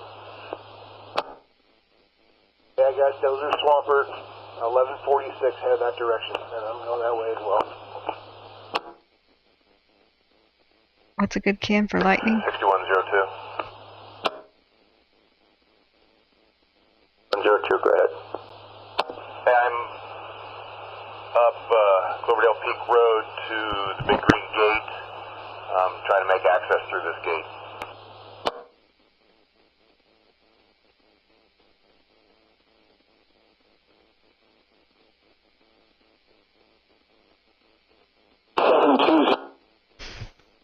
Have you heard about the powdered toast man? From Ren and Stimpy? Wow, look at that lightning.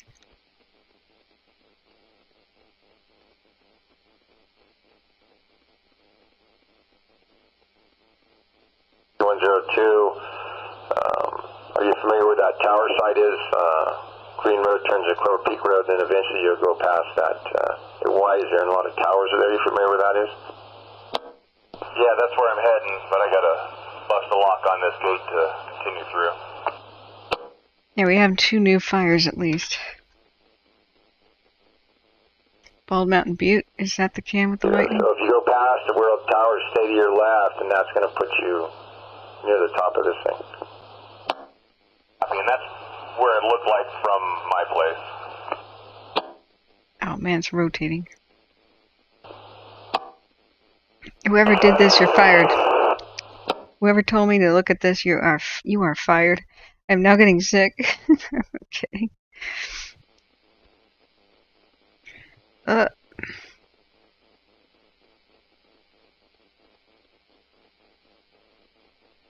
toast song on YouTube.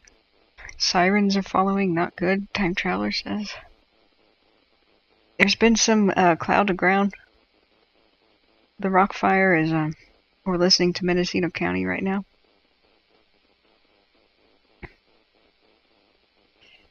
Yeah. Snow on the crest of Squaw Valley, Siberia, plus the high camp webcams. So it's snowing? Did you say it was snowing? That can't be.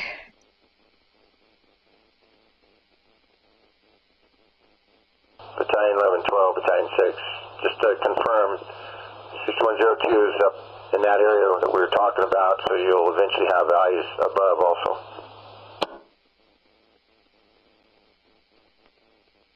Copy, thank you.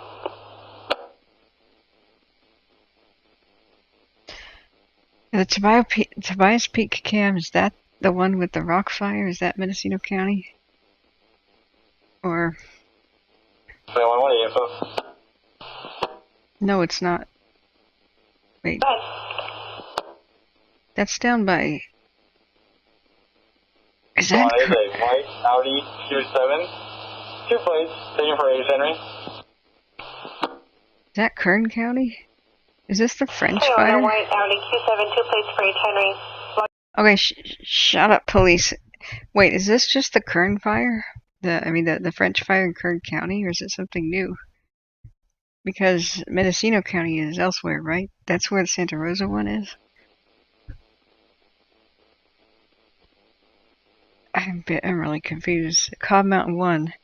This must be the rock fire in Mendocino County. Or is it Lake County? I'm just... No, the rock fire is Pine Mountain Cam, but where is that? Go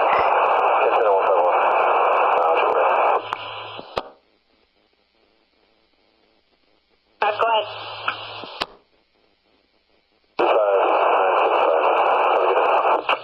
Guys, when you have a cam, tell me what region, tell me what fire, tell me what we're looking at. That would help me out, because I'm just trying to build my blood sugar back. It's not here.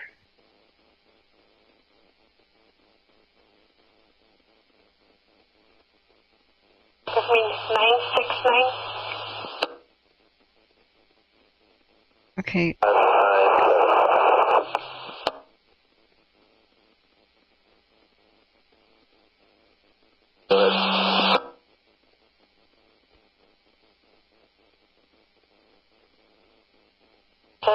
Time and hours, minute 22. Have a good night.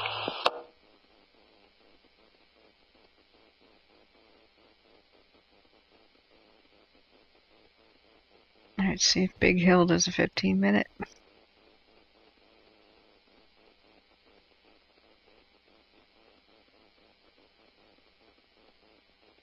Don't see any lightning from Big Hill.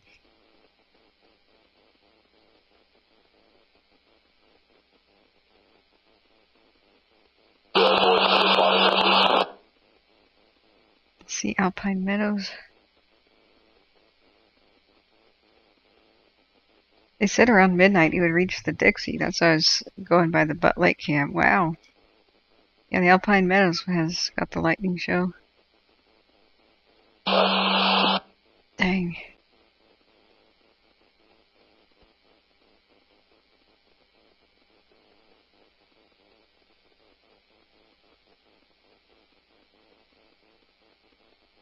Yeah, thanks. That's a very good idea, GTTO. We should keep comments focused on giving you accurate info with CAM and county name to help you focus. Absolutely. CAM and region name, because if I have to go chasing after what the heck county, what the heck fire are you talking about, this is really frustrating. Just tell me what to click and I'll show you, but I'm really sick.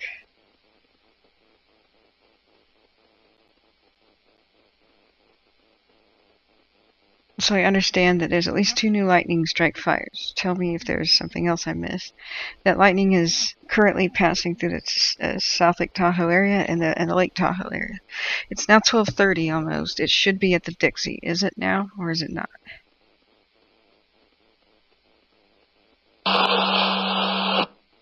This is a 1-hour time lapse of Alpine Meadows by Tahoe. And don't ever just reply with yes, because there's a 20-second delay by the time I say something and you reply. So if I've just made like 5 different questions and people say yes, yes, yes, no, no, yes, I'm just going to go insane in the chat. So please, like, say the answer to my question with your question answered. Thank you. So the storm is currently over Truckee. Okay. Let's play a 6-hour time lapse. That'll show the current storm going. So it went past East Quincy. It's headed to Susanville. There's a ton of lightning strikes west of Placerville in between Lincoln. Wow. Wow. Just wanted to confirm, you guys went all the way back down to Geysers Road, headed up Pine Mountain Road, etc. Thanks, Harley. That's perfect. There is a Barnett fired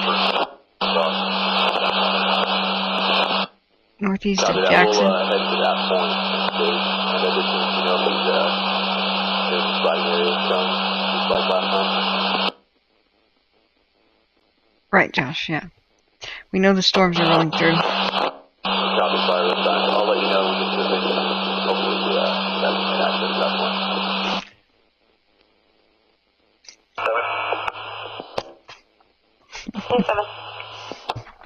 Serene Sapphire, at least you didn't burp live on the internet and think that you were muted straight into a microphone.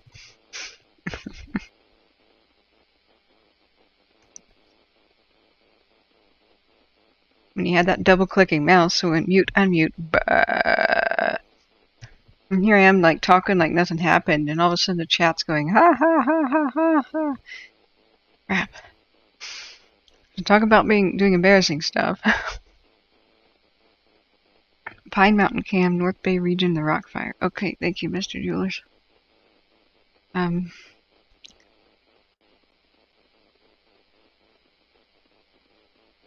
Go to. Is News of the North Bay still running? That was a great news organization last year. So, let's see here. What cam again? It's not to the Dixie quite yet. It's over Truckee, okay. And yes, we're already at lightning maps. I don't know why people keep telling me to look at lightning maps. Every time I go to lightning maps, it looks stupid. So I have no idea what I'm doing wrong, but every time I look at lightning maps, it burns a hole in my retinas. I put it on dark mode, and all I see is like little round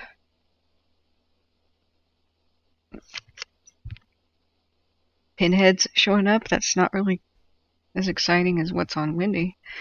So it's the Pine Mountain Cam.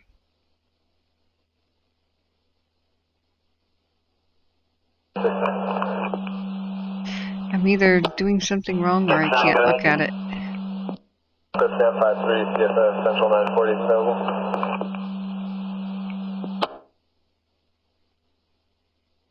They're all 3 down at the fire. Sorry, my MDT's not working. Thank you.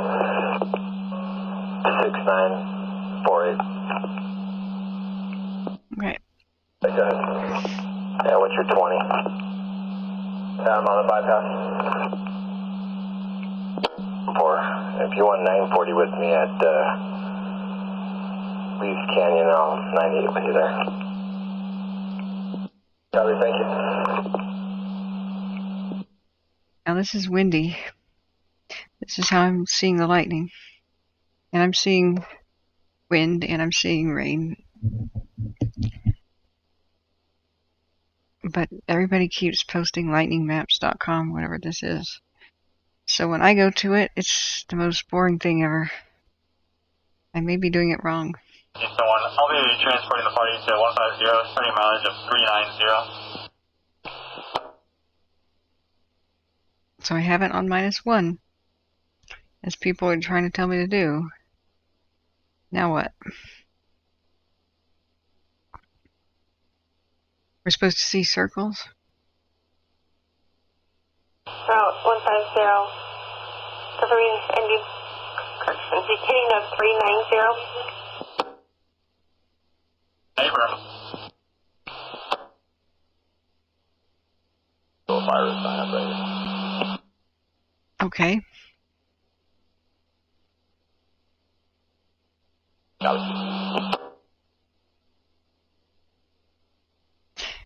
Try Blitzterung.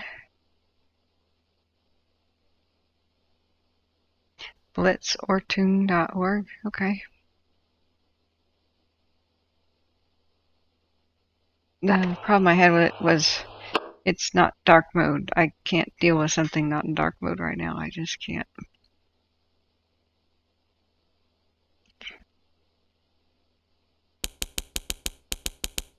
Now that's more like it. So how do we go to North America?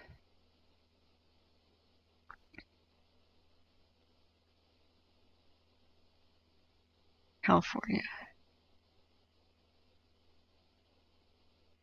Okay.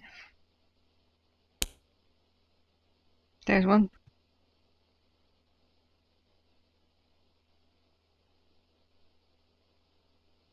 Down there by Santa Rosa. Yeah, looks like a bunch east of Auburn and along I-80.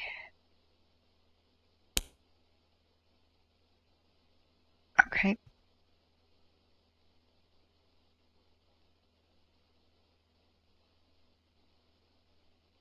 Indy has the same thing. So on 150, ending mileage of 392. Well,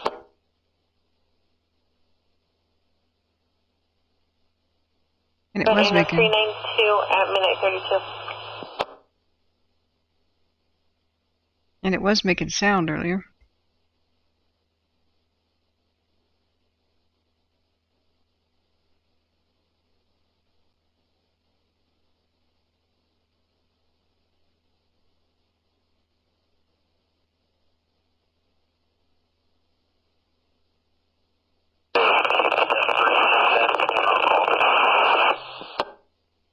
Looks like Portola and Quincy should start getting it soon. Okay, there's a map to zoom in on Blitz. Sortung, click real-time maps, and then click vector map. Okay. Let's try it.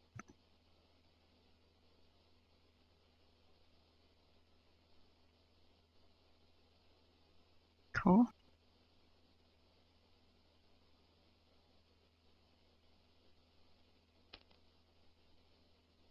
Aha. Now we're cooking.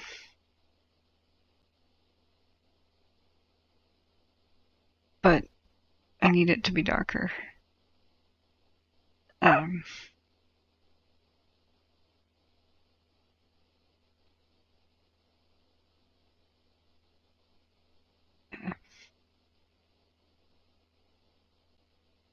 This is like day 59 of looking at screens for like 14 hours a day. Everything has to be dark.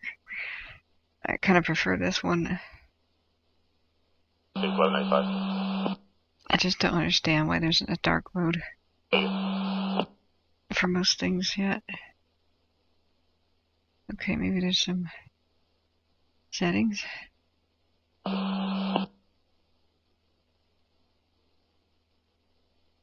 That's kind of better.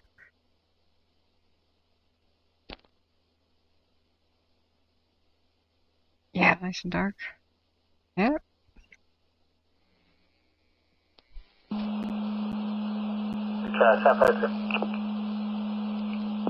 Wow, it has a strike counter. Neat. Thanks for the tip. Speaking with the landowner, the Rosatello Ranch. Some very populated in the area of the fire currently, so we'll just stick with the code 1 for now. Tempo, you cut out a few times, but I copied. Stick with the code 1 for now.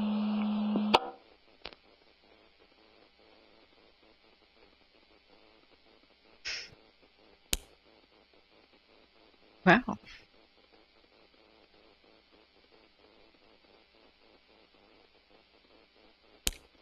Whoops.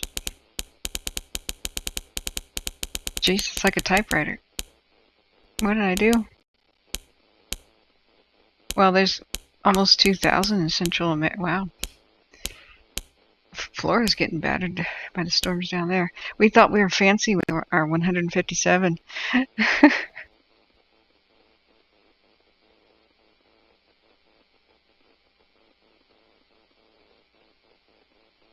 Okay. I did not get McNuggets. But basically the idea. A stupid quarter pounder with cheese. I hate it.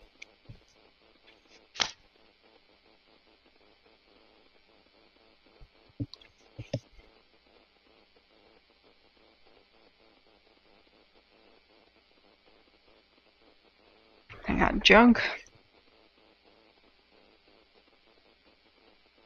No. Did not get my dinner fixed. But what can you do? Big Dot said, I saw a Led Zeppelin concert many years ago. God, I'm jealous. Oh, yeah, God. Okay, so let's look at the lightning on the cams, though. Looks like the Quincy area. It's probably going to get the lightning soon. We were trying to look at the 15s of Tahoe area cams, and some of them were incredible.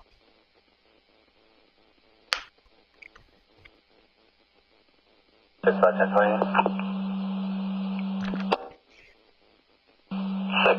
go ahead. 93944 Sam 2. Maybe Hawkins Peak had good ones. Which ones were good? 2151 Howard Force copies. Midnight 37. Be advised you have a pending IFT out of Ukiah Valley. Plates clear, Kern, July 2022, 93934 Sam 2, 2001, Nissan pickup to Ryan Maggie at Mendocino. Never. Harley, you have proven yourself worthy.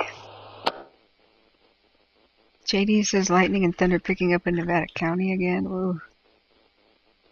Focus singer.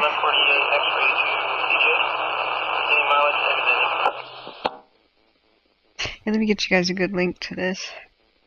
That's a dang good one. Mileage 53.2, a minute 38. Thanks, Harley. Here you go, cool cookie. 6102 on command 8. Look at Geyser. Which one is Geyser Cam? Made it up to the communication towers. The fire appears still to be a bit west. I'm heading down the road towards the Herney hunting cabin.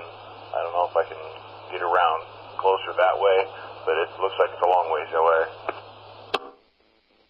We're listening to Mendocino County, where there's a new lightning strike fire.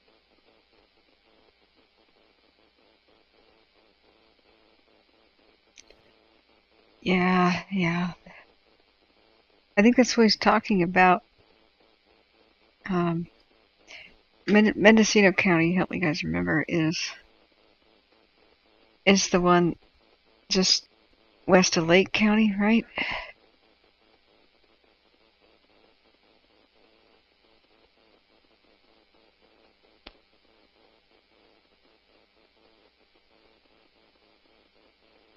Trying to get my blood sugar back up. It'll be here in a minute.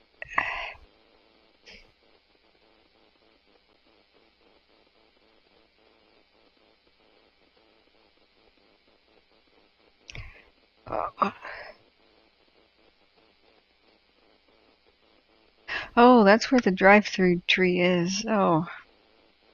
Okay, I gotcha. The land of the redwoods next to Humboldt County. Okay.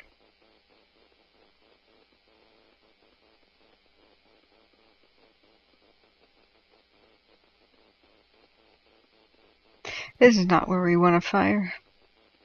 02, I missed that. Do you want to repeat what you were saying? I was busy at the time.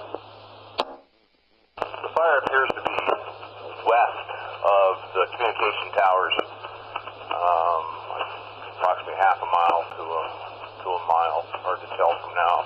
I headed down the road towards the hunting cabin, and it's going away from the fire. So there's no real good access off of here either.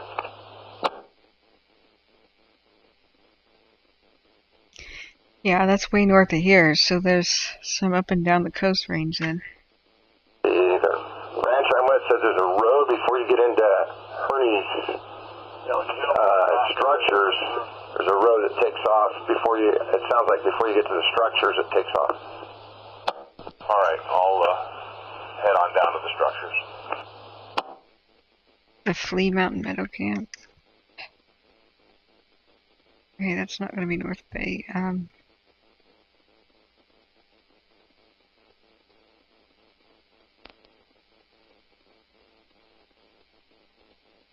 Smoke and fire between Flea Mountain and Meadow Valley camps.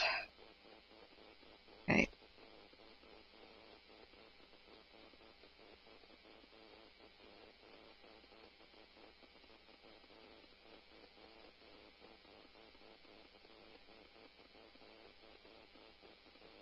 It's supposed to make noise when there's a lightning strike. Oh, there it is. Just had another one by Tahoe.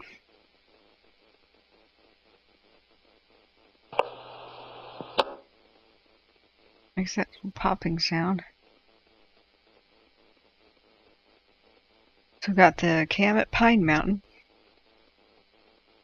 Now if we went to the Ukiah area, I thought Hawkins Peak would show some lightning around Tahoe.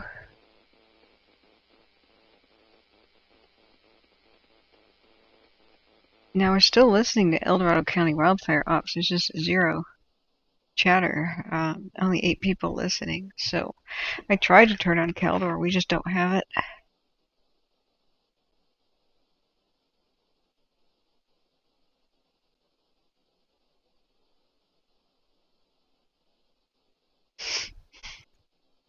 I don't know, JD. There's so many lightning strikes. I don't know that thunder is traveling far.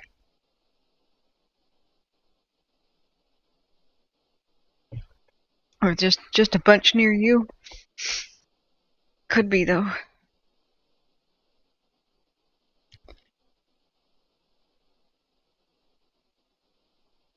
Oh, we can't mention in the chat the...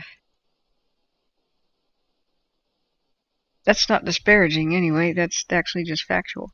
But we can't mention that word because of the... I'm just going to remove that comment. There's nothing wrong with it.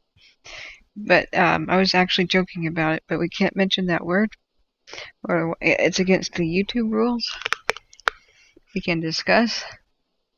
We can beat around the bush with that topic, but they don't allow me to just use the words to describe it. It's stupid. The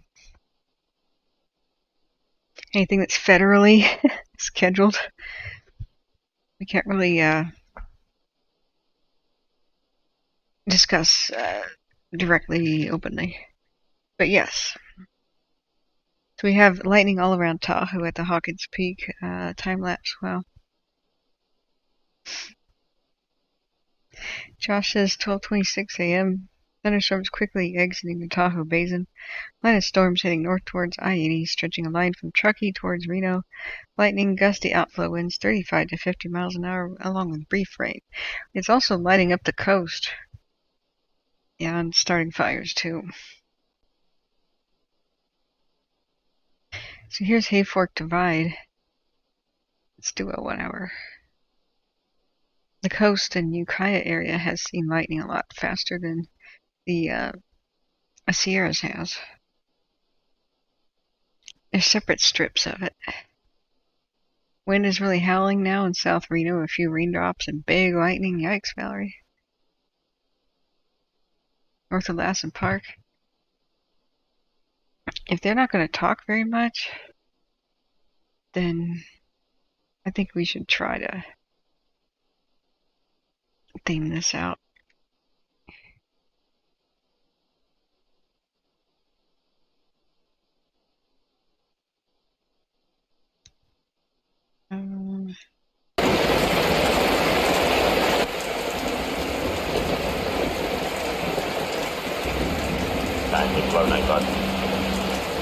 No. Our radio is back. Maybe we can't do that.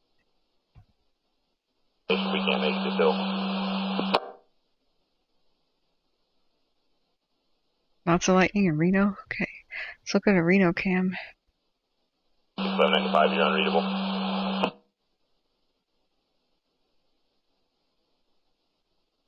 He's deep, man, slimy, I think.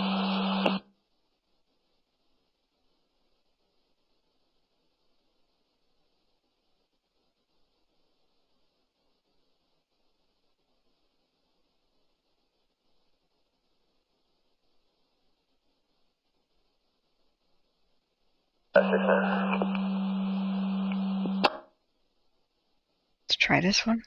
6-9. That, maybe not. Got my 10-15 on 10-8. 10-4, just the one. Firm.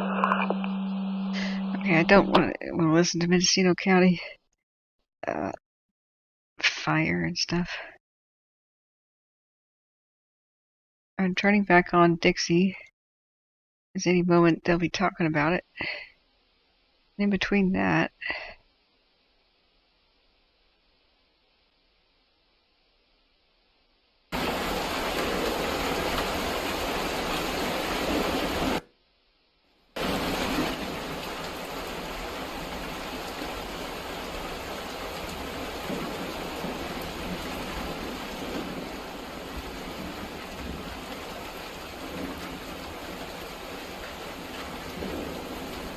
I need to experience the sound you guys are doing.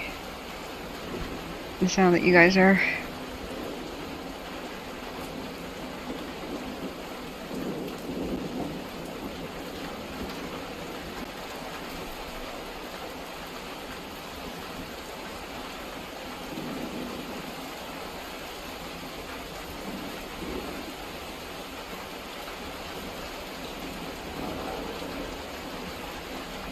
Yeah, there's some good flashes near Reno. Oh, look at the rain on the lens. Wow, that is like sheeting rain.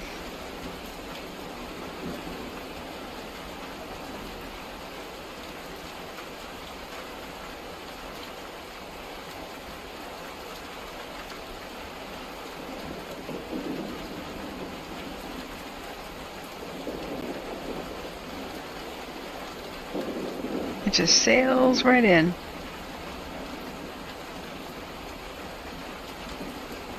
Bam. Just arrived.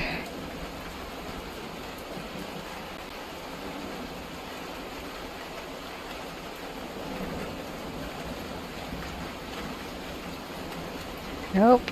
Nope. Nope.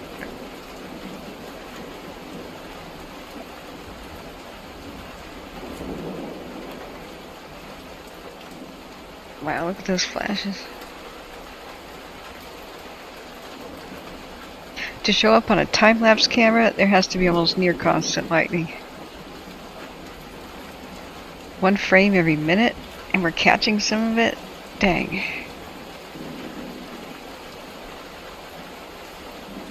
We're missing the vast majority.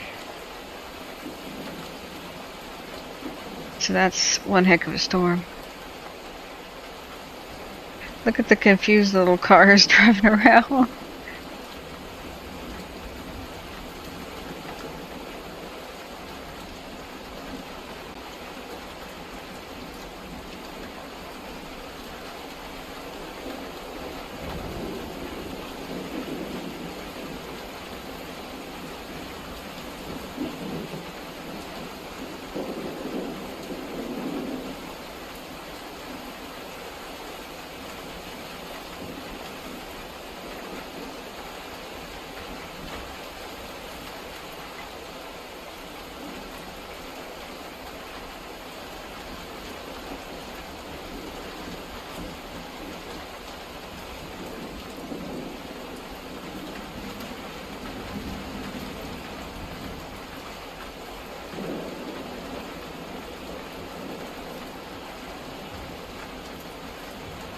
Okay, do you like the sound? Okay, good night, Dusty.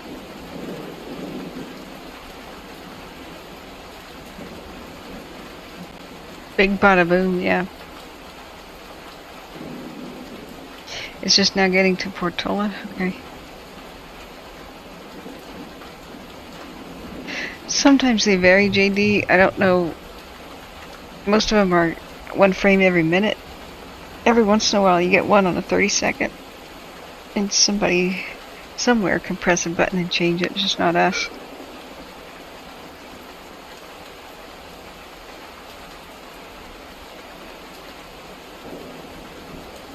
Okay, if it's reaching Portola now, we should be able to see it on the other cams.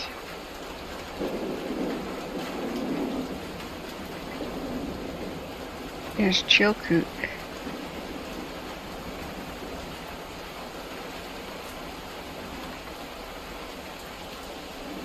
Or is it Chilcoat or some other way of pronunciation? You love the sound? Okay, good. I should add that sound for my bedtime stories. Yeah.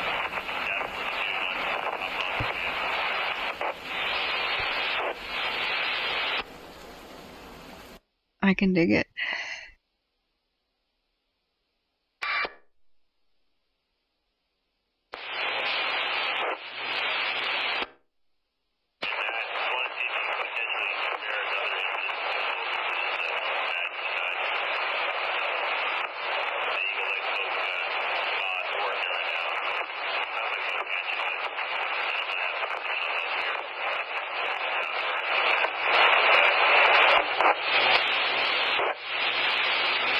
Something about the Eagle Lake or something have a spot?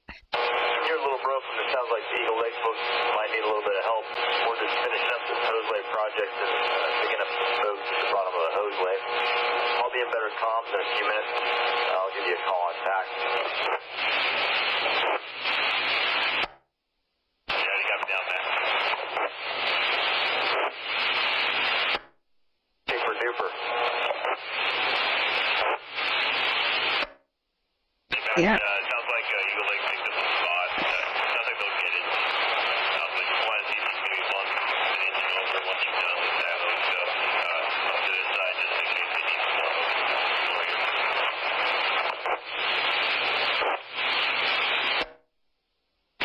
Where do you need me to send an engine? And you want me to wait or send one now?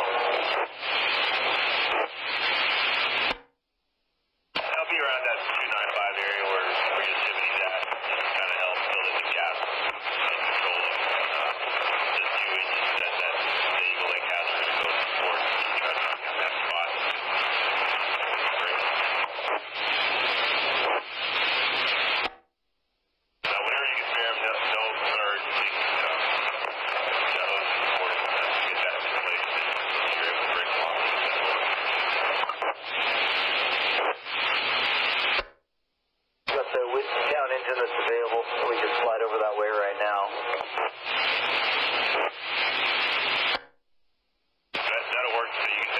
be plugging with Yost, and then if the Eagle Lake needs some help, we'll have a and still have coverage on this side. Yeah, that sounds good. I'll do that. I'll just send Wiki down towards drop point 295 and have them go direct to Yosemite. That'll work. Thank you. That must be a. Great. Whiskey Town, Task Force 2.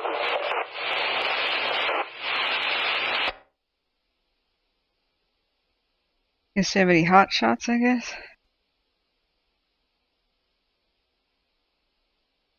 Signal peak. And tell me which cams have good lightning. Whiskey Town, Task Force 2 on command.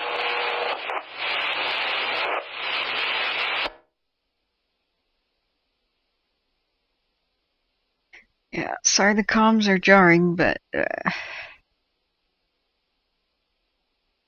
Josh says the fire on the Wall Road east of Kenwood on the Napa-Sonoma County line was eventually located as a 30 by 30 spot 200 yards north of 675 Wall Road.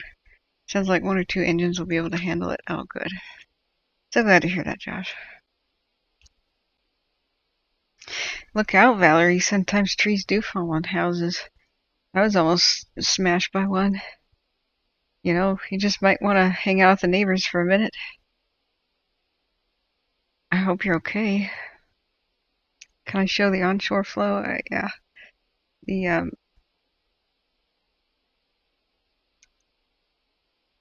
Zoom Earth is pretty good at that. Windy is pretty good at that. Gosh. Oh, this junk food was not what I wanted.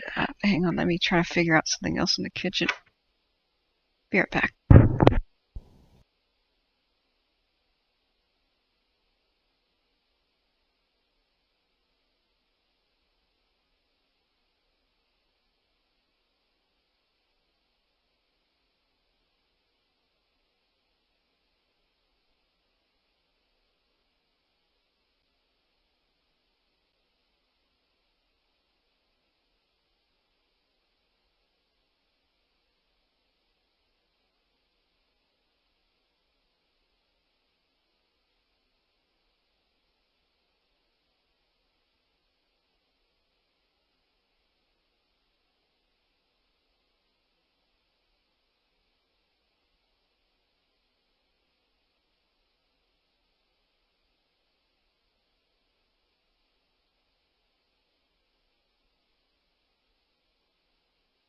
Right back. Just gonna go wash my hands.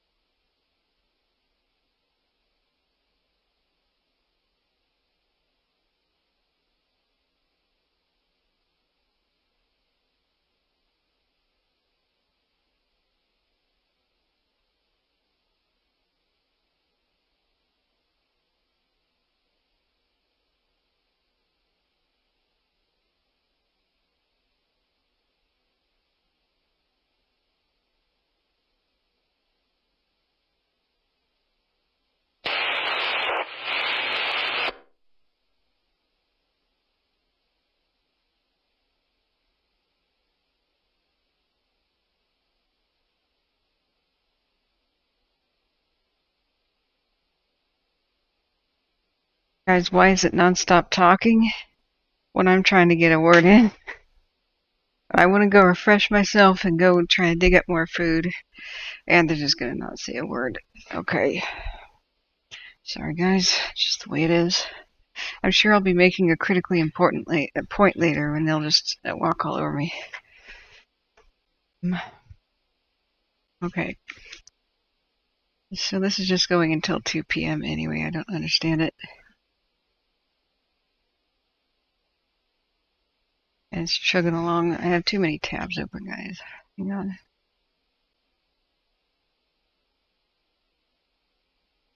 How's the Oregon Cougar Peak fire looking? I can't imagine that looks good either.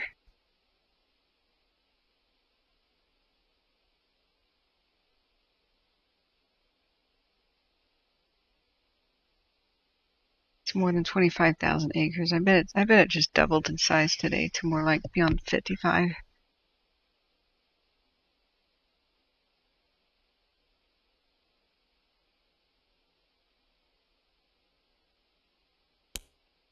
Wow.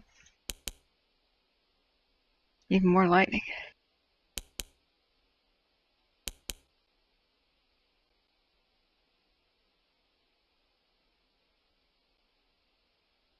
I was refreshing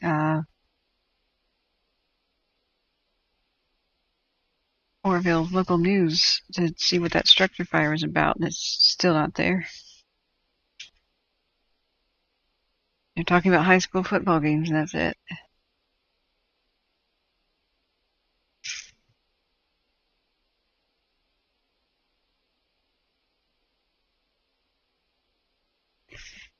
Okay, going back here. Nice lightning and thunder clearly visible on Bald Mountain of Fort Cam. North Bay, okay.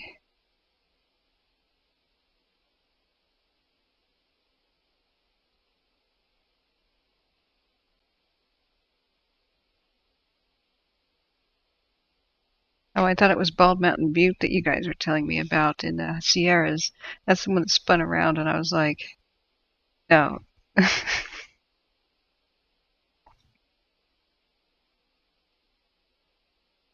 But there's a LaPorte in the Sierras too, so I'm really super confused now. It's not the North Bay. Do you mean the Sierras, right? It's raining in Shasta County? Wow. Good. Yeah, you can be on the wrong region. If you click cameras from another region, it won't update the one on top. But I need regions so I can just quickly Control F find the cam. So I'm gonna guess that's Shasta and Modoc. LaPorte. Yeah, that's Shasta Modoc actually. Not North Bay.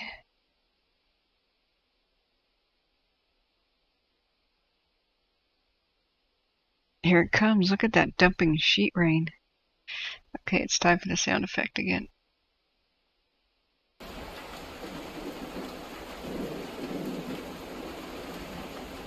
Wow. Bam. Thanks for the tip.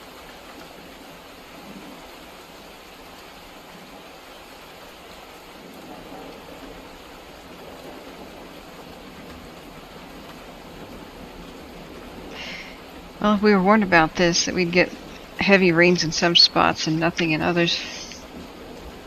Hopefully it'll help in some way. Yeah, Harley says the Cougar fire basically exploded in Oregon. Yeah. There's going to be so much dry lightning in Oregon, it's not going to be funny. So here at Tahoe's, very active, looks like it's pushing towards the resort again.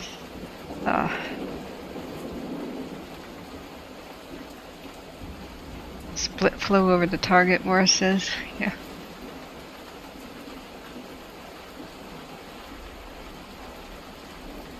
You're right. Splits around the camera, but every once in a while the camera gets splashed. Bam.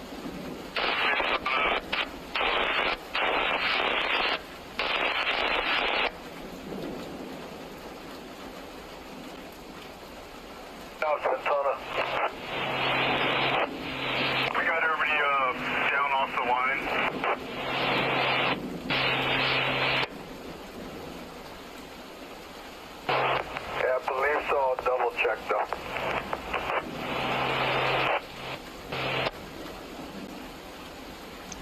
Ow.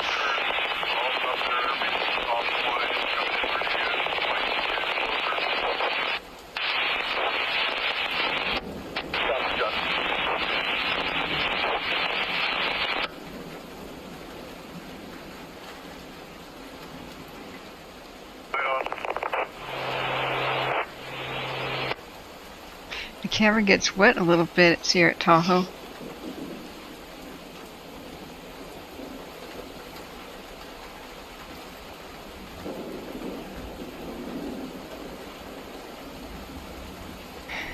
Well, I don't know what to make of what we're seeing.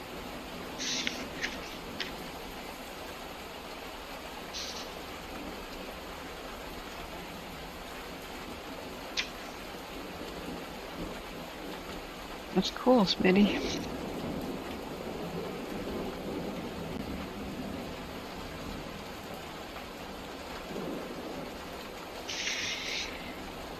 I'm not sure which part we're looking at.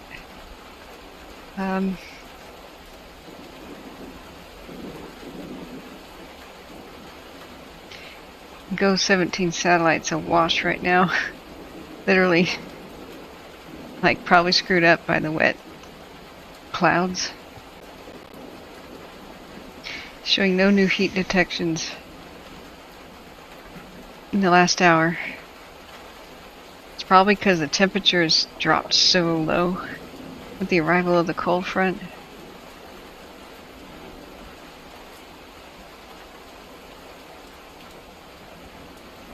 That we got a little bit of wet on the cam is cool.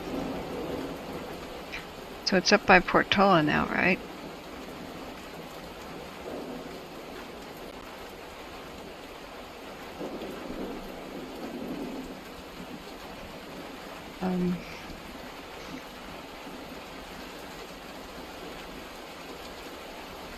There's that Bald Mountain Laporte cam. Let's try Ruby Bluff.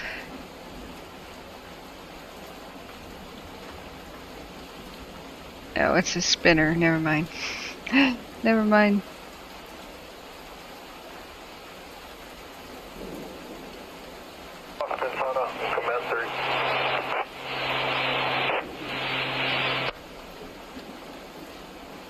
So is Lexington.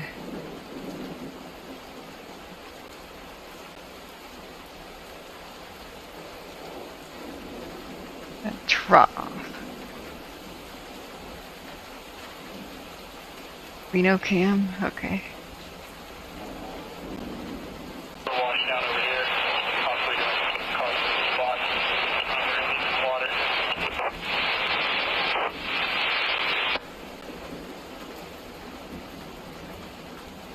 It's the biggest little city.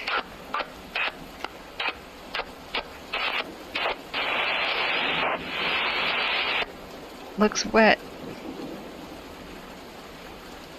Where was on the hill between Dixie Mountain and the 177 have been are back at their rigs and on that.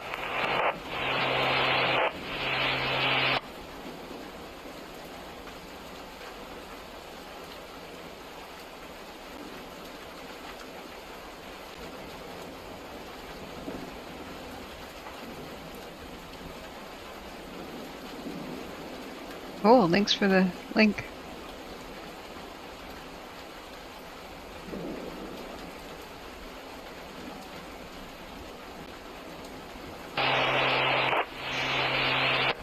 Fort Sage, okay.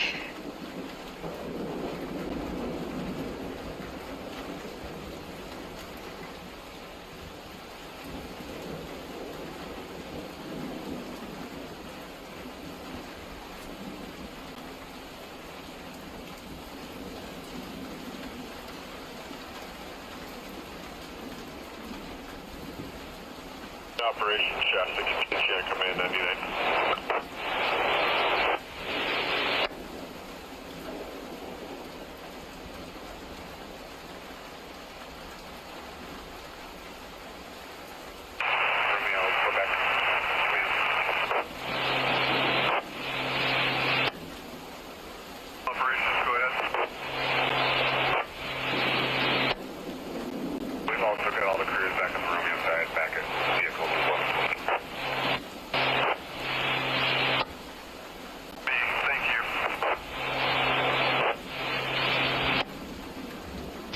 cool, big dog. Wet streets, we like it. So is it past Reno right now? Operations, Shasta continues on command 929.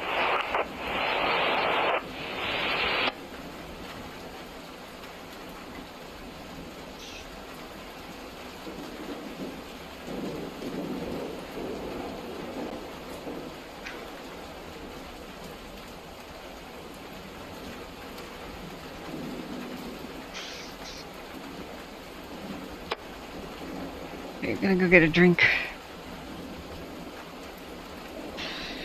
Well, this may not be the torrential downpour we ordered, but we'll take it.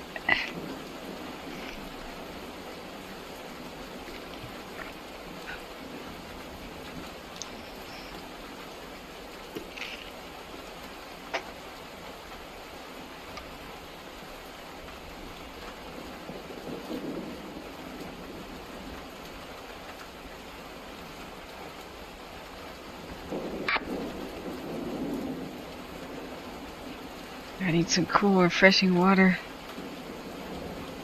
This rain sound's making me thirsty.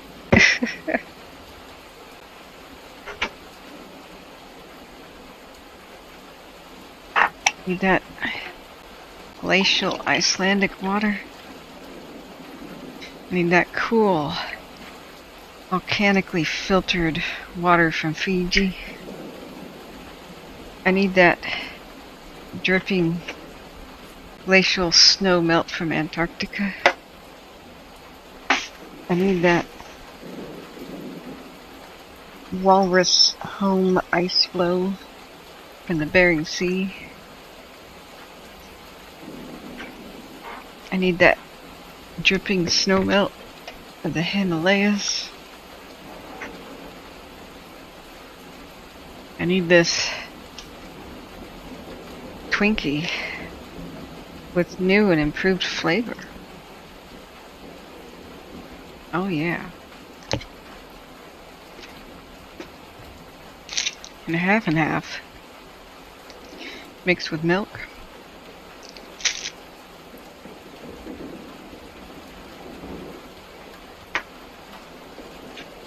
I need to push aside the penguin and say, hey, hey, hey.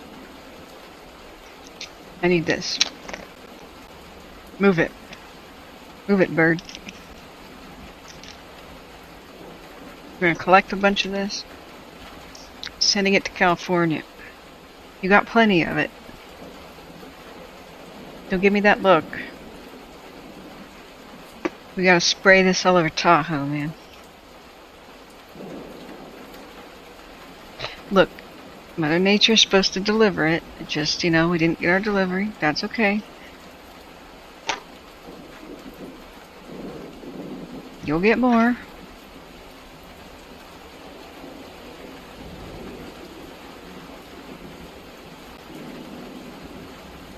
Don't peck me, bro. We're just taking some snow. Stand back. Don't make this harder than it has to be. It's just a shipload, okay? Right. You're pecking my feet. Guards. Seize all of these birds. Ow, ow, ow, ow, ow, ow, ow, ow. Okay, run back to the ship. There's too many of them. There's too many. Retreat. Guys, I failed. Captain's log. Stardate September 9th. 2021. Acquisition of the snow has failed. Unexpected resistance by the animal natives. They were much more organized than we were told.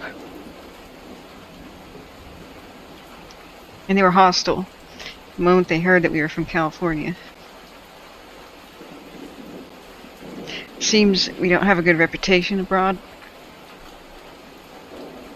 It seems like people have a prejudice. They think that all of us are just concerned with boob jobs and diamonds in our grill. It's not like that. We're not shallow. We're real people. We're not the Kardashians. Wherever they are. Operation Glacier Theft has failed. Plan B. We shall now voyage to Siberia. Or, actually, Greenland. We'll go try to buy Greenland. We'll pretend like we're interested in something else like their oil, but man, that was so yesterday. Today's gold. It's water. Pure, sweet Michigan water.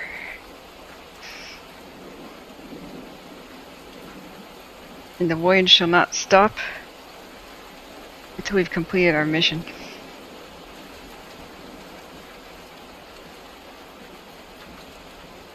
Once again, guys, I'm in the kitchen. I babble about something until I come back.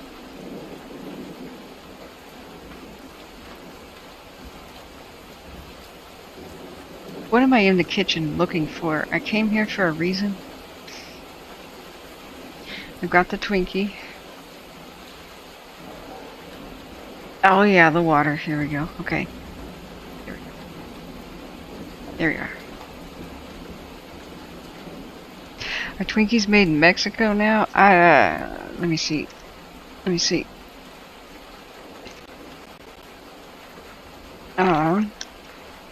Yeah, that Hostess thing was snafu, wasn't it? Sad. I don't know, but they still have like 67 ingredients.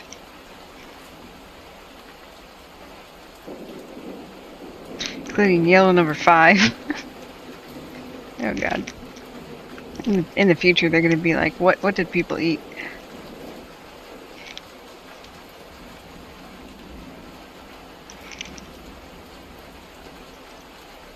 I don't know, I don't want to know. I just need a comfort food. It says Kansas City, Missouri. Is where the P.O. box is. It doesn't even say. Oh well. Every once in a while, you just need it. 1 year for each ingredient. I know, it's total junk, but I tried, guys. I tried to acquire nutritious food. I tried so hard. No, I have bananas. I have bananas. You are to eat. Oh yeah, I'm... Are you calling me a ho-ho, Neil? You're banned. Wow.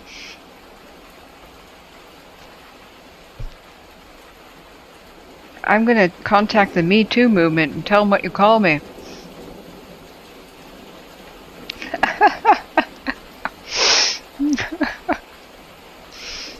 Oh man. Okay, we got good lightning cams. No, seriously, I needed more than just regular food for the blood sugar. You're a ding dong?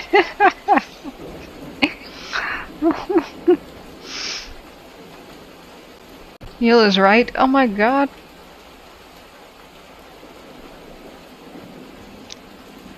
Wow. What is that old saying? Bros before ho-hos? And what did you just do? You just threw me to the wolves. I thought you were my bros. My improvs are great. Thanks, I'm gonna be here all night. Oh man. Here's Smitty's trying to do a sacred prayer. I'm so sorry. I'm in the kitchen making fun of everything. Greetings from Belgium. Yes, I do love Star Trek. I'm basically Deanna Troi.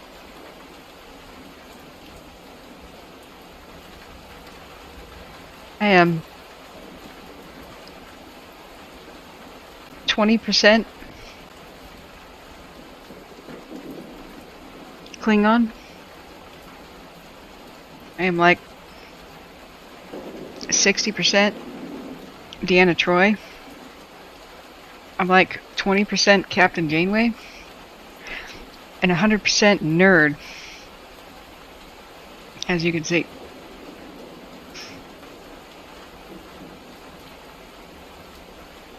All right, what are you guys in the Star Trek world?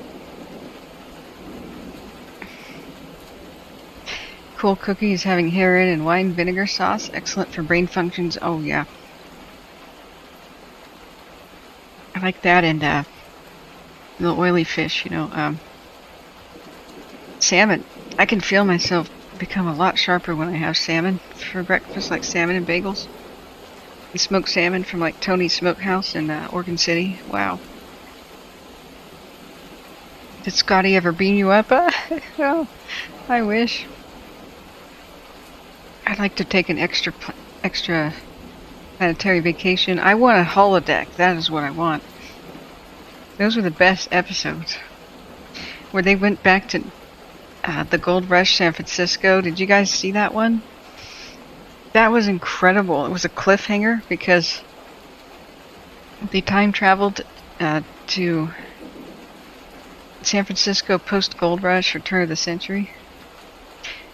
And they found something, and it was Data's head. Yeah, and they were like, Data, he's dead.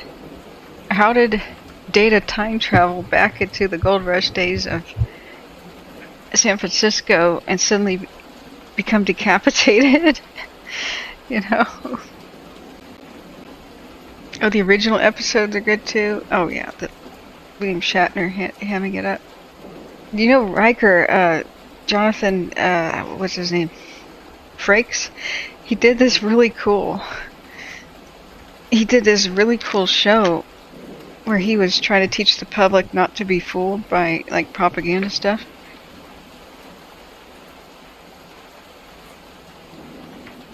And then there's this meme. Do you remember that show? Where he was the best narrator ever. And he would say at the end, he would have a bunch of different tales. You're supposed to figure out which one was the true tale. Let's do Indian Ridge. Yeah, keep telling me which cams are good, guys. And somebody made a cut of all of the different episodes at the end where he says, "Were you fooled? Did I get you? No, this is not true. Not true. Not true. Absolutely not true. False. Negative. Incorrect. Nope. Gotcha." Have you seen that?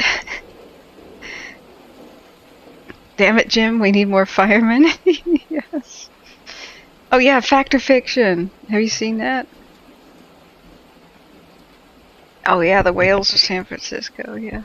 My 11-year-old grandson is named Kenobi. Yeah. Eric Wolf says Star Trek has always been my guide to equality on Earth. Yeah. You would be Scotty? Yes. Jeremy would be Data, but I'm human, so there's that. Well, Data ended up being one of the most human characters. You know, he was really fleshed out and robust. I kind of identified it a lot with 7 of 9, actually. I feel robotic and socially awkward and kind of look like her, but not exactly accepted and weird. Don't know how to talk to people. I love 7 of 9 when she'd walk up to people and she'd be like, "Hello, I would like to associate with you now." If you would look at her like, I gotta be somewhere.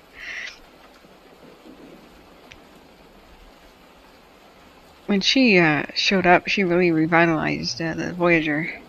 After they got rid of Neelix, oh god, he was insanely annoying. But Picard is just cool. Is the new Picard show good? I was really hoping it would be. Wait. Is there something urgent? We're listening to Dixie still.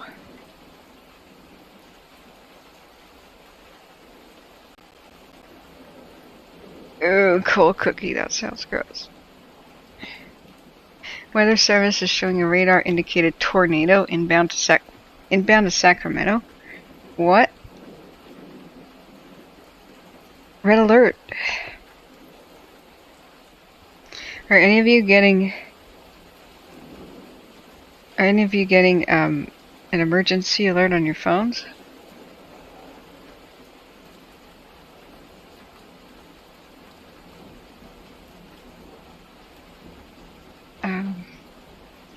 Tony's Fish Market in Gladstone. Oh yeah, it's been canceled. Oh, phew, okay.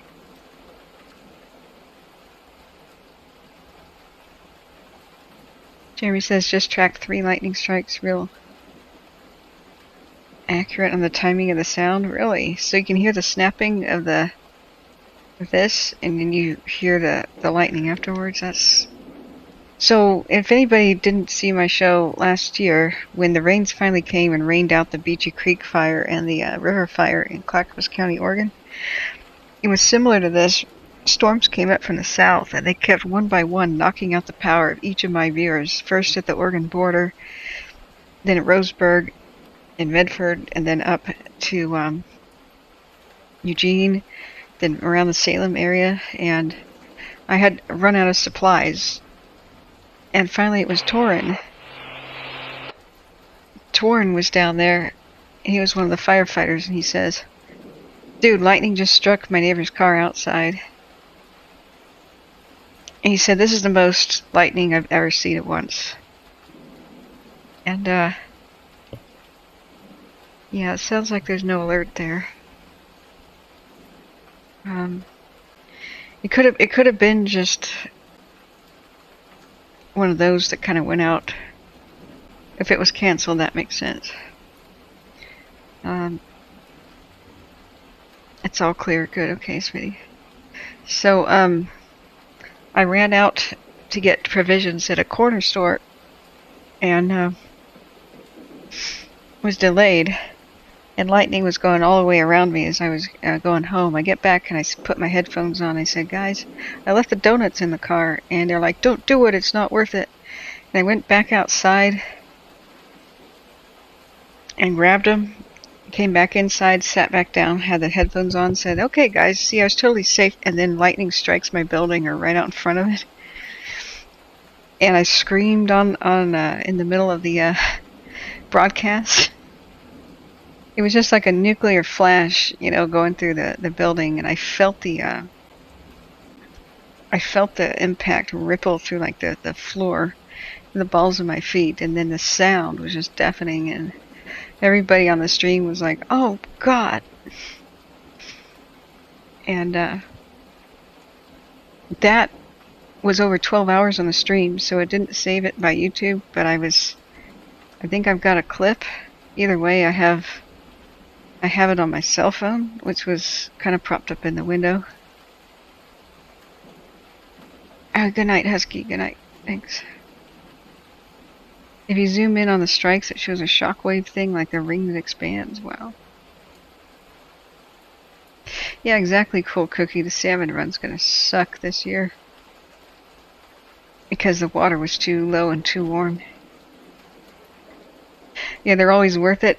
And so the next thing I did was I went out there and there's much more to the story. There was a crazy person ranting out the window. Like all the car alarms in the neighborhood went off, and so I clicked mine off, and somebody starts shouting out the window, "Turn that car alarm off or I'll shoot."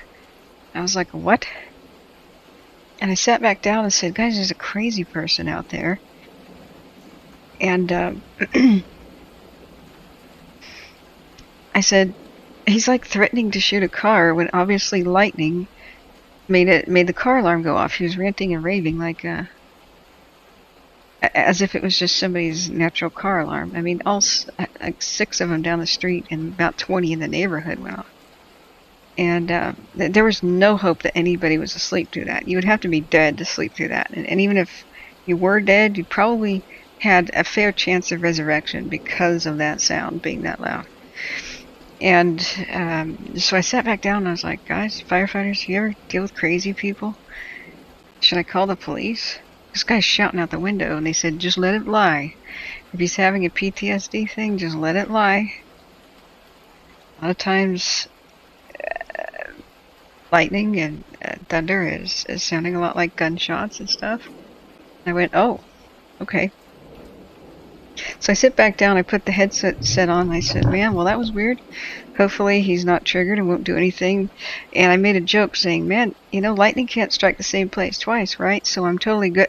And the moment I said that, boom, second lightning strike, all the car alarms go off in the neighborhood. And I'm screaming again, and I knew that lightning can strike the same place twice. I was just making that joke.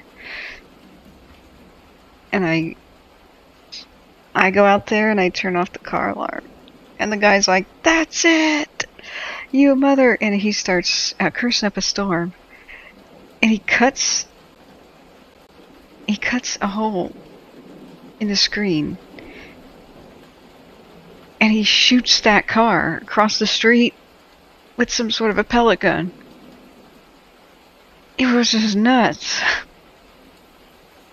So that's what the lightning and donut joke is on the stream. I cannot tell you how weird things happen to me. Jeremy says it's over Hurlong now and it just lit up my whole house with the blinds drawn. Yeah. The air temperature just dropped in Chester. Can feel a bit of a cool breeze.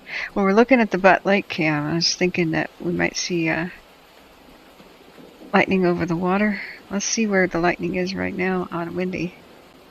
Let's see if the storms are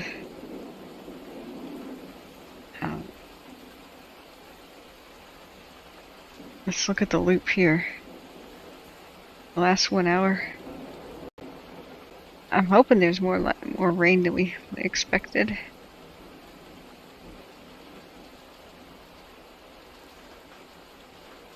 Yeah, it's moving up there past Susanville and such. The majority of the lightning is still west of Tahoe and east of Yuba City, kind of rolling north. 07 firefighter.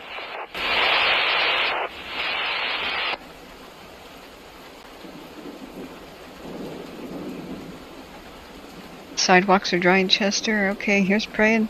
We see this band? This one? This one is coming. This is 07 firefighter. We're about 2,000 feet below you. We have a blown hose line that we're changing out right now.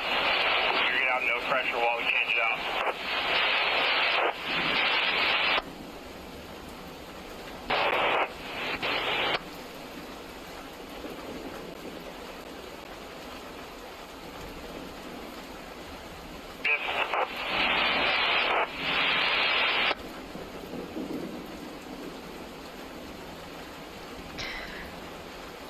It's raining, yay.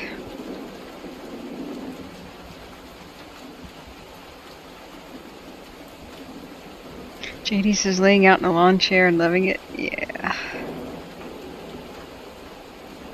Fall has arrived in Reno. Usually lasts 3 weeks, then winter. Yeah. People don't realize just how short fall is in the mountains. There isn't much of one. Okay, it's time. I'm gonna give you guys all a Twinkie.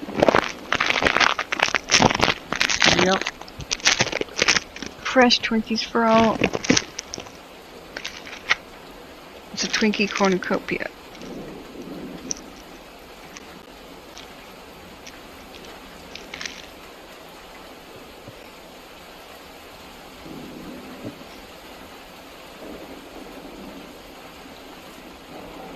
Night, big dog.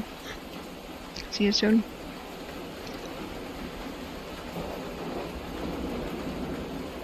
Okay, we got good lightning on other cams. There probably is some on the Auburn area.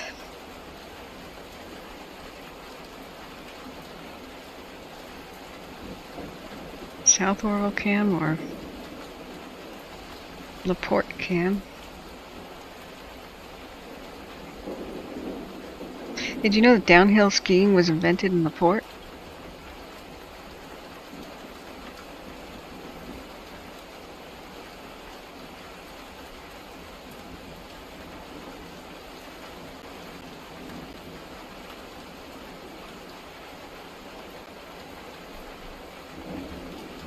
Okay. I don't see anything at LaPorte cam.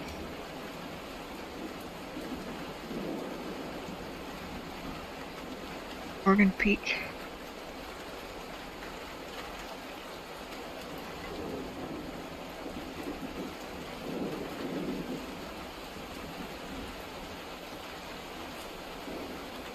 We got sheet rain though. 07 firefighter, water coming.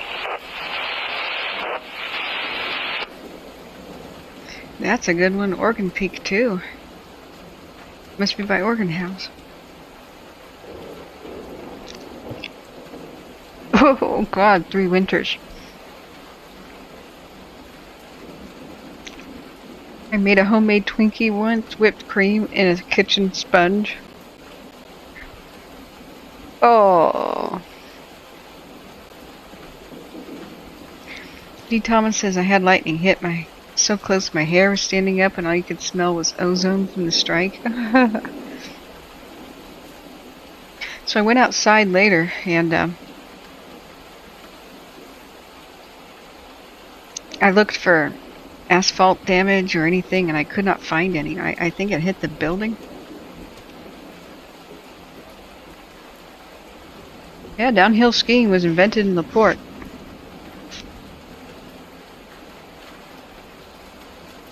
It didn't exist before ski lifts, and what they did was get bored of anything. The miners left to just look after the mines when they shut down for winter. And they rode the tram buckets, the ore buckets, to the top and skied down and rode them back up to the top. No joke. 07 firefighter, relaying 449 Charlie, head back to the rig.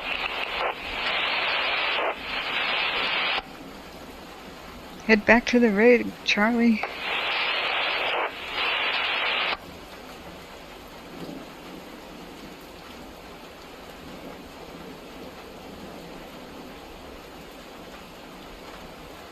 Head back to the rig. Ah!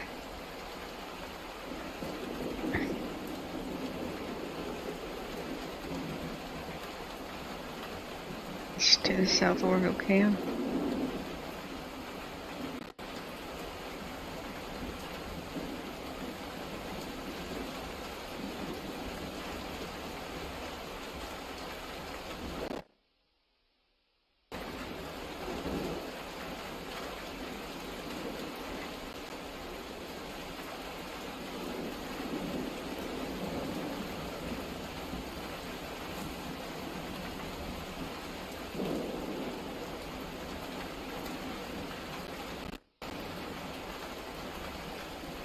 Okay, my computer's starting to chug. I gotta close some tabs. Uh-oh. Or the browser's crashing.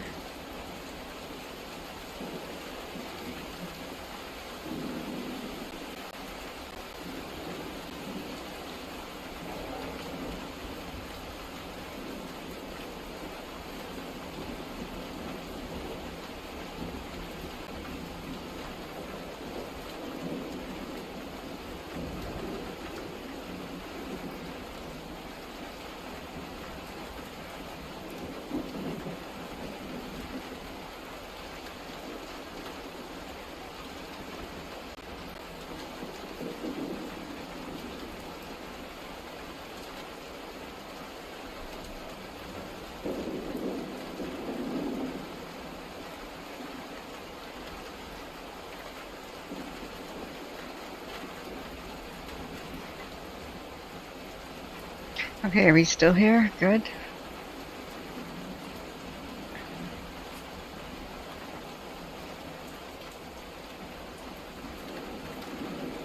South Hose Lake, firefighter 07, relaying 449 Charlie, head back to the rig, priority traffic.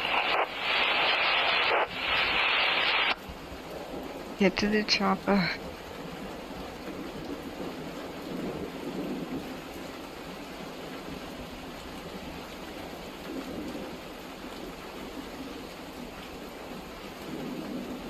Trying to get the latest on the rock fire.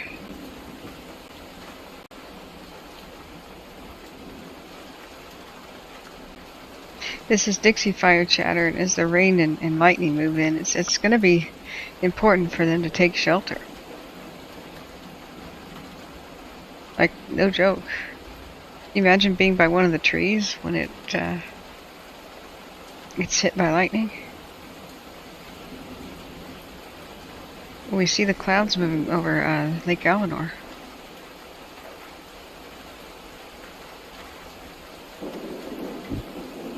Oh, excuse me. Gosh. Didn't mean that.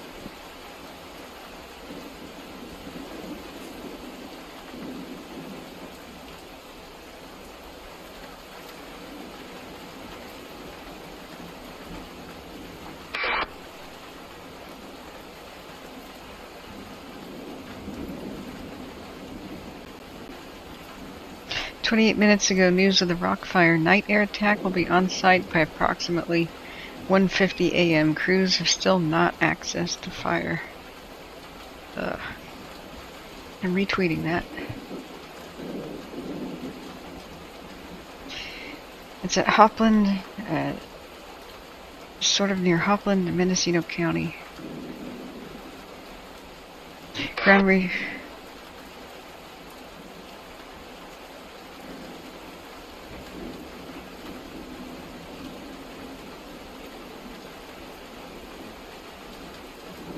There's a lot of rage erupting on Twitter where people are like, you know, we've had more than a year to get more nighttime helicopters in the air. We just don't have them yet. What's the excuse? I kind of want to know the same thing. I know it takes some training yet, but does it really take like a year's worth of training? Can you just drill every day, like really quickly, and get that over with and expedite that process?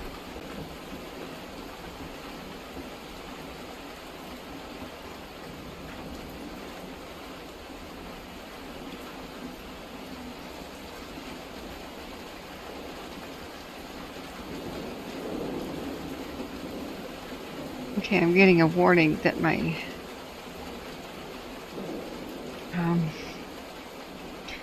stream might buffer if I don't fix my internet. I don't see what's wrong with my internet. Hang on.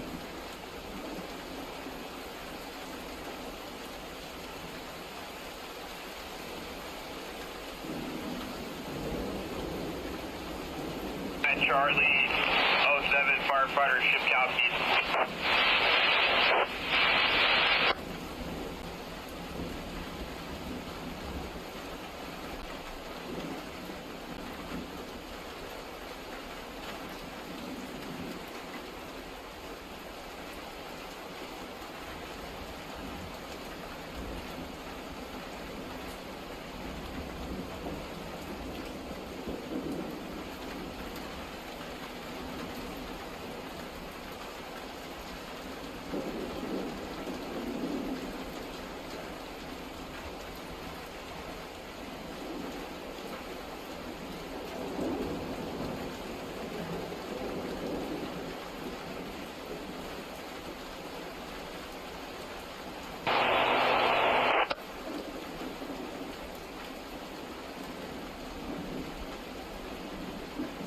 Charlie, 07 firefighter, Shipkowski.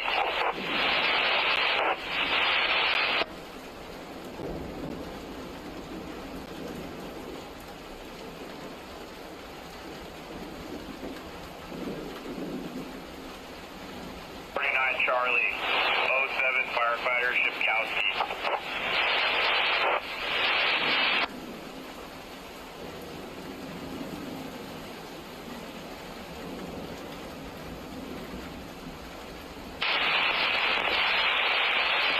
Tucked into good black. Looks like the head is between us and South Hoseley. We're tucked into good black.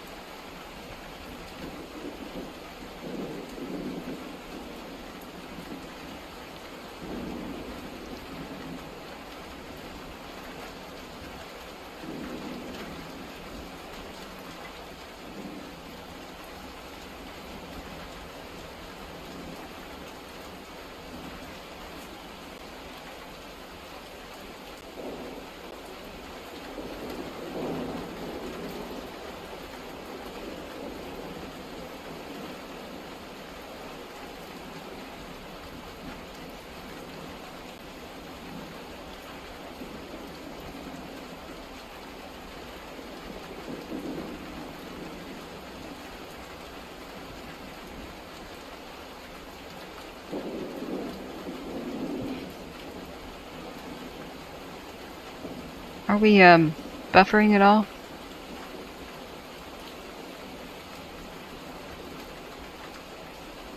Yeah, I'm trying to do that. I'm on the other monitor doing that. It's hard to figure out what to close. Things like Lassen County Sheriff's Office may need to stay open for... I'm trying to figure out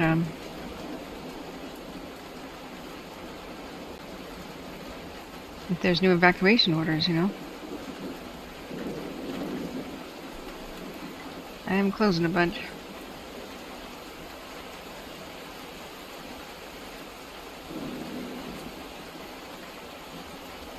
Even with this many tabs open, I shouldn't be buffering.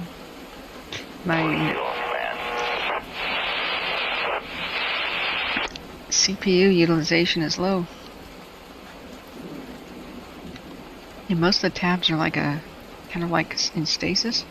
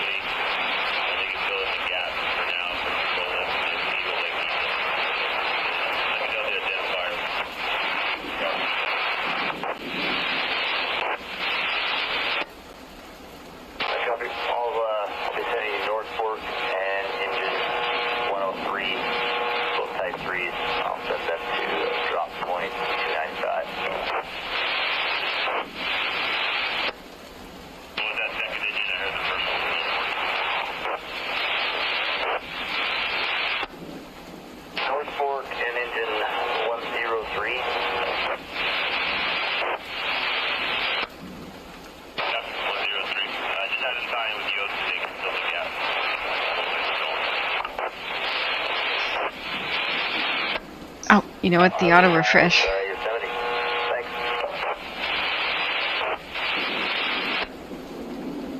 It's probably the auto refresh.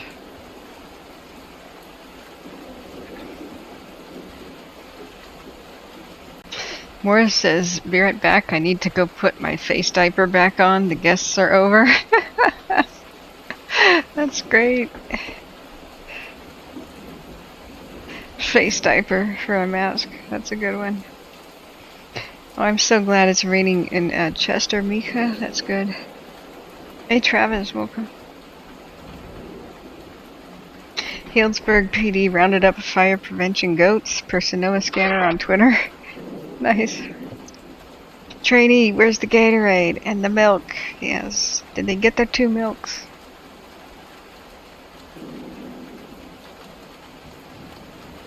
See a fire scanner posted you can't see the rock fire in the cam anymore? Well, that's good. Now, are they getting their helicopters out there? We're supposed to get nighttime helidrops showing up around 1:50 in the morning. Were they canceled?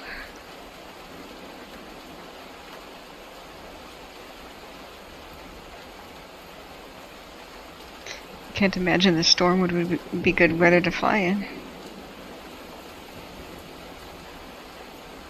I definitely don't have a bandwidth problem at 500 upload, Jeremy, but I feel like my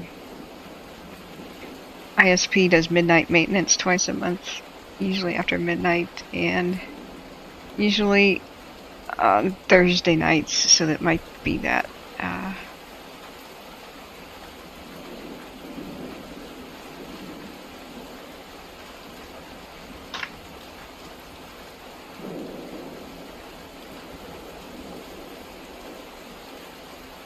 So there was an idiot who said that they have 14,000 firefighters in Tahoe. When do we become a priority at Siskiyou County? I said, dude, there are not 14,000 firefighters in Tahoe. They needed that many, however, 25% of the nation's firefighting equipment and manpower was already at Dixie when the Caldor broke out. They barely had 1,000 firefighters there for weeks. That's why it got so bad at Tahoe. They were just as screwed as everybody else once the Dixie fire broke out. Blame PG&E. Their equipment started the Dixie and made it worse when their equipment expanded it with the fly fire.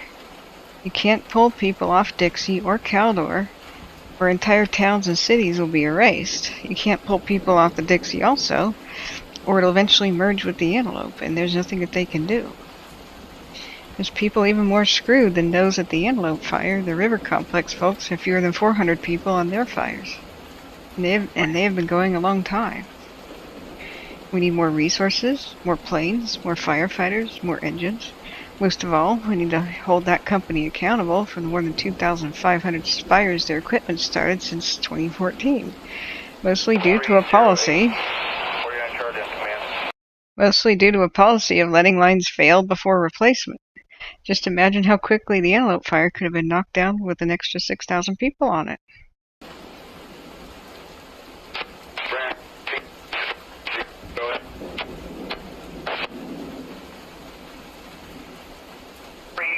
More privates and a heavy equipment boss just showed up here. I'm going to brief them on the plan real quick and send them down to that location on the highway.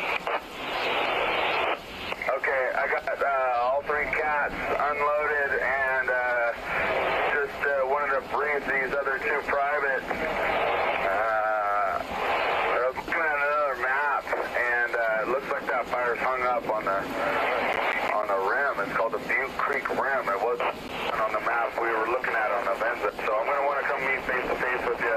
You know, I'm going to have to go scout out ahead.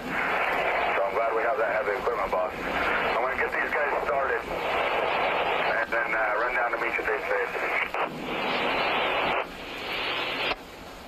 Copy.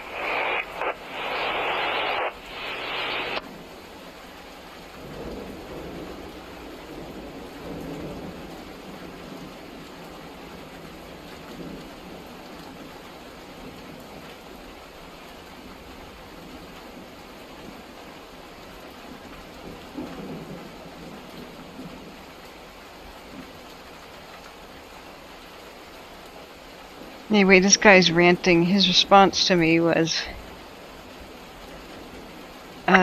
what about our towns and peoples? Our fire started first. You liberals down there have caused all of this. PG&E has not started them 250,000 fires.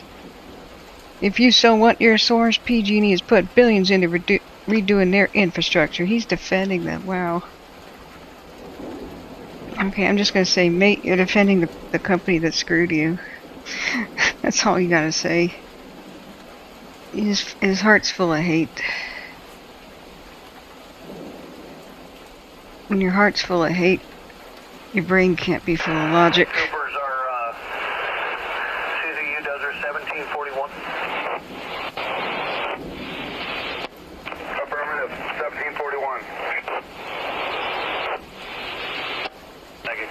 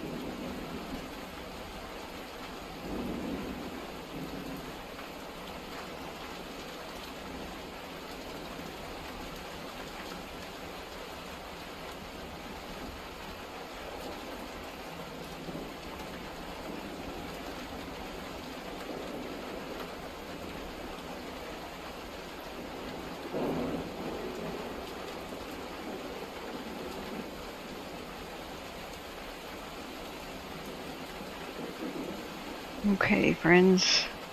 I've gone on a tab closing crusade. I think we're going to be good now. If the tabs open was the issue. Just hold on a second.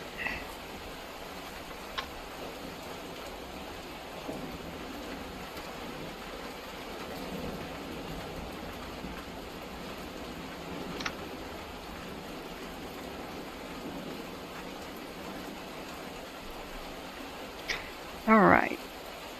Twitter. Turning off the Twitter. Greater Tahoe cams. Wildfire today. KCRA.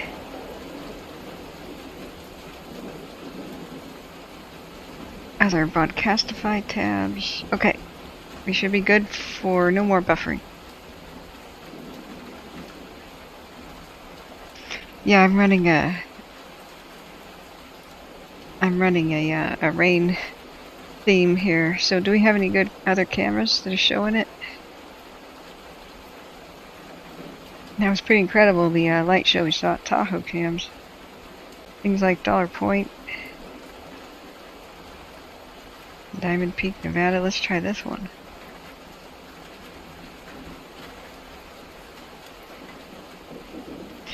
Yeah, Emily, I fear you're right. Even in the best of times, people believe what they want to believe. In the worst of times, it becomes a coping mechanism. Yeah. Yeah. Chris Jones. Oh, that's a savage savage, but also right comment.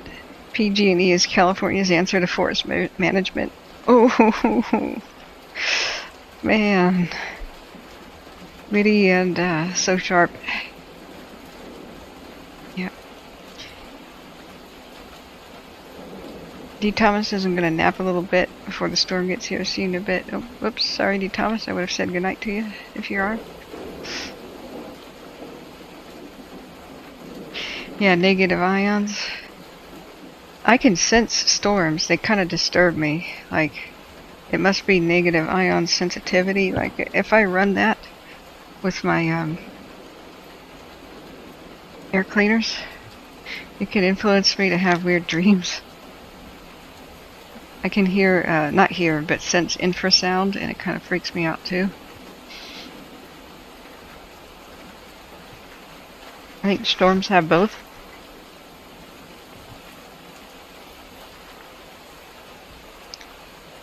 Chris Jones says Gatorade, make your own so you know where the water is from. Oh, and it'll be bromide free. Bromine free. 1 gallon water, 1.5 cups of granulated sugar, 1.5 cups of dextrose, 2 packs of Kool-Aid, 1 teaspoon of Morton's light salt, and done. What about the pickle juice, Chris Jones? What about that? I like the goats. They used to burn the levees. Burn the grass off the levees. It was all black and kind of gross. I'm like, why don't we just graze some sheep on them?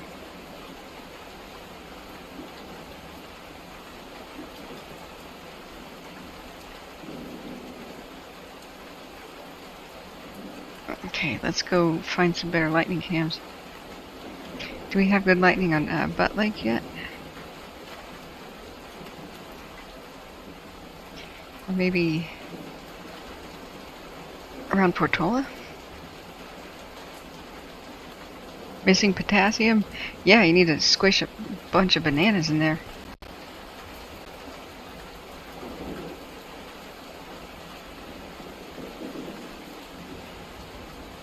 Smitty says, yeah, I'm kind of afraid of that. The anesthetic doesn't take me to the best dreamland anymore. Well, Smitty, maybe you should come up with an alternative anesthetic. Wink. Pickle juice is the best, drink it every day. You know what I really like? I like to take cans of cream corn and drink the juice.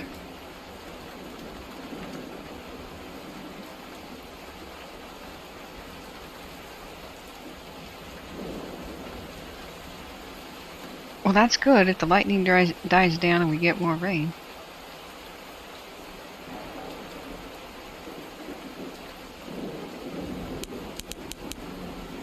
Oh well, they just got a bunch by Santa Rosa.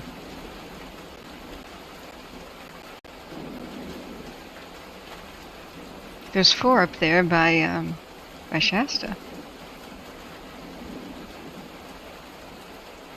6 east of Honey Lake and 11 south of it by Portola. That's why I was going to check the Portola cams.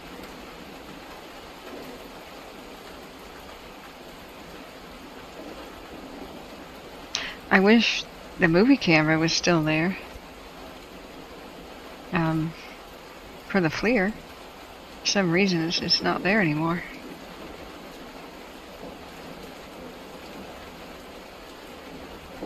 Did we get any joy on Slope Mountain? Getting rain in Mount Shasta. Oh, good. Most store-bought will give you nothing but sodium fermented pickle juice. Corn juice is full of salt, even sweet corn. Morris says, boy, you're just loaded with interesting stuff. Thanks, Morris.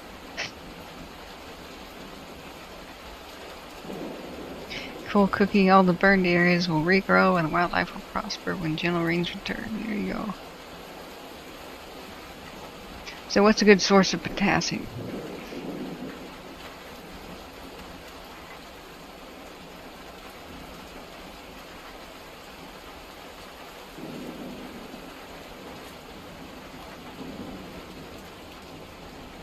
Podcastifies the bomb until you need something with battery power, yeah.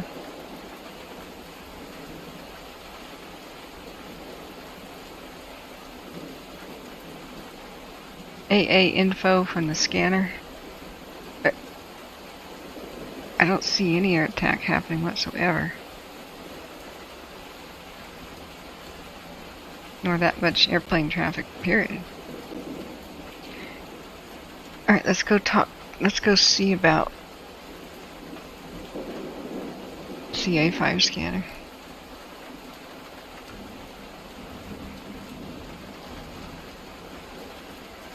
Yeah, I keep refreshing for latest news on the rock fire. 17 minutes ago, The rock fire is heating up north of Santa Rosa in Sonoma County. This fire is burning northeast of the city of Cloverdale in the Cal Fire LNU response area. See a person for live updates. Oh, that's city news support. Okay. Air Attack is now unable to fly due to a mechanical issue. No! No! Thanks.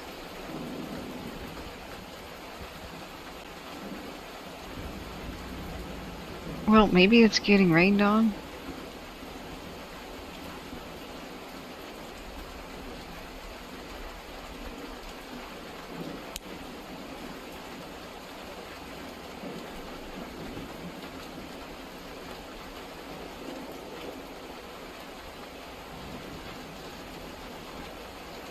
It's ignited in an area with little fire history. It's significantly far north of Cloverdale.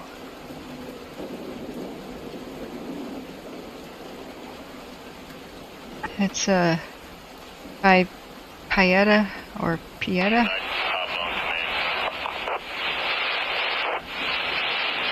To the east of 191 or 101, excuse me, west of Monument Peak.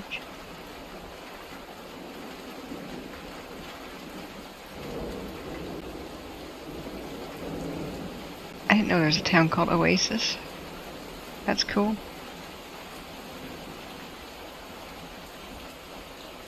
According to Wildfire Mapper's website, there are 37 new fires ignited in the state in the past 6 hours, 8 in the Sacramento area. The site gives names but not details. That's what's frustrating about that one. Ozone from the lightning stimulates the brain. Ooh. Potassium is in the Morton's light salt. Oh. Okay.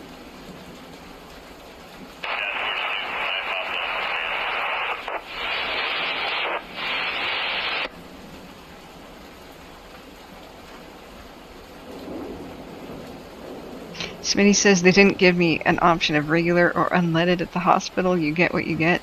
I'm trying to say that maybe you should acquire anesthetic outside of the hospital means. Wink. Not the strong stuff, the light.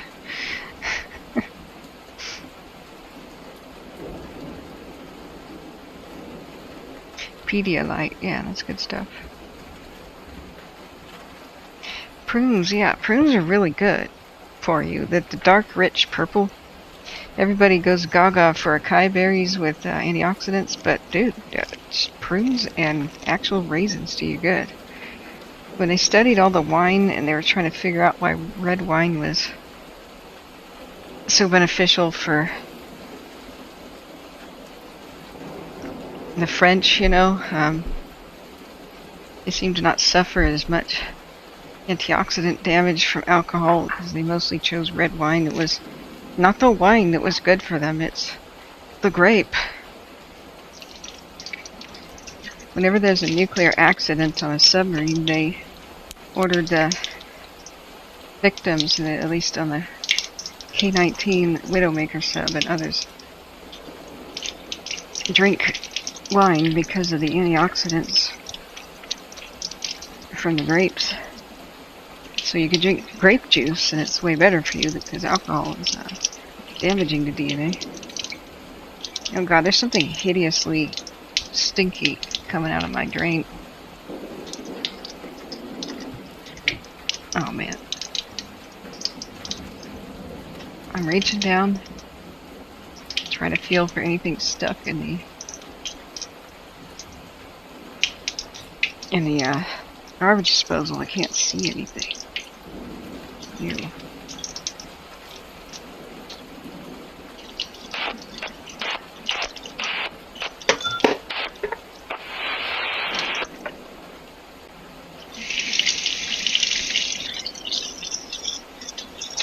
I don't see anything. So they really put sweet salt in sweet corn juice? That's disappointing.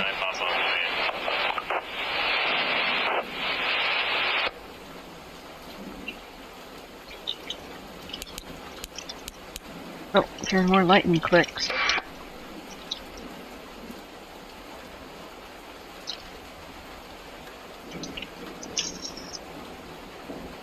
Some of those little fires will get rained out. That's the cool thing. Some of them will start where they can't spread. The rest might become quite a problem. I'm more worried for the lightning strikes that'll strike the deserts of eastern Oregon and over in Idaho. It looks like they'll get the majority of the strikes in northern Nevada.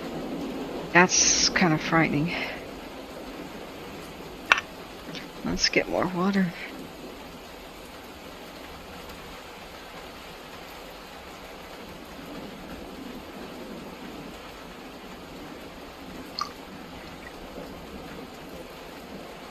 Cool, clean glacial water. It's pure Michigan.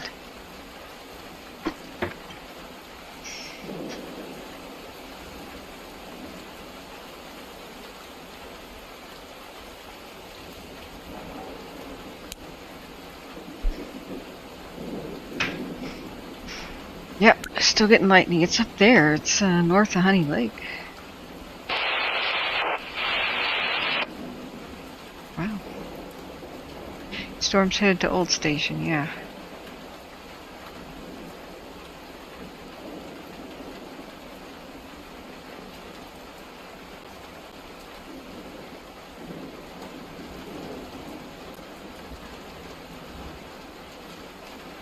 I'm watching the darker orange bands.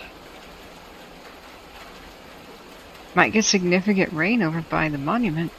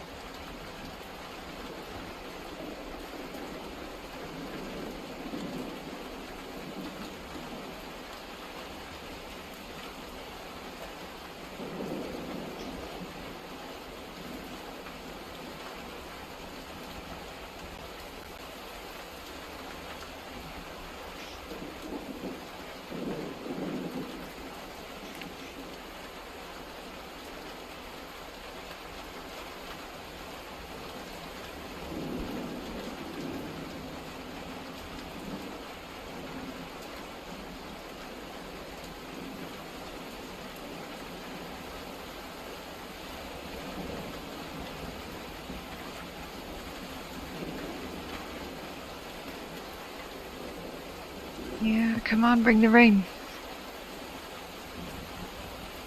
Looks like there just was a bunch of lightning strikes over by Herlong.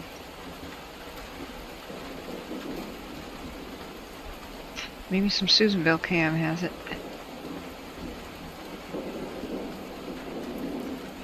It was showing some earlier. Let's do Schaefer Mountain.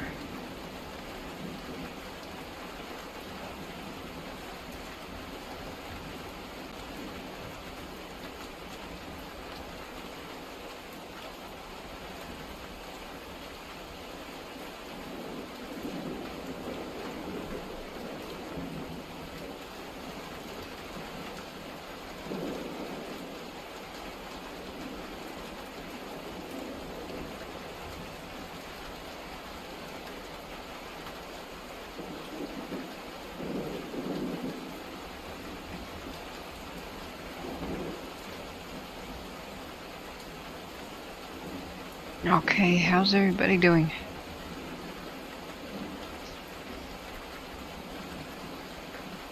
Diving at Lake Tahoe's experience? Well, sounds like it.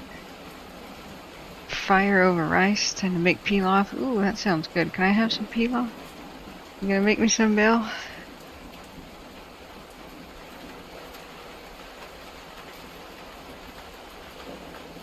Oh yeah, the August 2020 event was something unreal. We gotta remember how bad it was last year. Just how bad it was last year. We already had the valley towns threatened, and Fires racing 19 miles in 16 hours, and yeah, man, multiple people missing, and Bald Mountain, El Dorado, okay.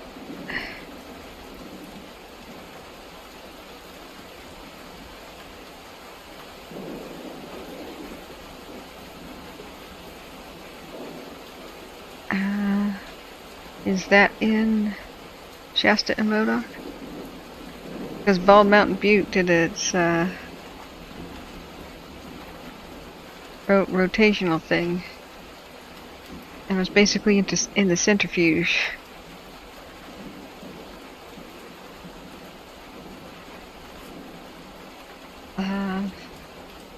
Where's El Dorado? Is that Sierras?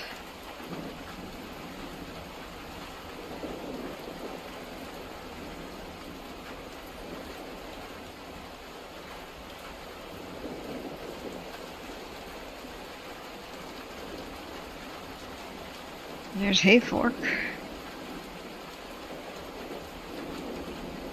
Yeah, here's one Sierras. That's Tobias Peak. Hopefully that spot fire started by lightning will leave, but it looks like it's still going.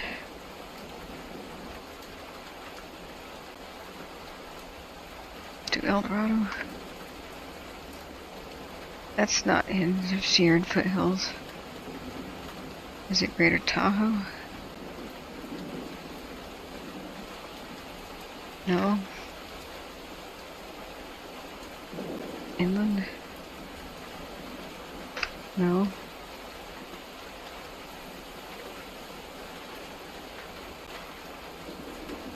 Shasta? No.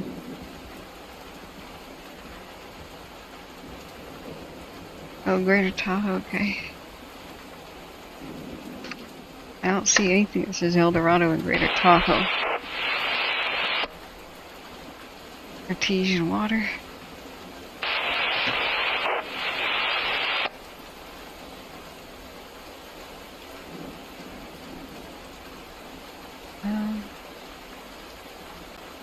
Yeah, some areas got a decent amount, but more than I thought. Oh, Bald Mountain, El Dorado. Oh, there's no space in El Dorado. Aha, thanks a lot, cameras. Okay, sorry. That's a nice one. Oh crap, except for that.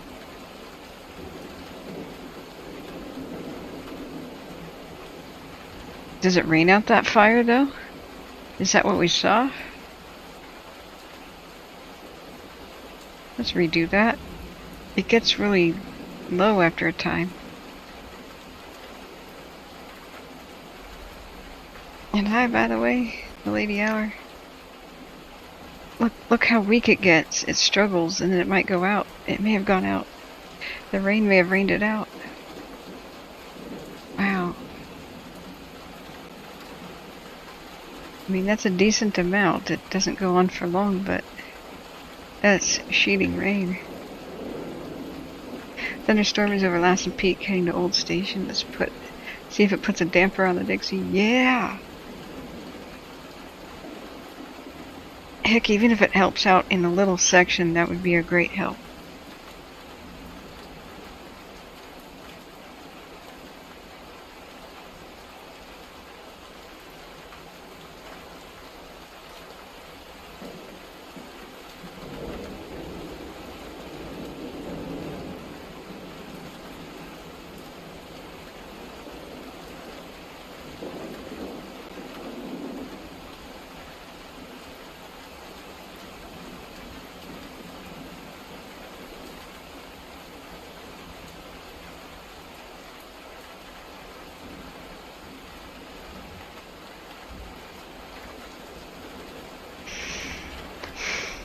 Kind of cool to watch that one. How are you doing today?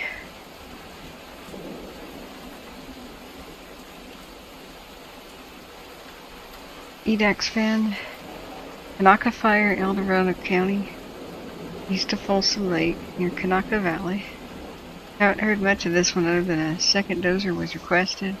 5 to 7 acres for the Facebook. Okay, thanks. Thanks for the update. Ho ho, hey, wide awake in Sonoma County due to thunder and lightning storm passing over. Rain off and on, nice, but lightning is scary. Oh yeah. See how much it gets kind of slammed by the rain? I kind of like that. It kind of peters a little bit as there's raindrops all over the cam.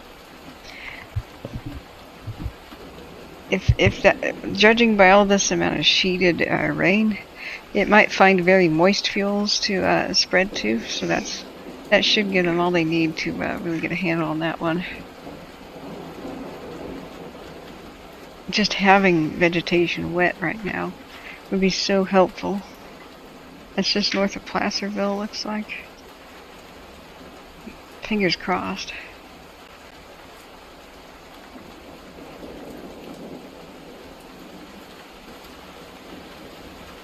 We're still listening to Dixie, they're just not saying anything.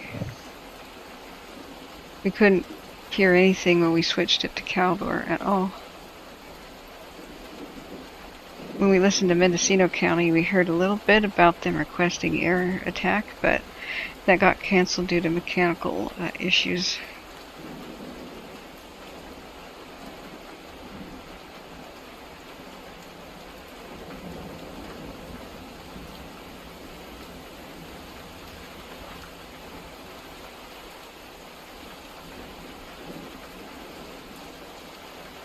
They really expertly responded to the bridge fire. That was pretty pro. They got a good response over there. Dixie's getting soaked according to Butt Lake Cam. Well, I hope so. We can go to the other cams like Bunchgrass Lookout, which shows it from the opposite direction from the northwest. What we would want to see is some of that sheet rain that may be just sort of arriving. Remember, it's all the way up there by Old Station.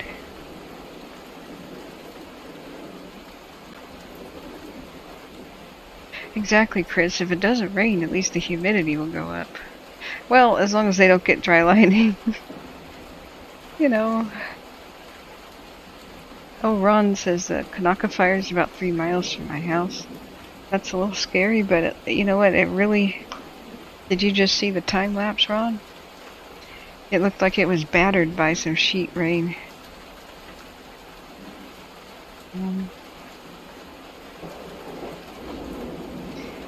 Emily B says, I was never scared of lightning until now as an adult.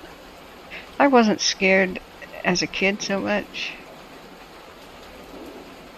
And then I saw so many reports of lightning, like lightning strike videos, and just how frighteningly common it is. It's actually not rare to get struck by lightning. It's just you are actually very, very likely to get struck by lightning if you are outside in it. It's just that most people have the common sense to go indoors during lightning storms. But the people who don't, it's just like those shark attack figures. Most people have common sense and don't enter the water with an open wound or when they're bleeding. Your chances go up drastically if you're actually outside of a shelter.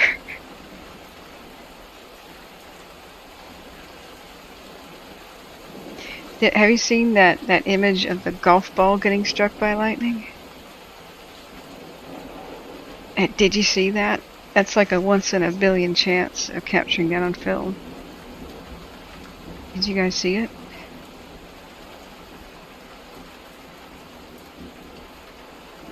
I wonder if the mushrooms will spring up. That would be cool. You need a lot of darkness though. So I'm not seeing any sheet rain for the Bunchgrass Lookout cam. Hopefully there will be some eventually. Let's look at the Butt Lake. Hopefully this goes that way.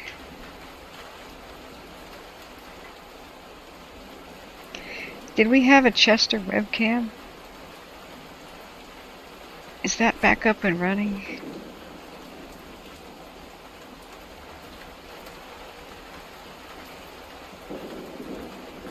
Like I said, I lived back east a few years, went through a few hurricanes, have the utmost respect for storms and lightning, yeah.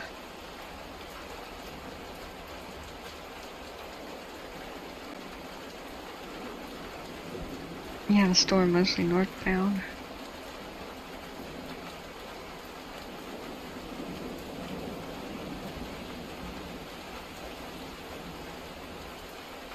The real estate guy, yeah. Yeah, magic mushrooms. Can't say I've ever partaken.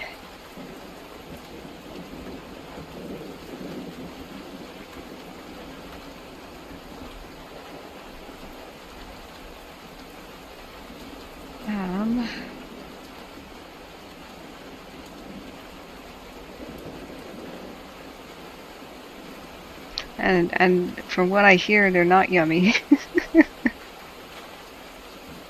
Yeah, let's see if we have the real estate cam.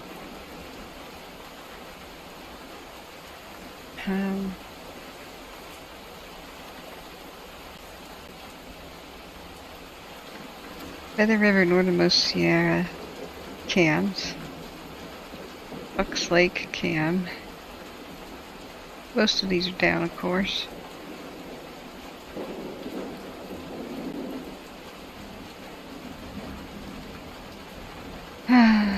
Let's see. Not the one I'm thinking of.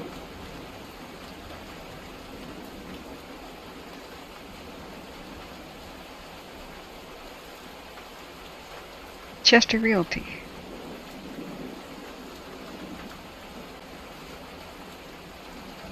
Is it back up? Oh, stream unavailable. Darn. Oh, the power's out. Okay.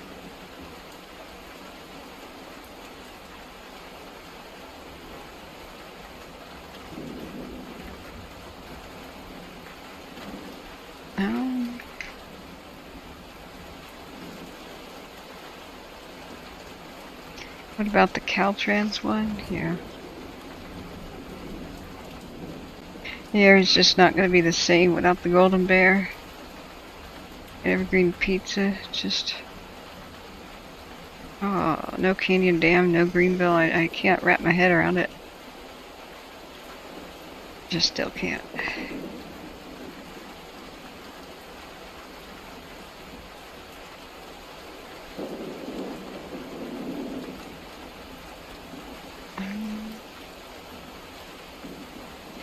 We can go check out our Pollock pines and such.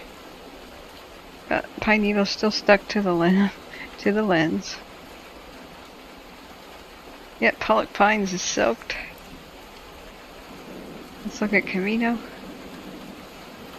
It's looking pretty damp.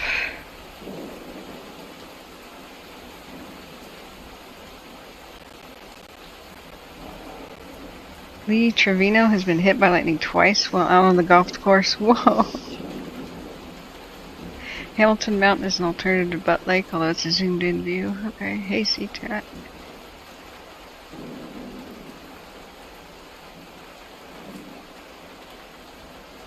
We get a lot of odd thunderstorms like that. That's why I tell people stay away from the windows. Yeah. Mostly Coho Val. They're sweeping through most of the state. You zoom out, they came up from this, I don't have the, they're up down south. Okay, that doesn't make any sense. I don't have the cloud cover here, but on Zoom Earth you can see it. So you can see how the cold front came in. Came in from the northwest. And just sort of side-slapped California.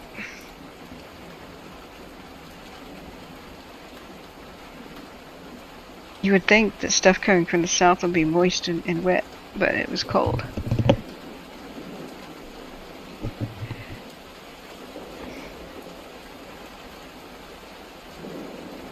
Look at the tropical storms headed for New York again. Are both of them going to collide? Do you see that over there? It's just like... Dang.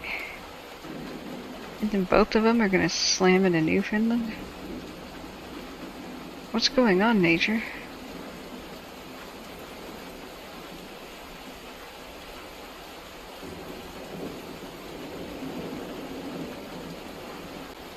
How would you like to be sailing out here? That's perfect storm movie stuff right there. Emily B says, yes, Harley, I thought the lightning was going to blast me to Kingdom Come. Oh my god. Oh, I know, Harley. Last year we had 8,000 lightning strikes, many of which started fires in California and in August. And I remember having a sort of a mini dinner. The only one we had during COVID with some of my family members. They came and visited my mom in Oregon, and so my Butte County family members were driving on the way home and called us and said,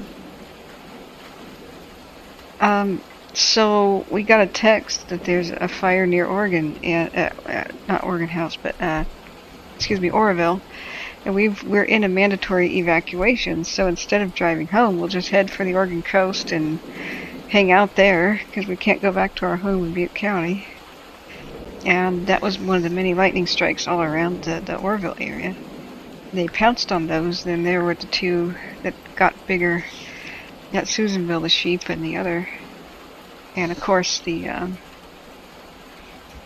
ones that near Bucks Lake and such. And it's just that race against time. Every wildfire is a race against time. Put it out when it's small till the next big wind event comes. And they ran out of time. And on Labor Day, Red Monday, death came a-calling. And that was the second or third time that they had to evacuate. They didn't even throw a suitcase in the car. They were there in Orville, and the North Complex was barreling down. And that was the midnight knock, just get your keys and leave. And they looked and saw the red horizon, and it was jumping over the lake. And they're like, wasn't that 68% contained? And wasn't that up by Bucks Lake? They're like, yeah, but it's here now. And there were 30 missing people and more than 12 found dead. So, yeah, I remember last year.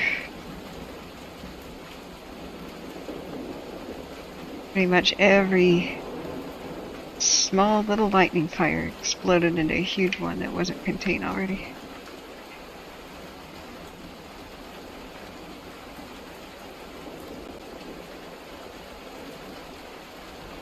Yeah, I hope, Harley, they bomb it as soon as morning comes aggressively. They will. You know they will. I mean, they did that with the bridge fire and made such good progress. I haven't even heard an update on it in a bit. They stopped all of its forward progress to Forest Hill pretty much same night. That was cool watching it pretty much disappear on the cams.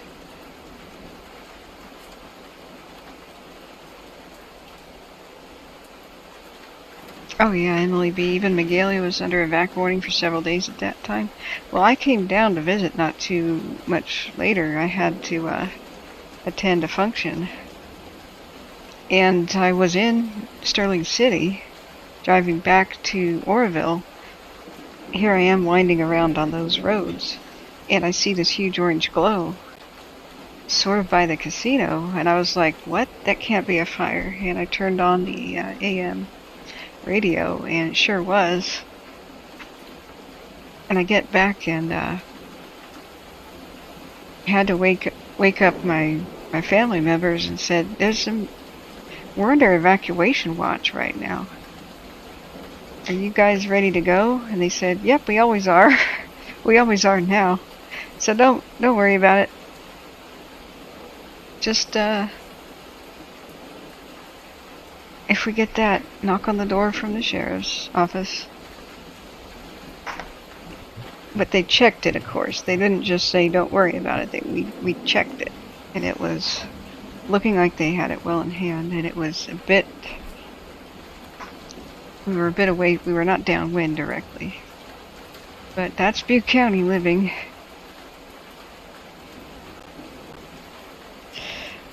Yeah, Sterling City and Paradise are so close to that. Yeah, the Bear Fire / North Complex that it became called roared down through Brush and Berry Creek and tried to expand. After the push, it went in one straight line. But just like all the fires happen, the head of the fire will be in a narrow. When it's being driven by the wind, it'll be a narrow band, just like the Back to the Future car. And you'll see them expand just in a straight line with the wind. But when that wind dies down, there's much more side expansion at that point. So the right flank of it, well, stage right, the north side of it, started reaching for Paradise, and some of the Paradise campfire lines that they had fit in just like a puzzle piece, proving once again, if you make lines before you need them, and you just man them and they're pre-made, you're ready to defend. It's a really good thing to show people on CalTopo that a little bit of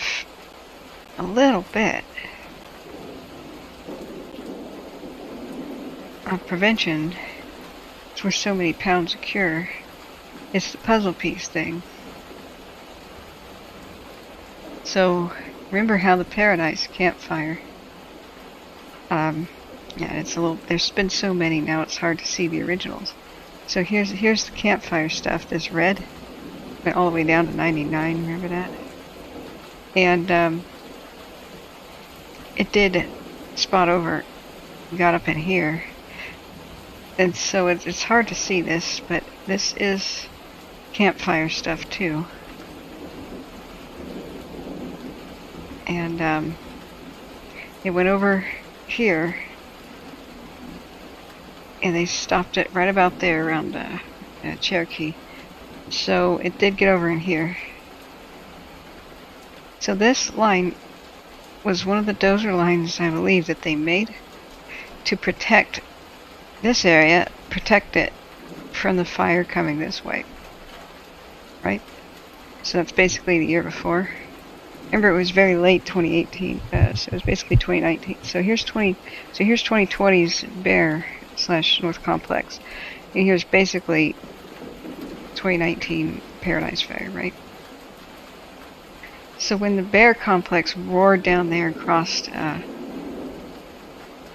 Lake Orville, it started, once the wind was over, it started expanding out of its sides. It's just what all fires basically do after the wind. And this line held. So this is Paradise. This is Bear. And the Bear / North Complex did not go. Same thing over here with these ready-made lines from the Paradise Fire. It's like a puzzle piece against them, the borders. So we just need to protect our communities. We just need, it's really, really common sense stuff. If you gave this task to like an 8-year-old, they would design it pretty well. Hey, 8-year-old, fires, the winds usually go up the canyons and up the slopes like this during the day, and at night they go down this direction. So fires usually go in a straight line up or down in these canyons. So if you have a community, like this could be a school exercise, like right here, where would you put lines to protect the community? And the 8-year-old could just be like, oh, well, since this is a canyon and the fire can come down it, and since this is a canyon and the fire can come down it, and that's a canyon, this is a slope and the fire can go up it, why don't we do these here? Bing, bing, bing, bing, bing. Correct. Why don't... It's It's pretty easy to figure out just by looking at terrain where you should put your fire lines, and you can only put them where they're possible. So a surveyor could easily just say, hey, there's granite out here, you can't put in lines, or what have you. And plenty of these lines have held again and again, year after year, so they're just tried and true, and you just put a checkbox at them. And you just don't let them wash out, and don't let them become ill-maintained. Just a little bit of maintenance every year, and you got it. I'm placing too much competency in the people of today. Too much faith. Nah. There's morons of the ancient past too. That's what makes me feel better about the people of today, is I study history enough to know that the ancient world had plenty of morons. There's always been a chunk of society full of morons, but the people today are not worse.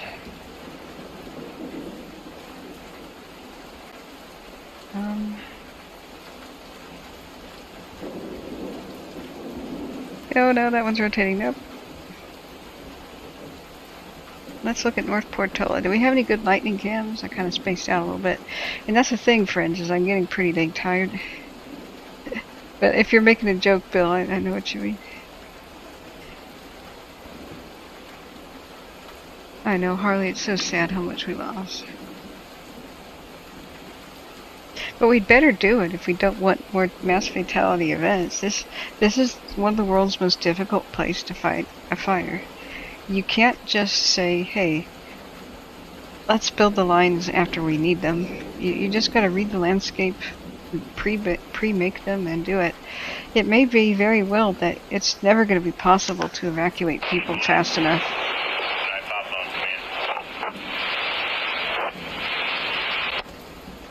It may never be possible to build enough roads to evacuate people from here fast enough. But guess what is possible? What is possible is simply building fire shelters.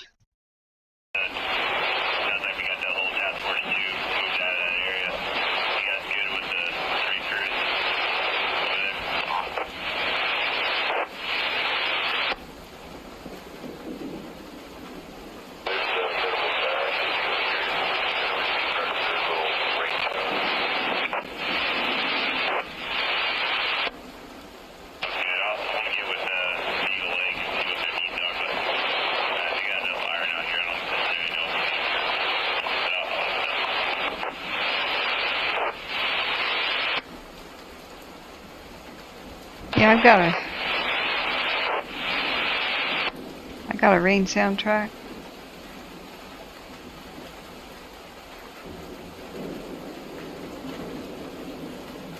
Hey Susie, big hugs. How you feeling?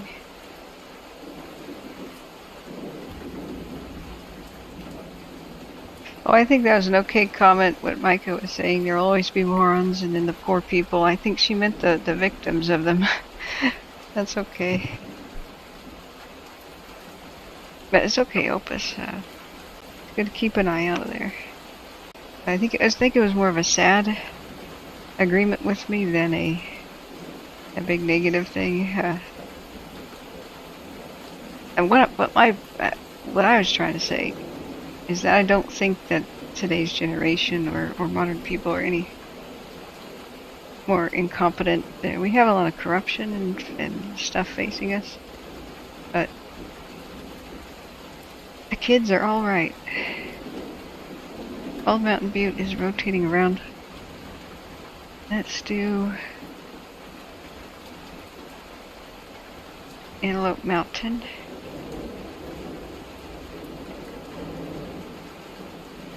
Yeah, it's okay. TikTok told me wildfires don't exist. Bill Parker. Or is anything else that can hurt anyone? Oh man. Yeah, that's awesome. I don't know what to think about TikTok. Yeah, I'm just playing a rain soundtrack, so we're nice and soothing.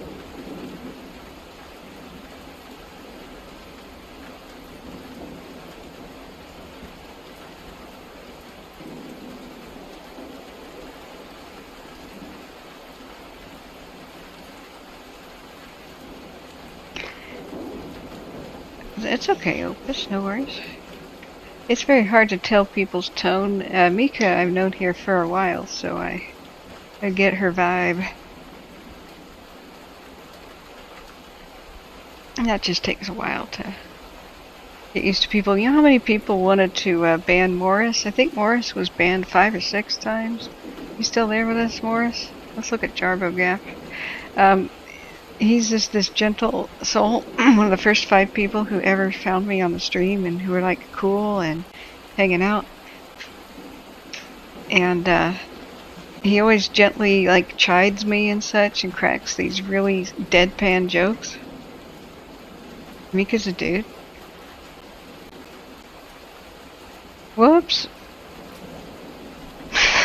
Crap. Okay, you're my mate. How about that? I'm gonna screw up. I had a lady friend named Mika, so whoops. So Morris is always chiding me and making these dry, witty, deadpan jokes. He's like a British humor guy, and it sounds. He's been banned so many times for like making the jokes about me being a lizard person or an alien, like aliens, definitely aliens. Oh man, I do pick up your vibe, yeah. So I keep looking every once in a while at who gets banned. And by the way, if you guys are accidentally banned, send me an email. Yeah. My favorite Bible quotes are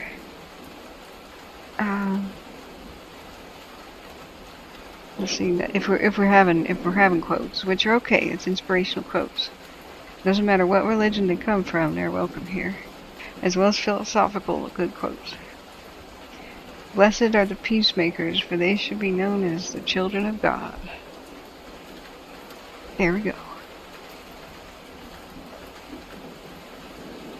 And then Opus says, I'm slowly being lulled by the white noise, sharp as a butter knife. You're getting sleepy. It is so soothing. So sleepy.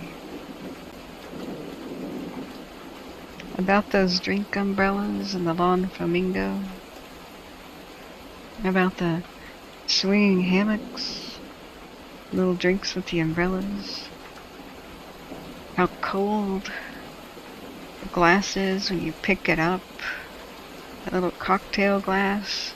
It's got condensation on it. It's a little bit frosty. It's a little bit wet.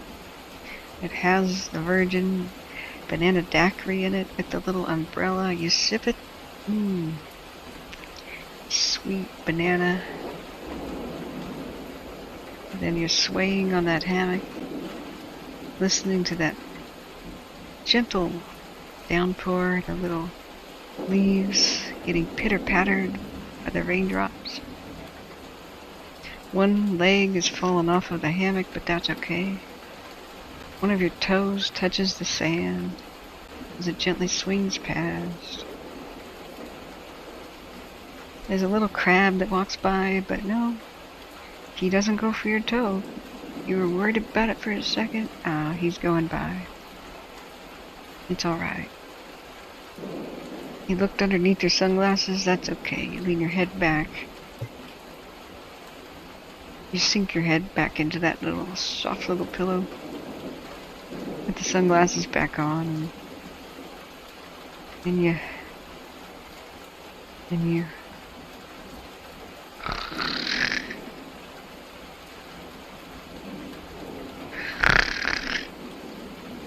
Yeah. Just feel the sway.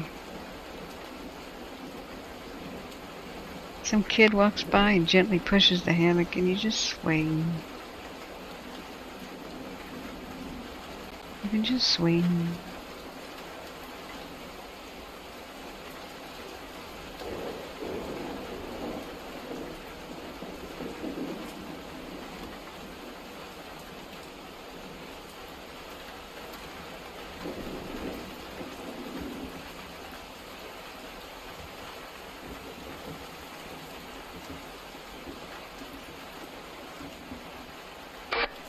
Oh, no. God, radio, why you do that?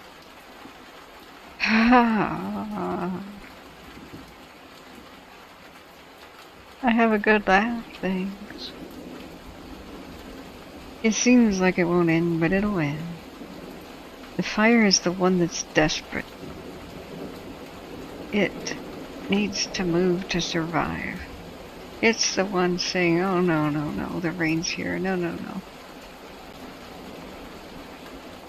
It's the one that knows its time will come up. It's the one that knows that winter is coming.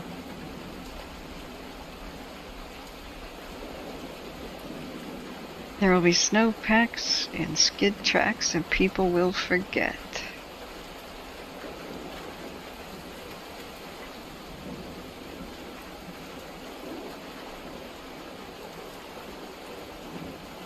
Then we'll have avalanches above, while business continues below. We'll all need a frontier psychiatrist when all of this is done.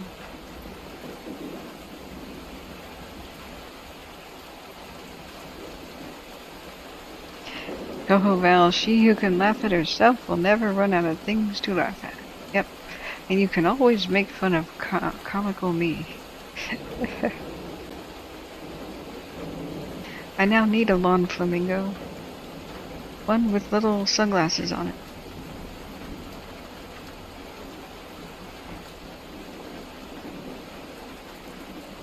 Who would ban the King of Russia? I ban no one. You are all very interesting subjects. It's good to be in the presence of other members of royalty. Winter is coming, my favorite hashtag. You know what? I think we need that.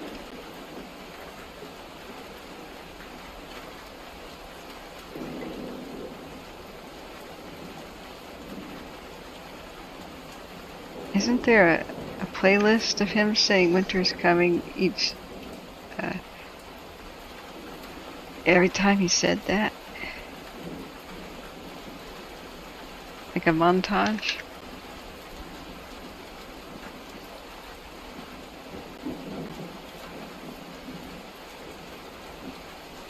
Was there a was it funny? I don't know. I know this is hard for you, but winter is coming. We know what's coming with it. We can't face it alone. Did you hear that, guys? The fire can't face it alone. It's scared. Winter is coming.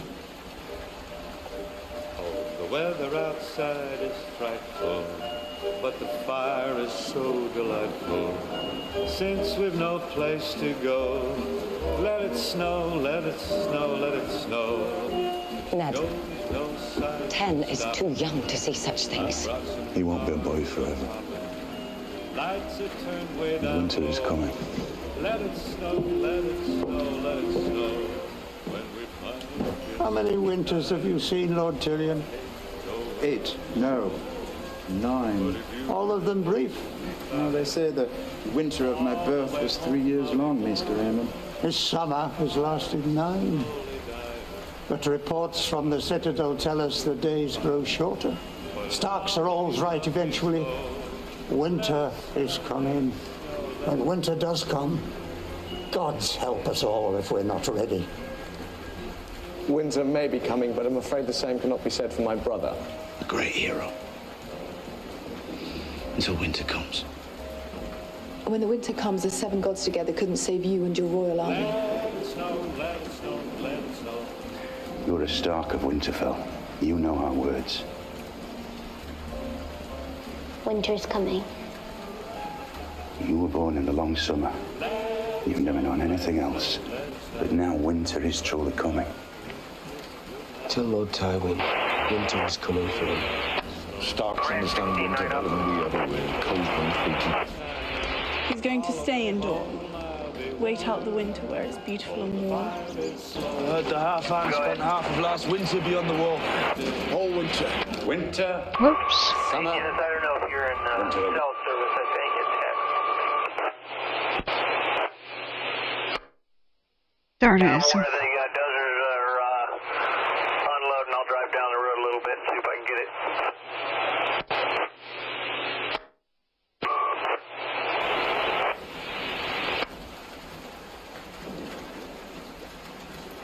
Reality always interrupts.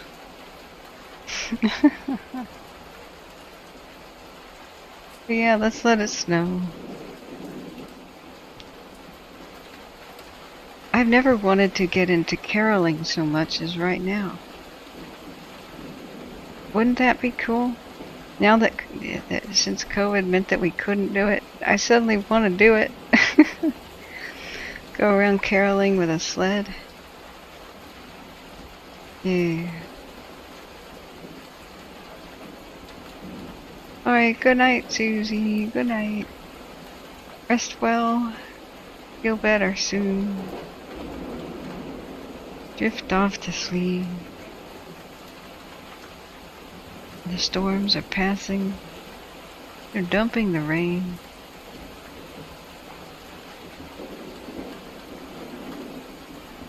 This isn't the end of them. We'll have more. Eventually we'll have more.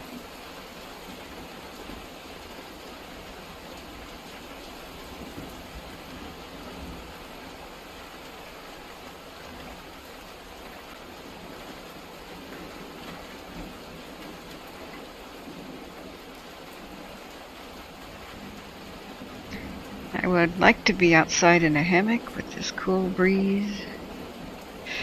Thinks that was great, yeah. Should be caroling some sort of a happy whale song. Can you imagine? That would be the most troll thing ever. Whale song caroling. The whole group practices. That would be some cacophonious nightmare.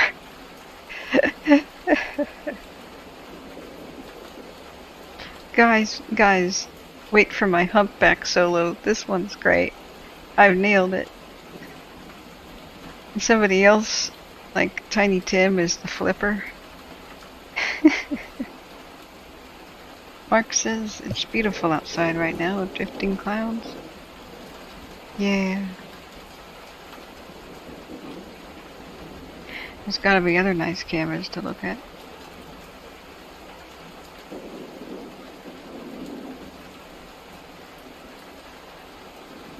Like Shasta Ski Park. We had a rainbow on one of the cams of Kern County today at Shirley Peak. John Sater, hey, welcome back. I just ran around like Jimmy Stewart realizing he's back in Bedford Falls.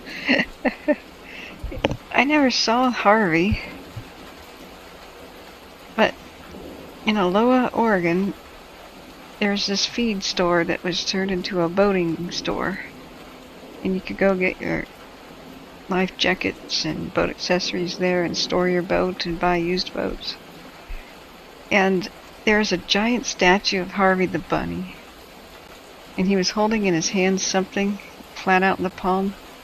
And his other hand was kind of like slapping the side of his face like, wowee, you know.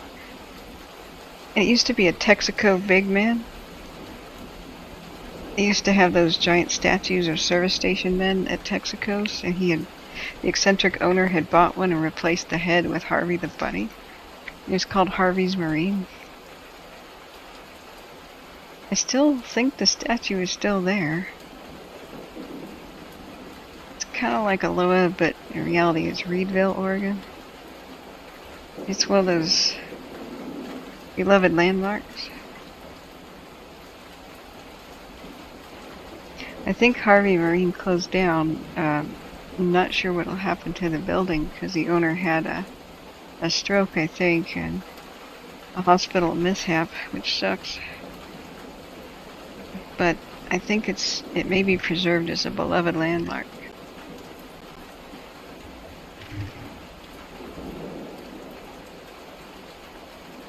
Let's see. Yeah. Now there's a Save Harvey the Bunny crusade, and in the palm of his hand was always something related to the nearest holiday. The Valentine's heart, like it says I love you, or some some pumpkins around harvest time.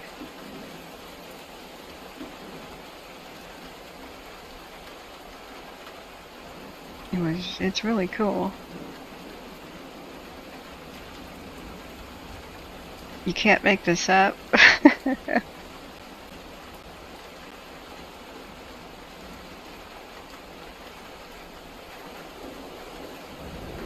think I have a picture of this somewhere. I drove by.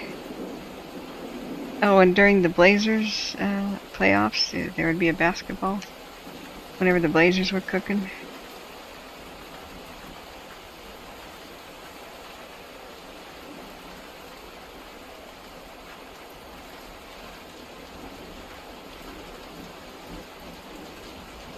Oh, and he was wearing a Blazer shirt. I mean, granted, it's slightly spooky, the whole facial expression thing, but when you're in there in person, it doesn't look that crazy. When viewed from below, it looks just like he's smiling. But when you view it from afar, it kind of looks sinister. But yeah, Jimmy Stewart movies, man. I've seen parts of the movie, but not the whole thing. But apparently Jimmy Stewart starts talking to a rabbit named Harvey.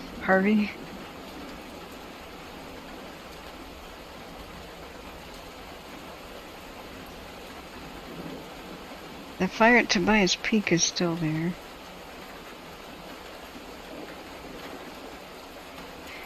There's somebody stumbling down the streets of Reno. Look at that person. Just swaying around on their feet. Did you see that?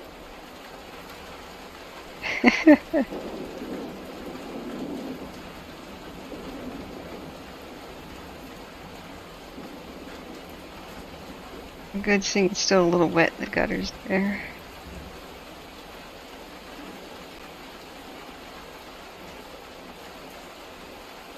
Oh, go to sleep.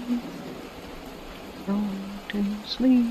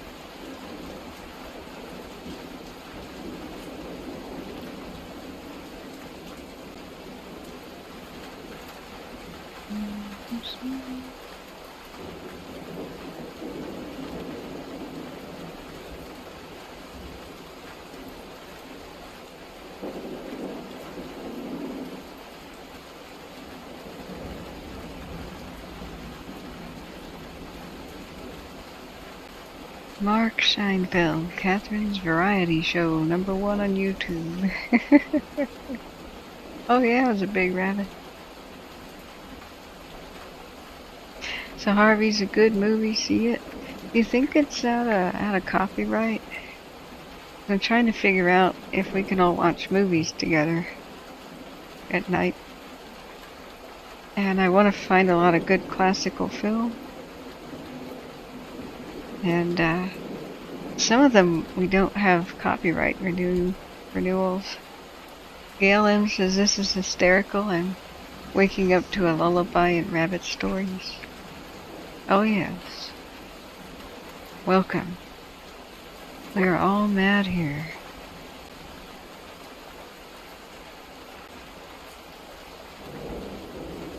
There's 1741, Lassex, Tennessee.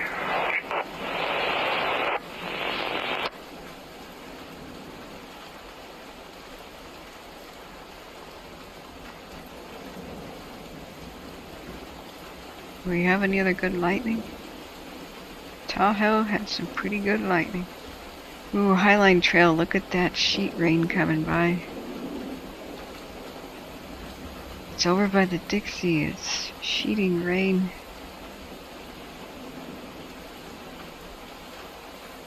At least partially it was.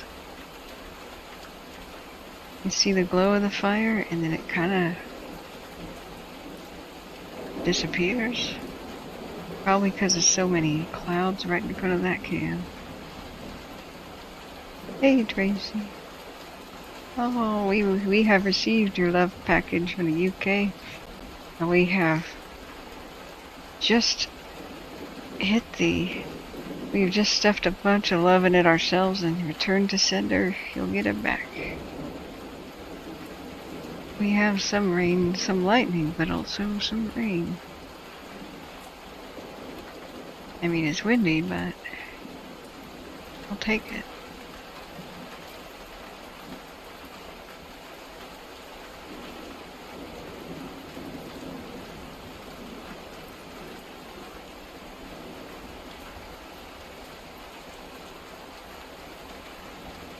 Yes, it was a big rabbit.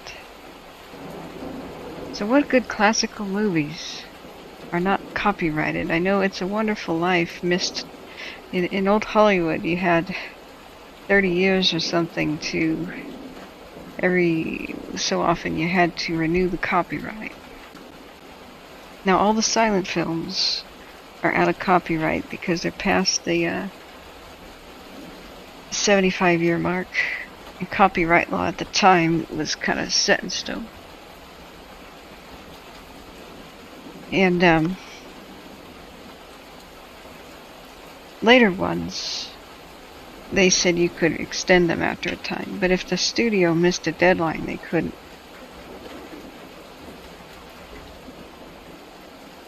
And I think It's a Wonderful Life and a few others are always played at Christmas time on TV because they're public domain now. A couple, Royal Wedding was a Fred Astaire one that's out of copyright. Well, there's quite a bit of lightning. Some new fires started, but hopefully they'll get a handle on them.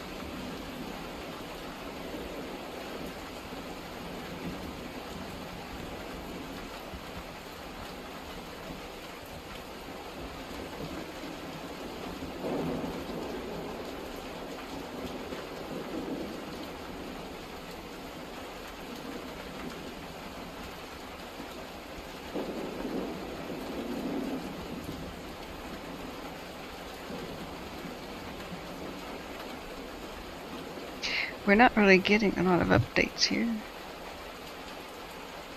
We're not hearing much on radio.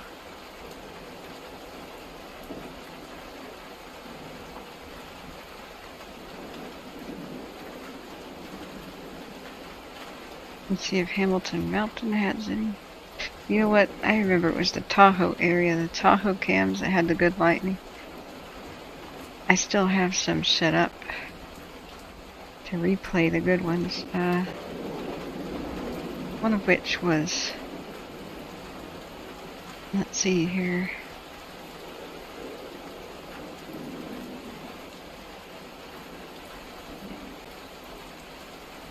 Yeah, Alpine Meadows was good. Let's do that. See these? Really confused the camera with how bright they were. Yeah, I like it.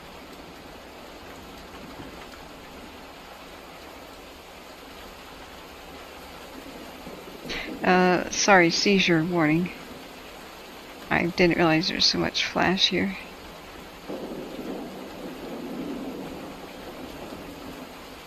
But then look at the stars afterwards. You can still see the Caldor fire in the distance. But there is some rain splashing on these cameras. The dollar point was pretty incredible. Once again, seizure flashing warning because it's a time lapse.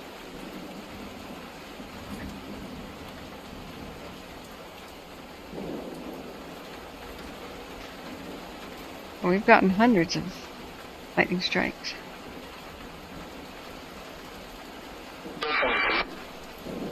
Oh, radio, why must you do that?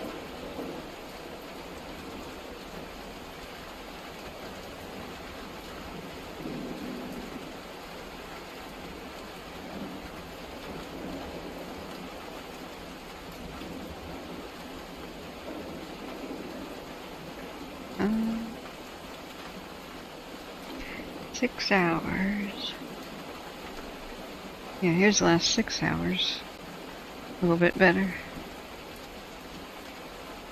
Ah, did you just hear that little whoof? That's the loop. This rain sound is in a loop and it just ended. Ha. They needed to have blended that cut a little bit better with a crossfade. Oh well.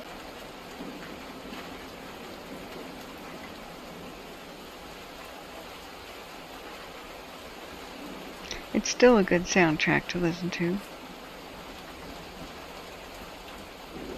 If anyone wants to know what we're listening to, it's this. Heavy rain on a tin roof, thunder and a black screen. Rain noise to help you sleep. That's what I'm here to do. To help you sleep.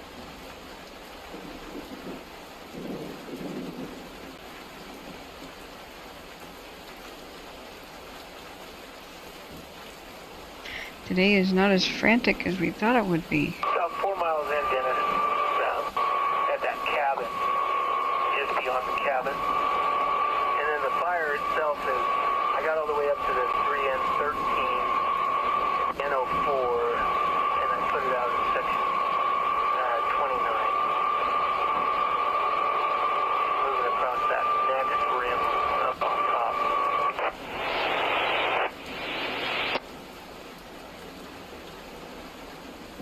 You need to wake up. Get to the upper rim and going up that way then. Affirmative.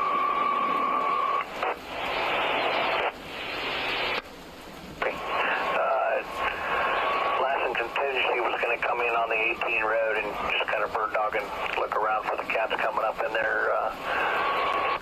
What's your suggestions?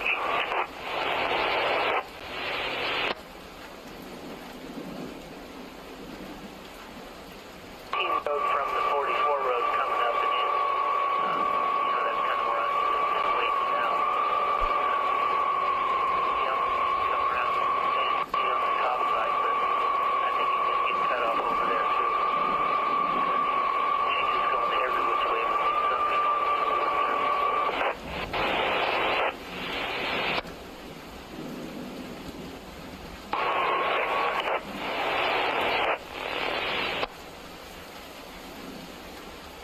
Well, if you needed to wake up, that horrible radio screech will do it.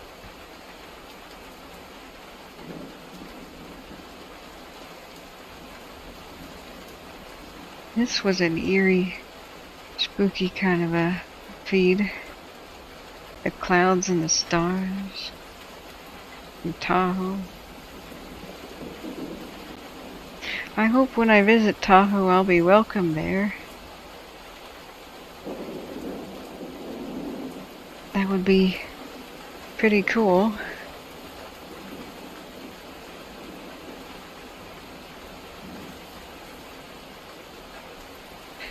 Going back to places when you were there as a kid, a lot of the people have passed on that I used to know from these areas, and now I've made new friends. It's always good to show up and say, hey guys, let's go hang out. Meet me at the such and such.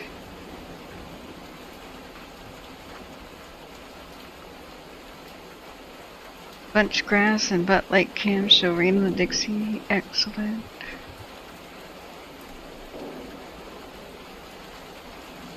As hard as it's going to be to revisit these places, it's going to be really good to see new friends.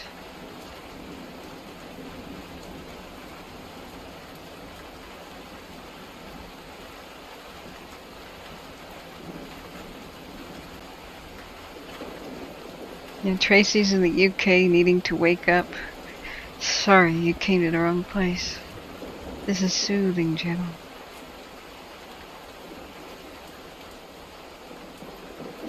That's good, Edward Rice. I like this one. You see the stars, you see it's almost like a fog. People are reporting fresh air, fresh clean air, the first time in months. And that sounds great. Tracy says I fall asleep to the radio. I'm quite used to it. I imagine you would be more than welcome. Yeah, I hope so. I want to do a couple of streams with webcams so people recognize me when I walk around.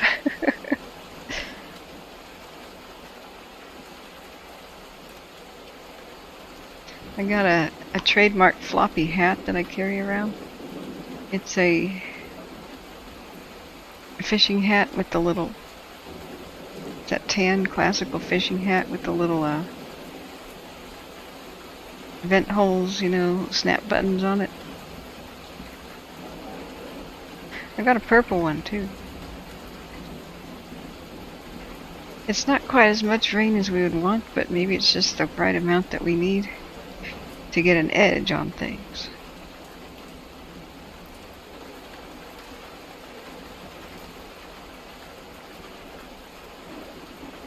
Now we're going to have a hard day tomorrow, so I need to get my rest, and I need to do a little bit of computer maintenance and decompress a little bit. We're going to have high winds pick up tomorrow.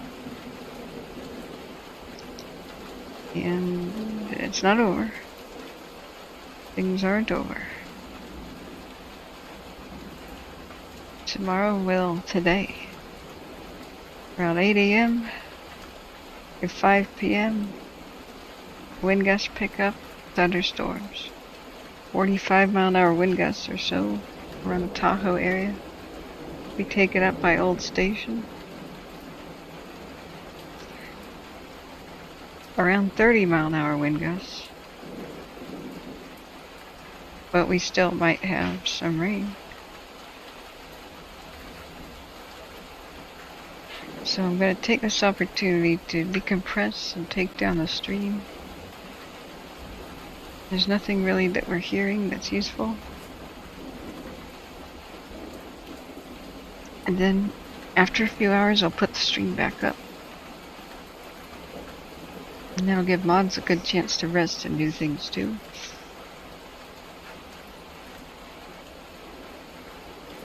So wherever you are right now, just remember, relax.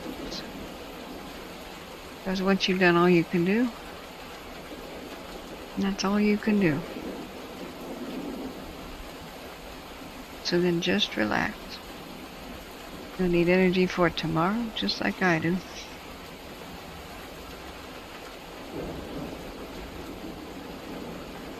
And I'll be with you tomorrow afternoon. With that, I will end the stream. If you'd like to listen to this lovely sound, and here is the link. It's going all night. In a few hours, I'll put the stream back up and crawl into bed.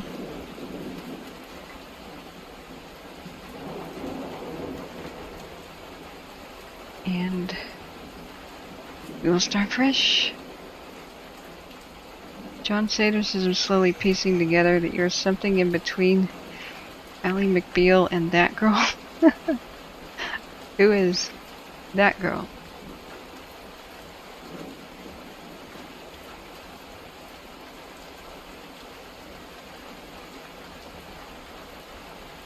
That girl. When I tried to Google it, it said that girl is poison. Oh, you mean that girl? Like this? You know, I can wear my hair in a flip. It's pretty suave. It just doesn't like to stay curled like that. I've never seen that girl. Is she funny? Whoa, that is some risque stuff for the 60s. Dude. That's a coloring book? For men, I bet. Holy goodness. You know, I loved Mary Tyler Moore and Dick Van Dyke on the Dick Van Dyke Show. That was just cool.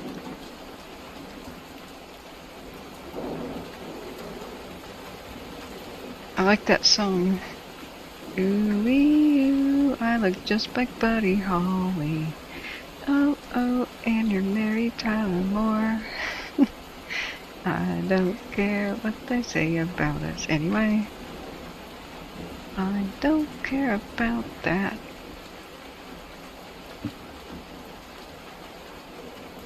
The TV show? Marlo Thomas? Okay. You know, I actually look a bit more like Jodie Foster, everybody says. I don't quite have her accent.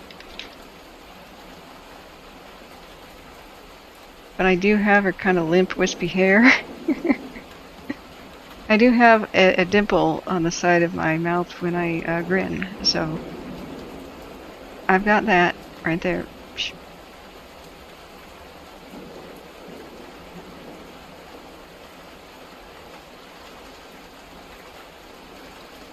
Not as risque as you should have seen shampoo and cigarette ads at the time.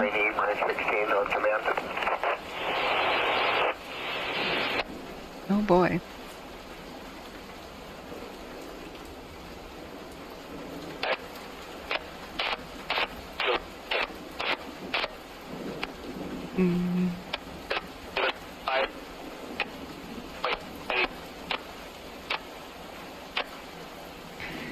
Well, if that's all we're going to hear, then I'm going to end the stream now. And then we'll reconvene soon, guys.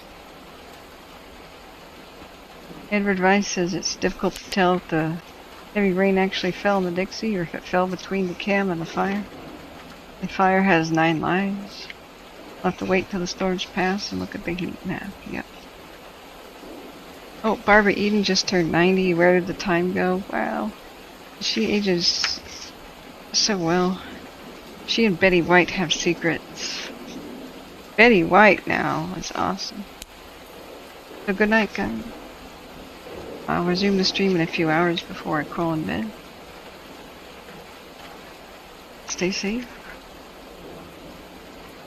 And remember, just go to sleep. Just go to sleep. Good night and see you soon. I love you all. Stay safe.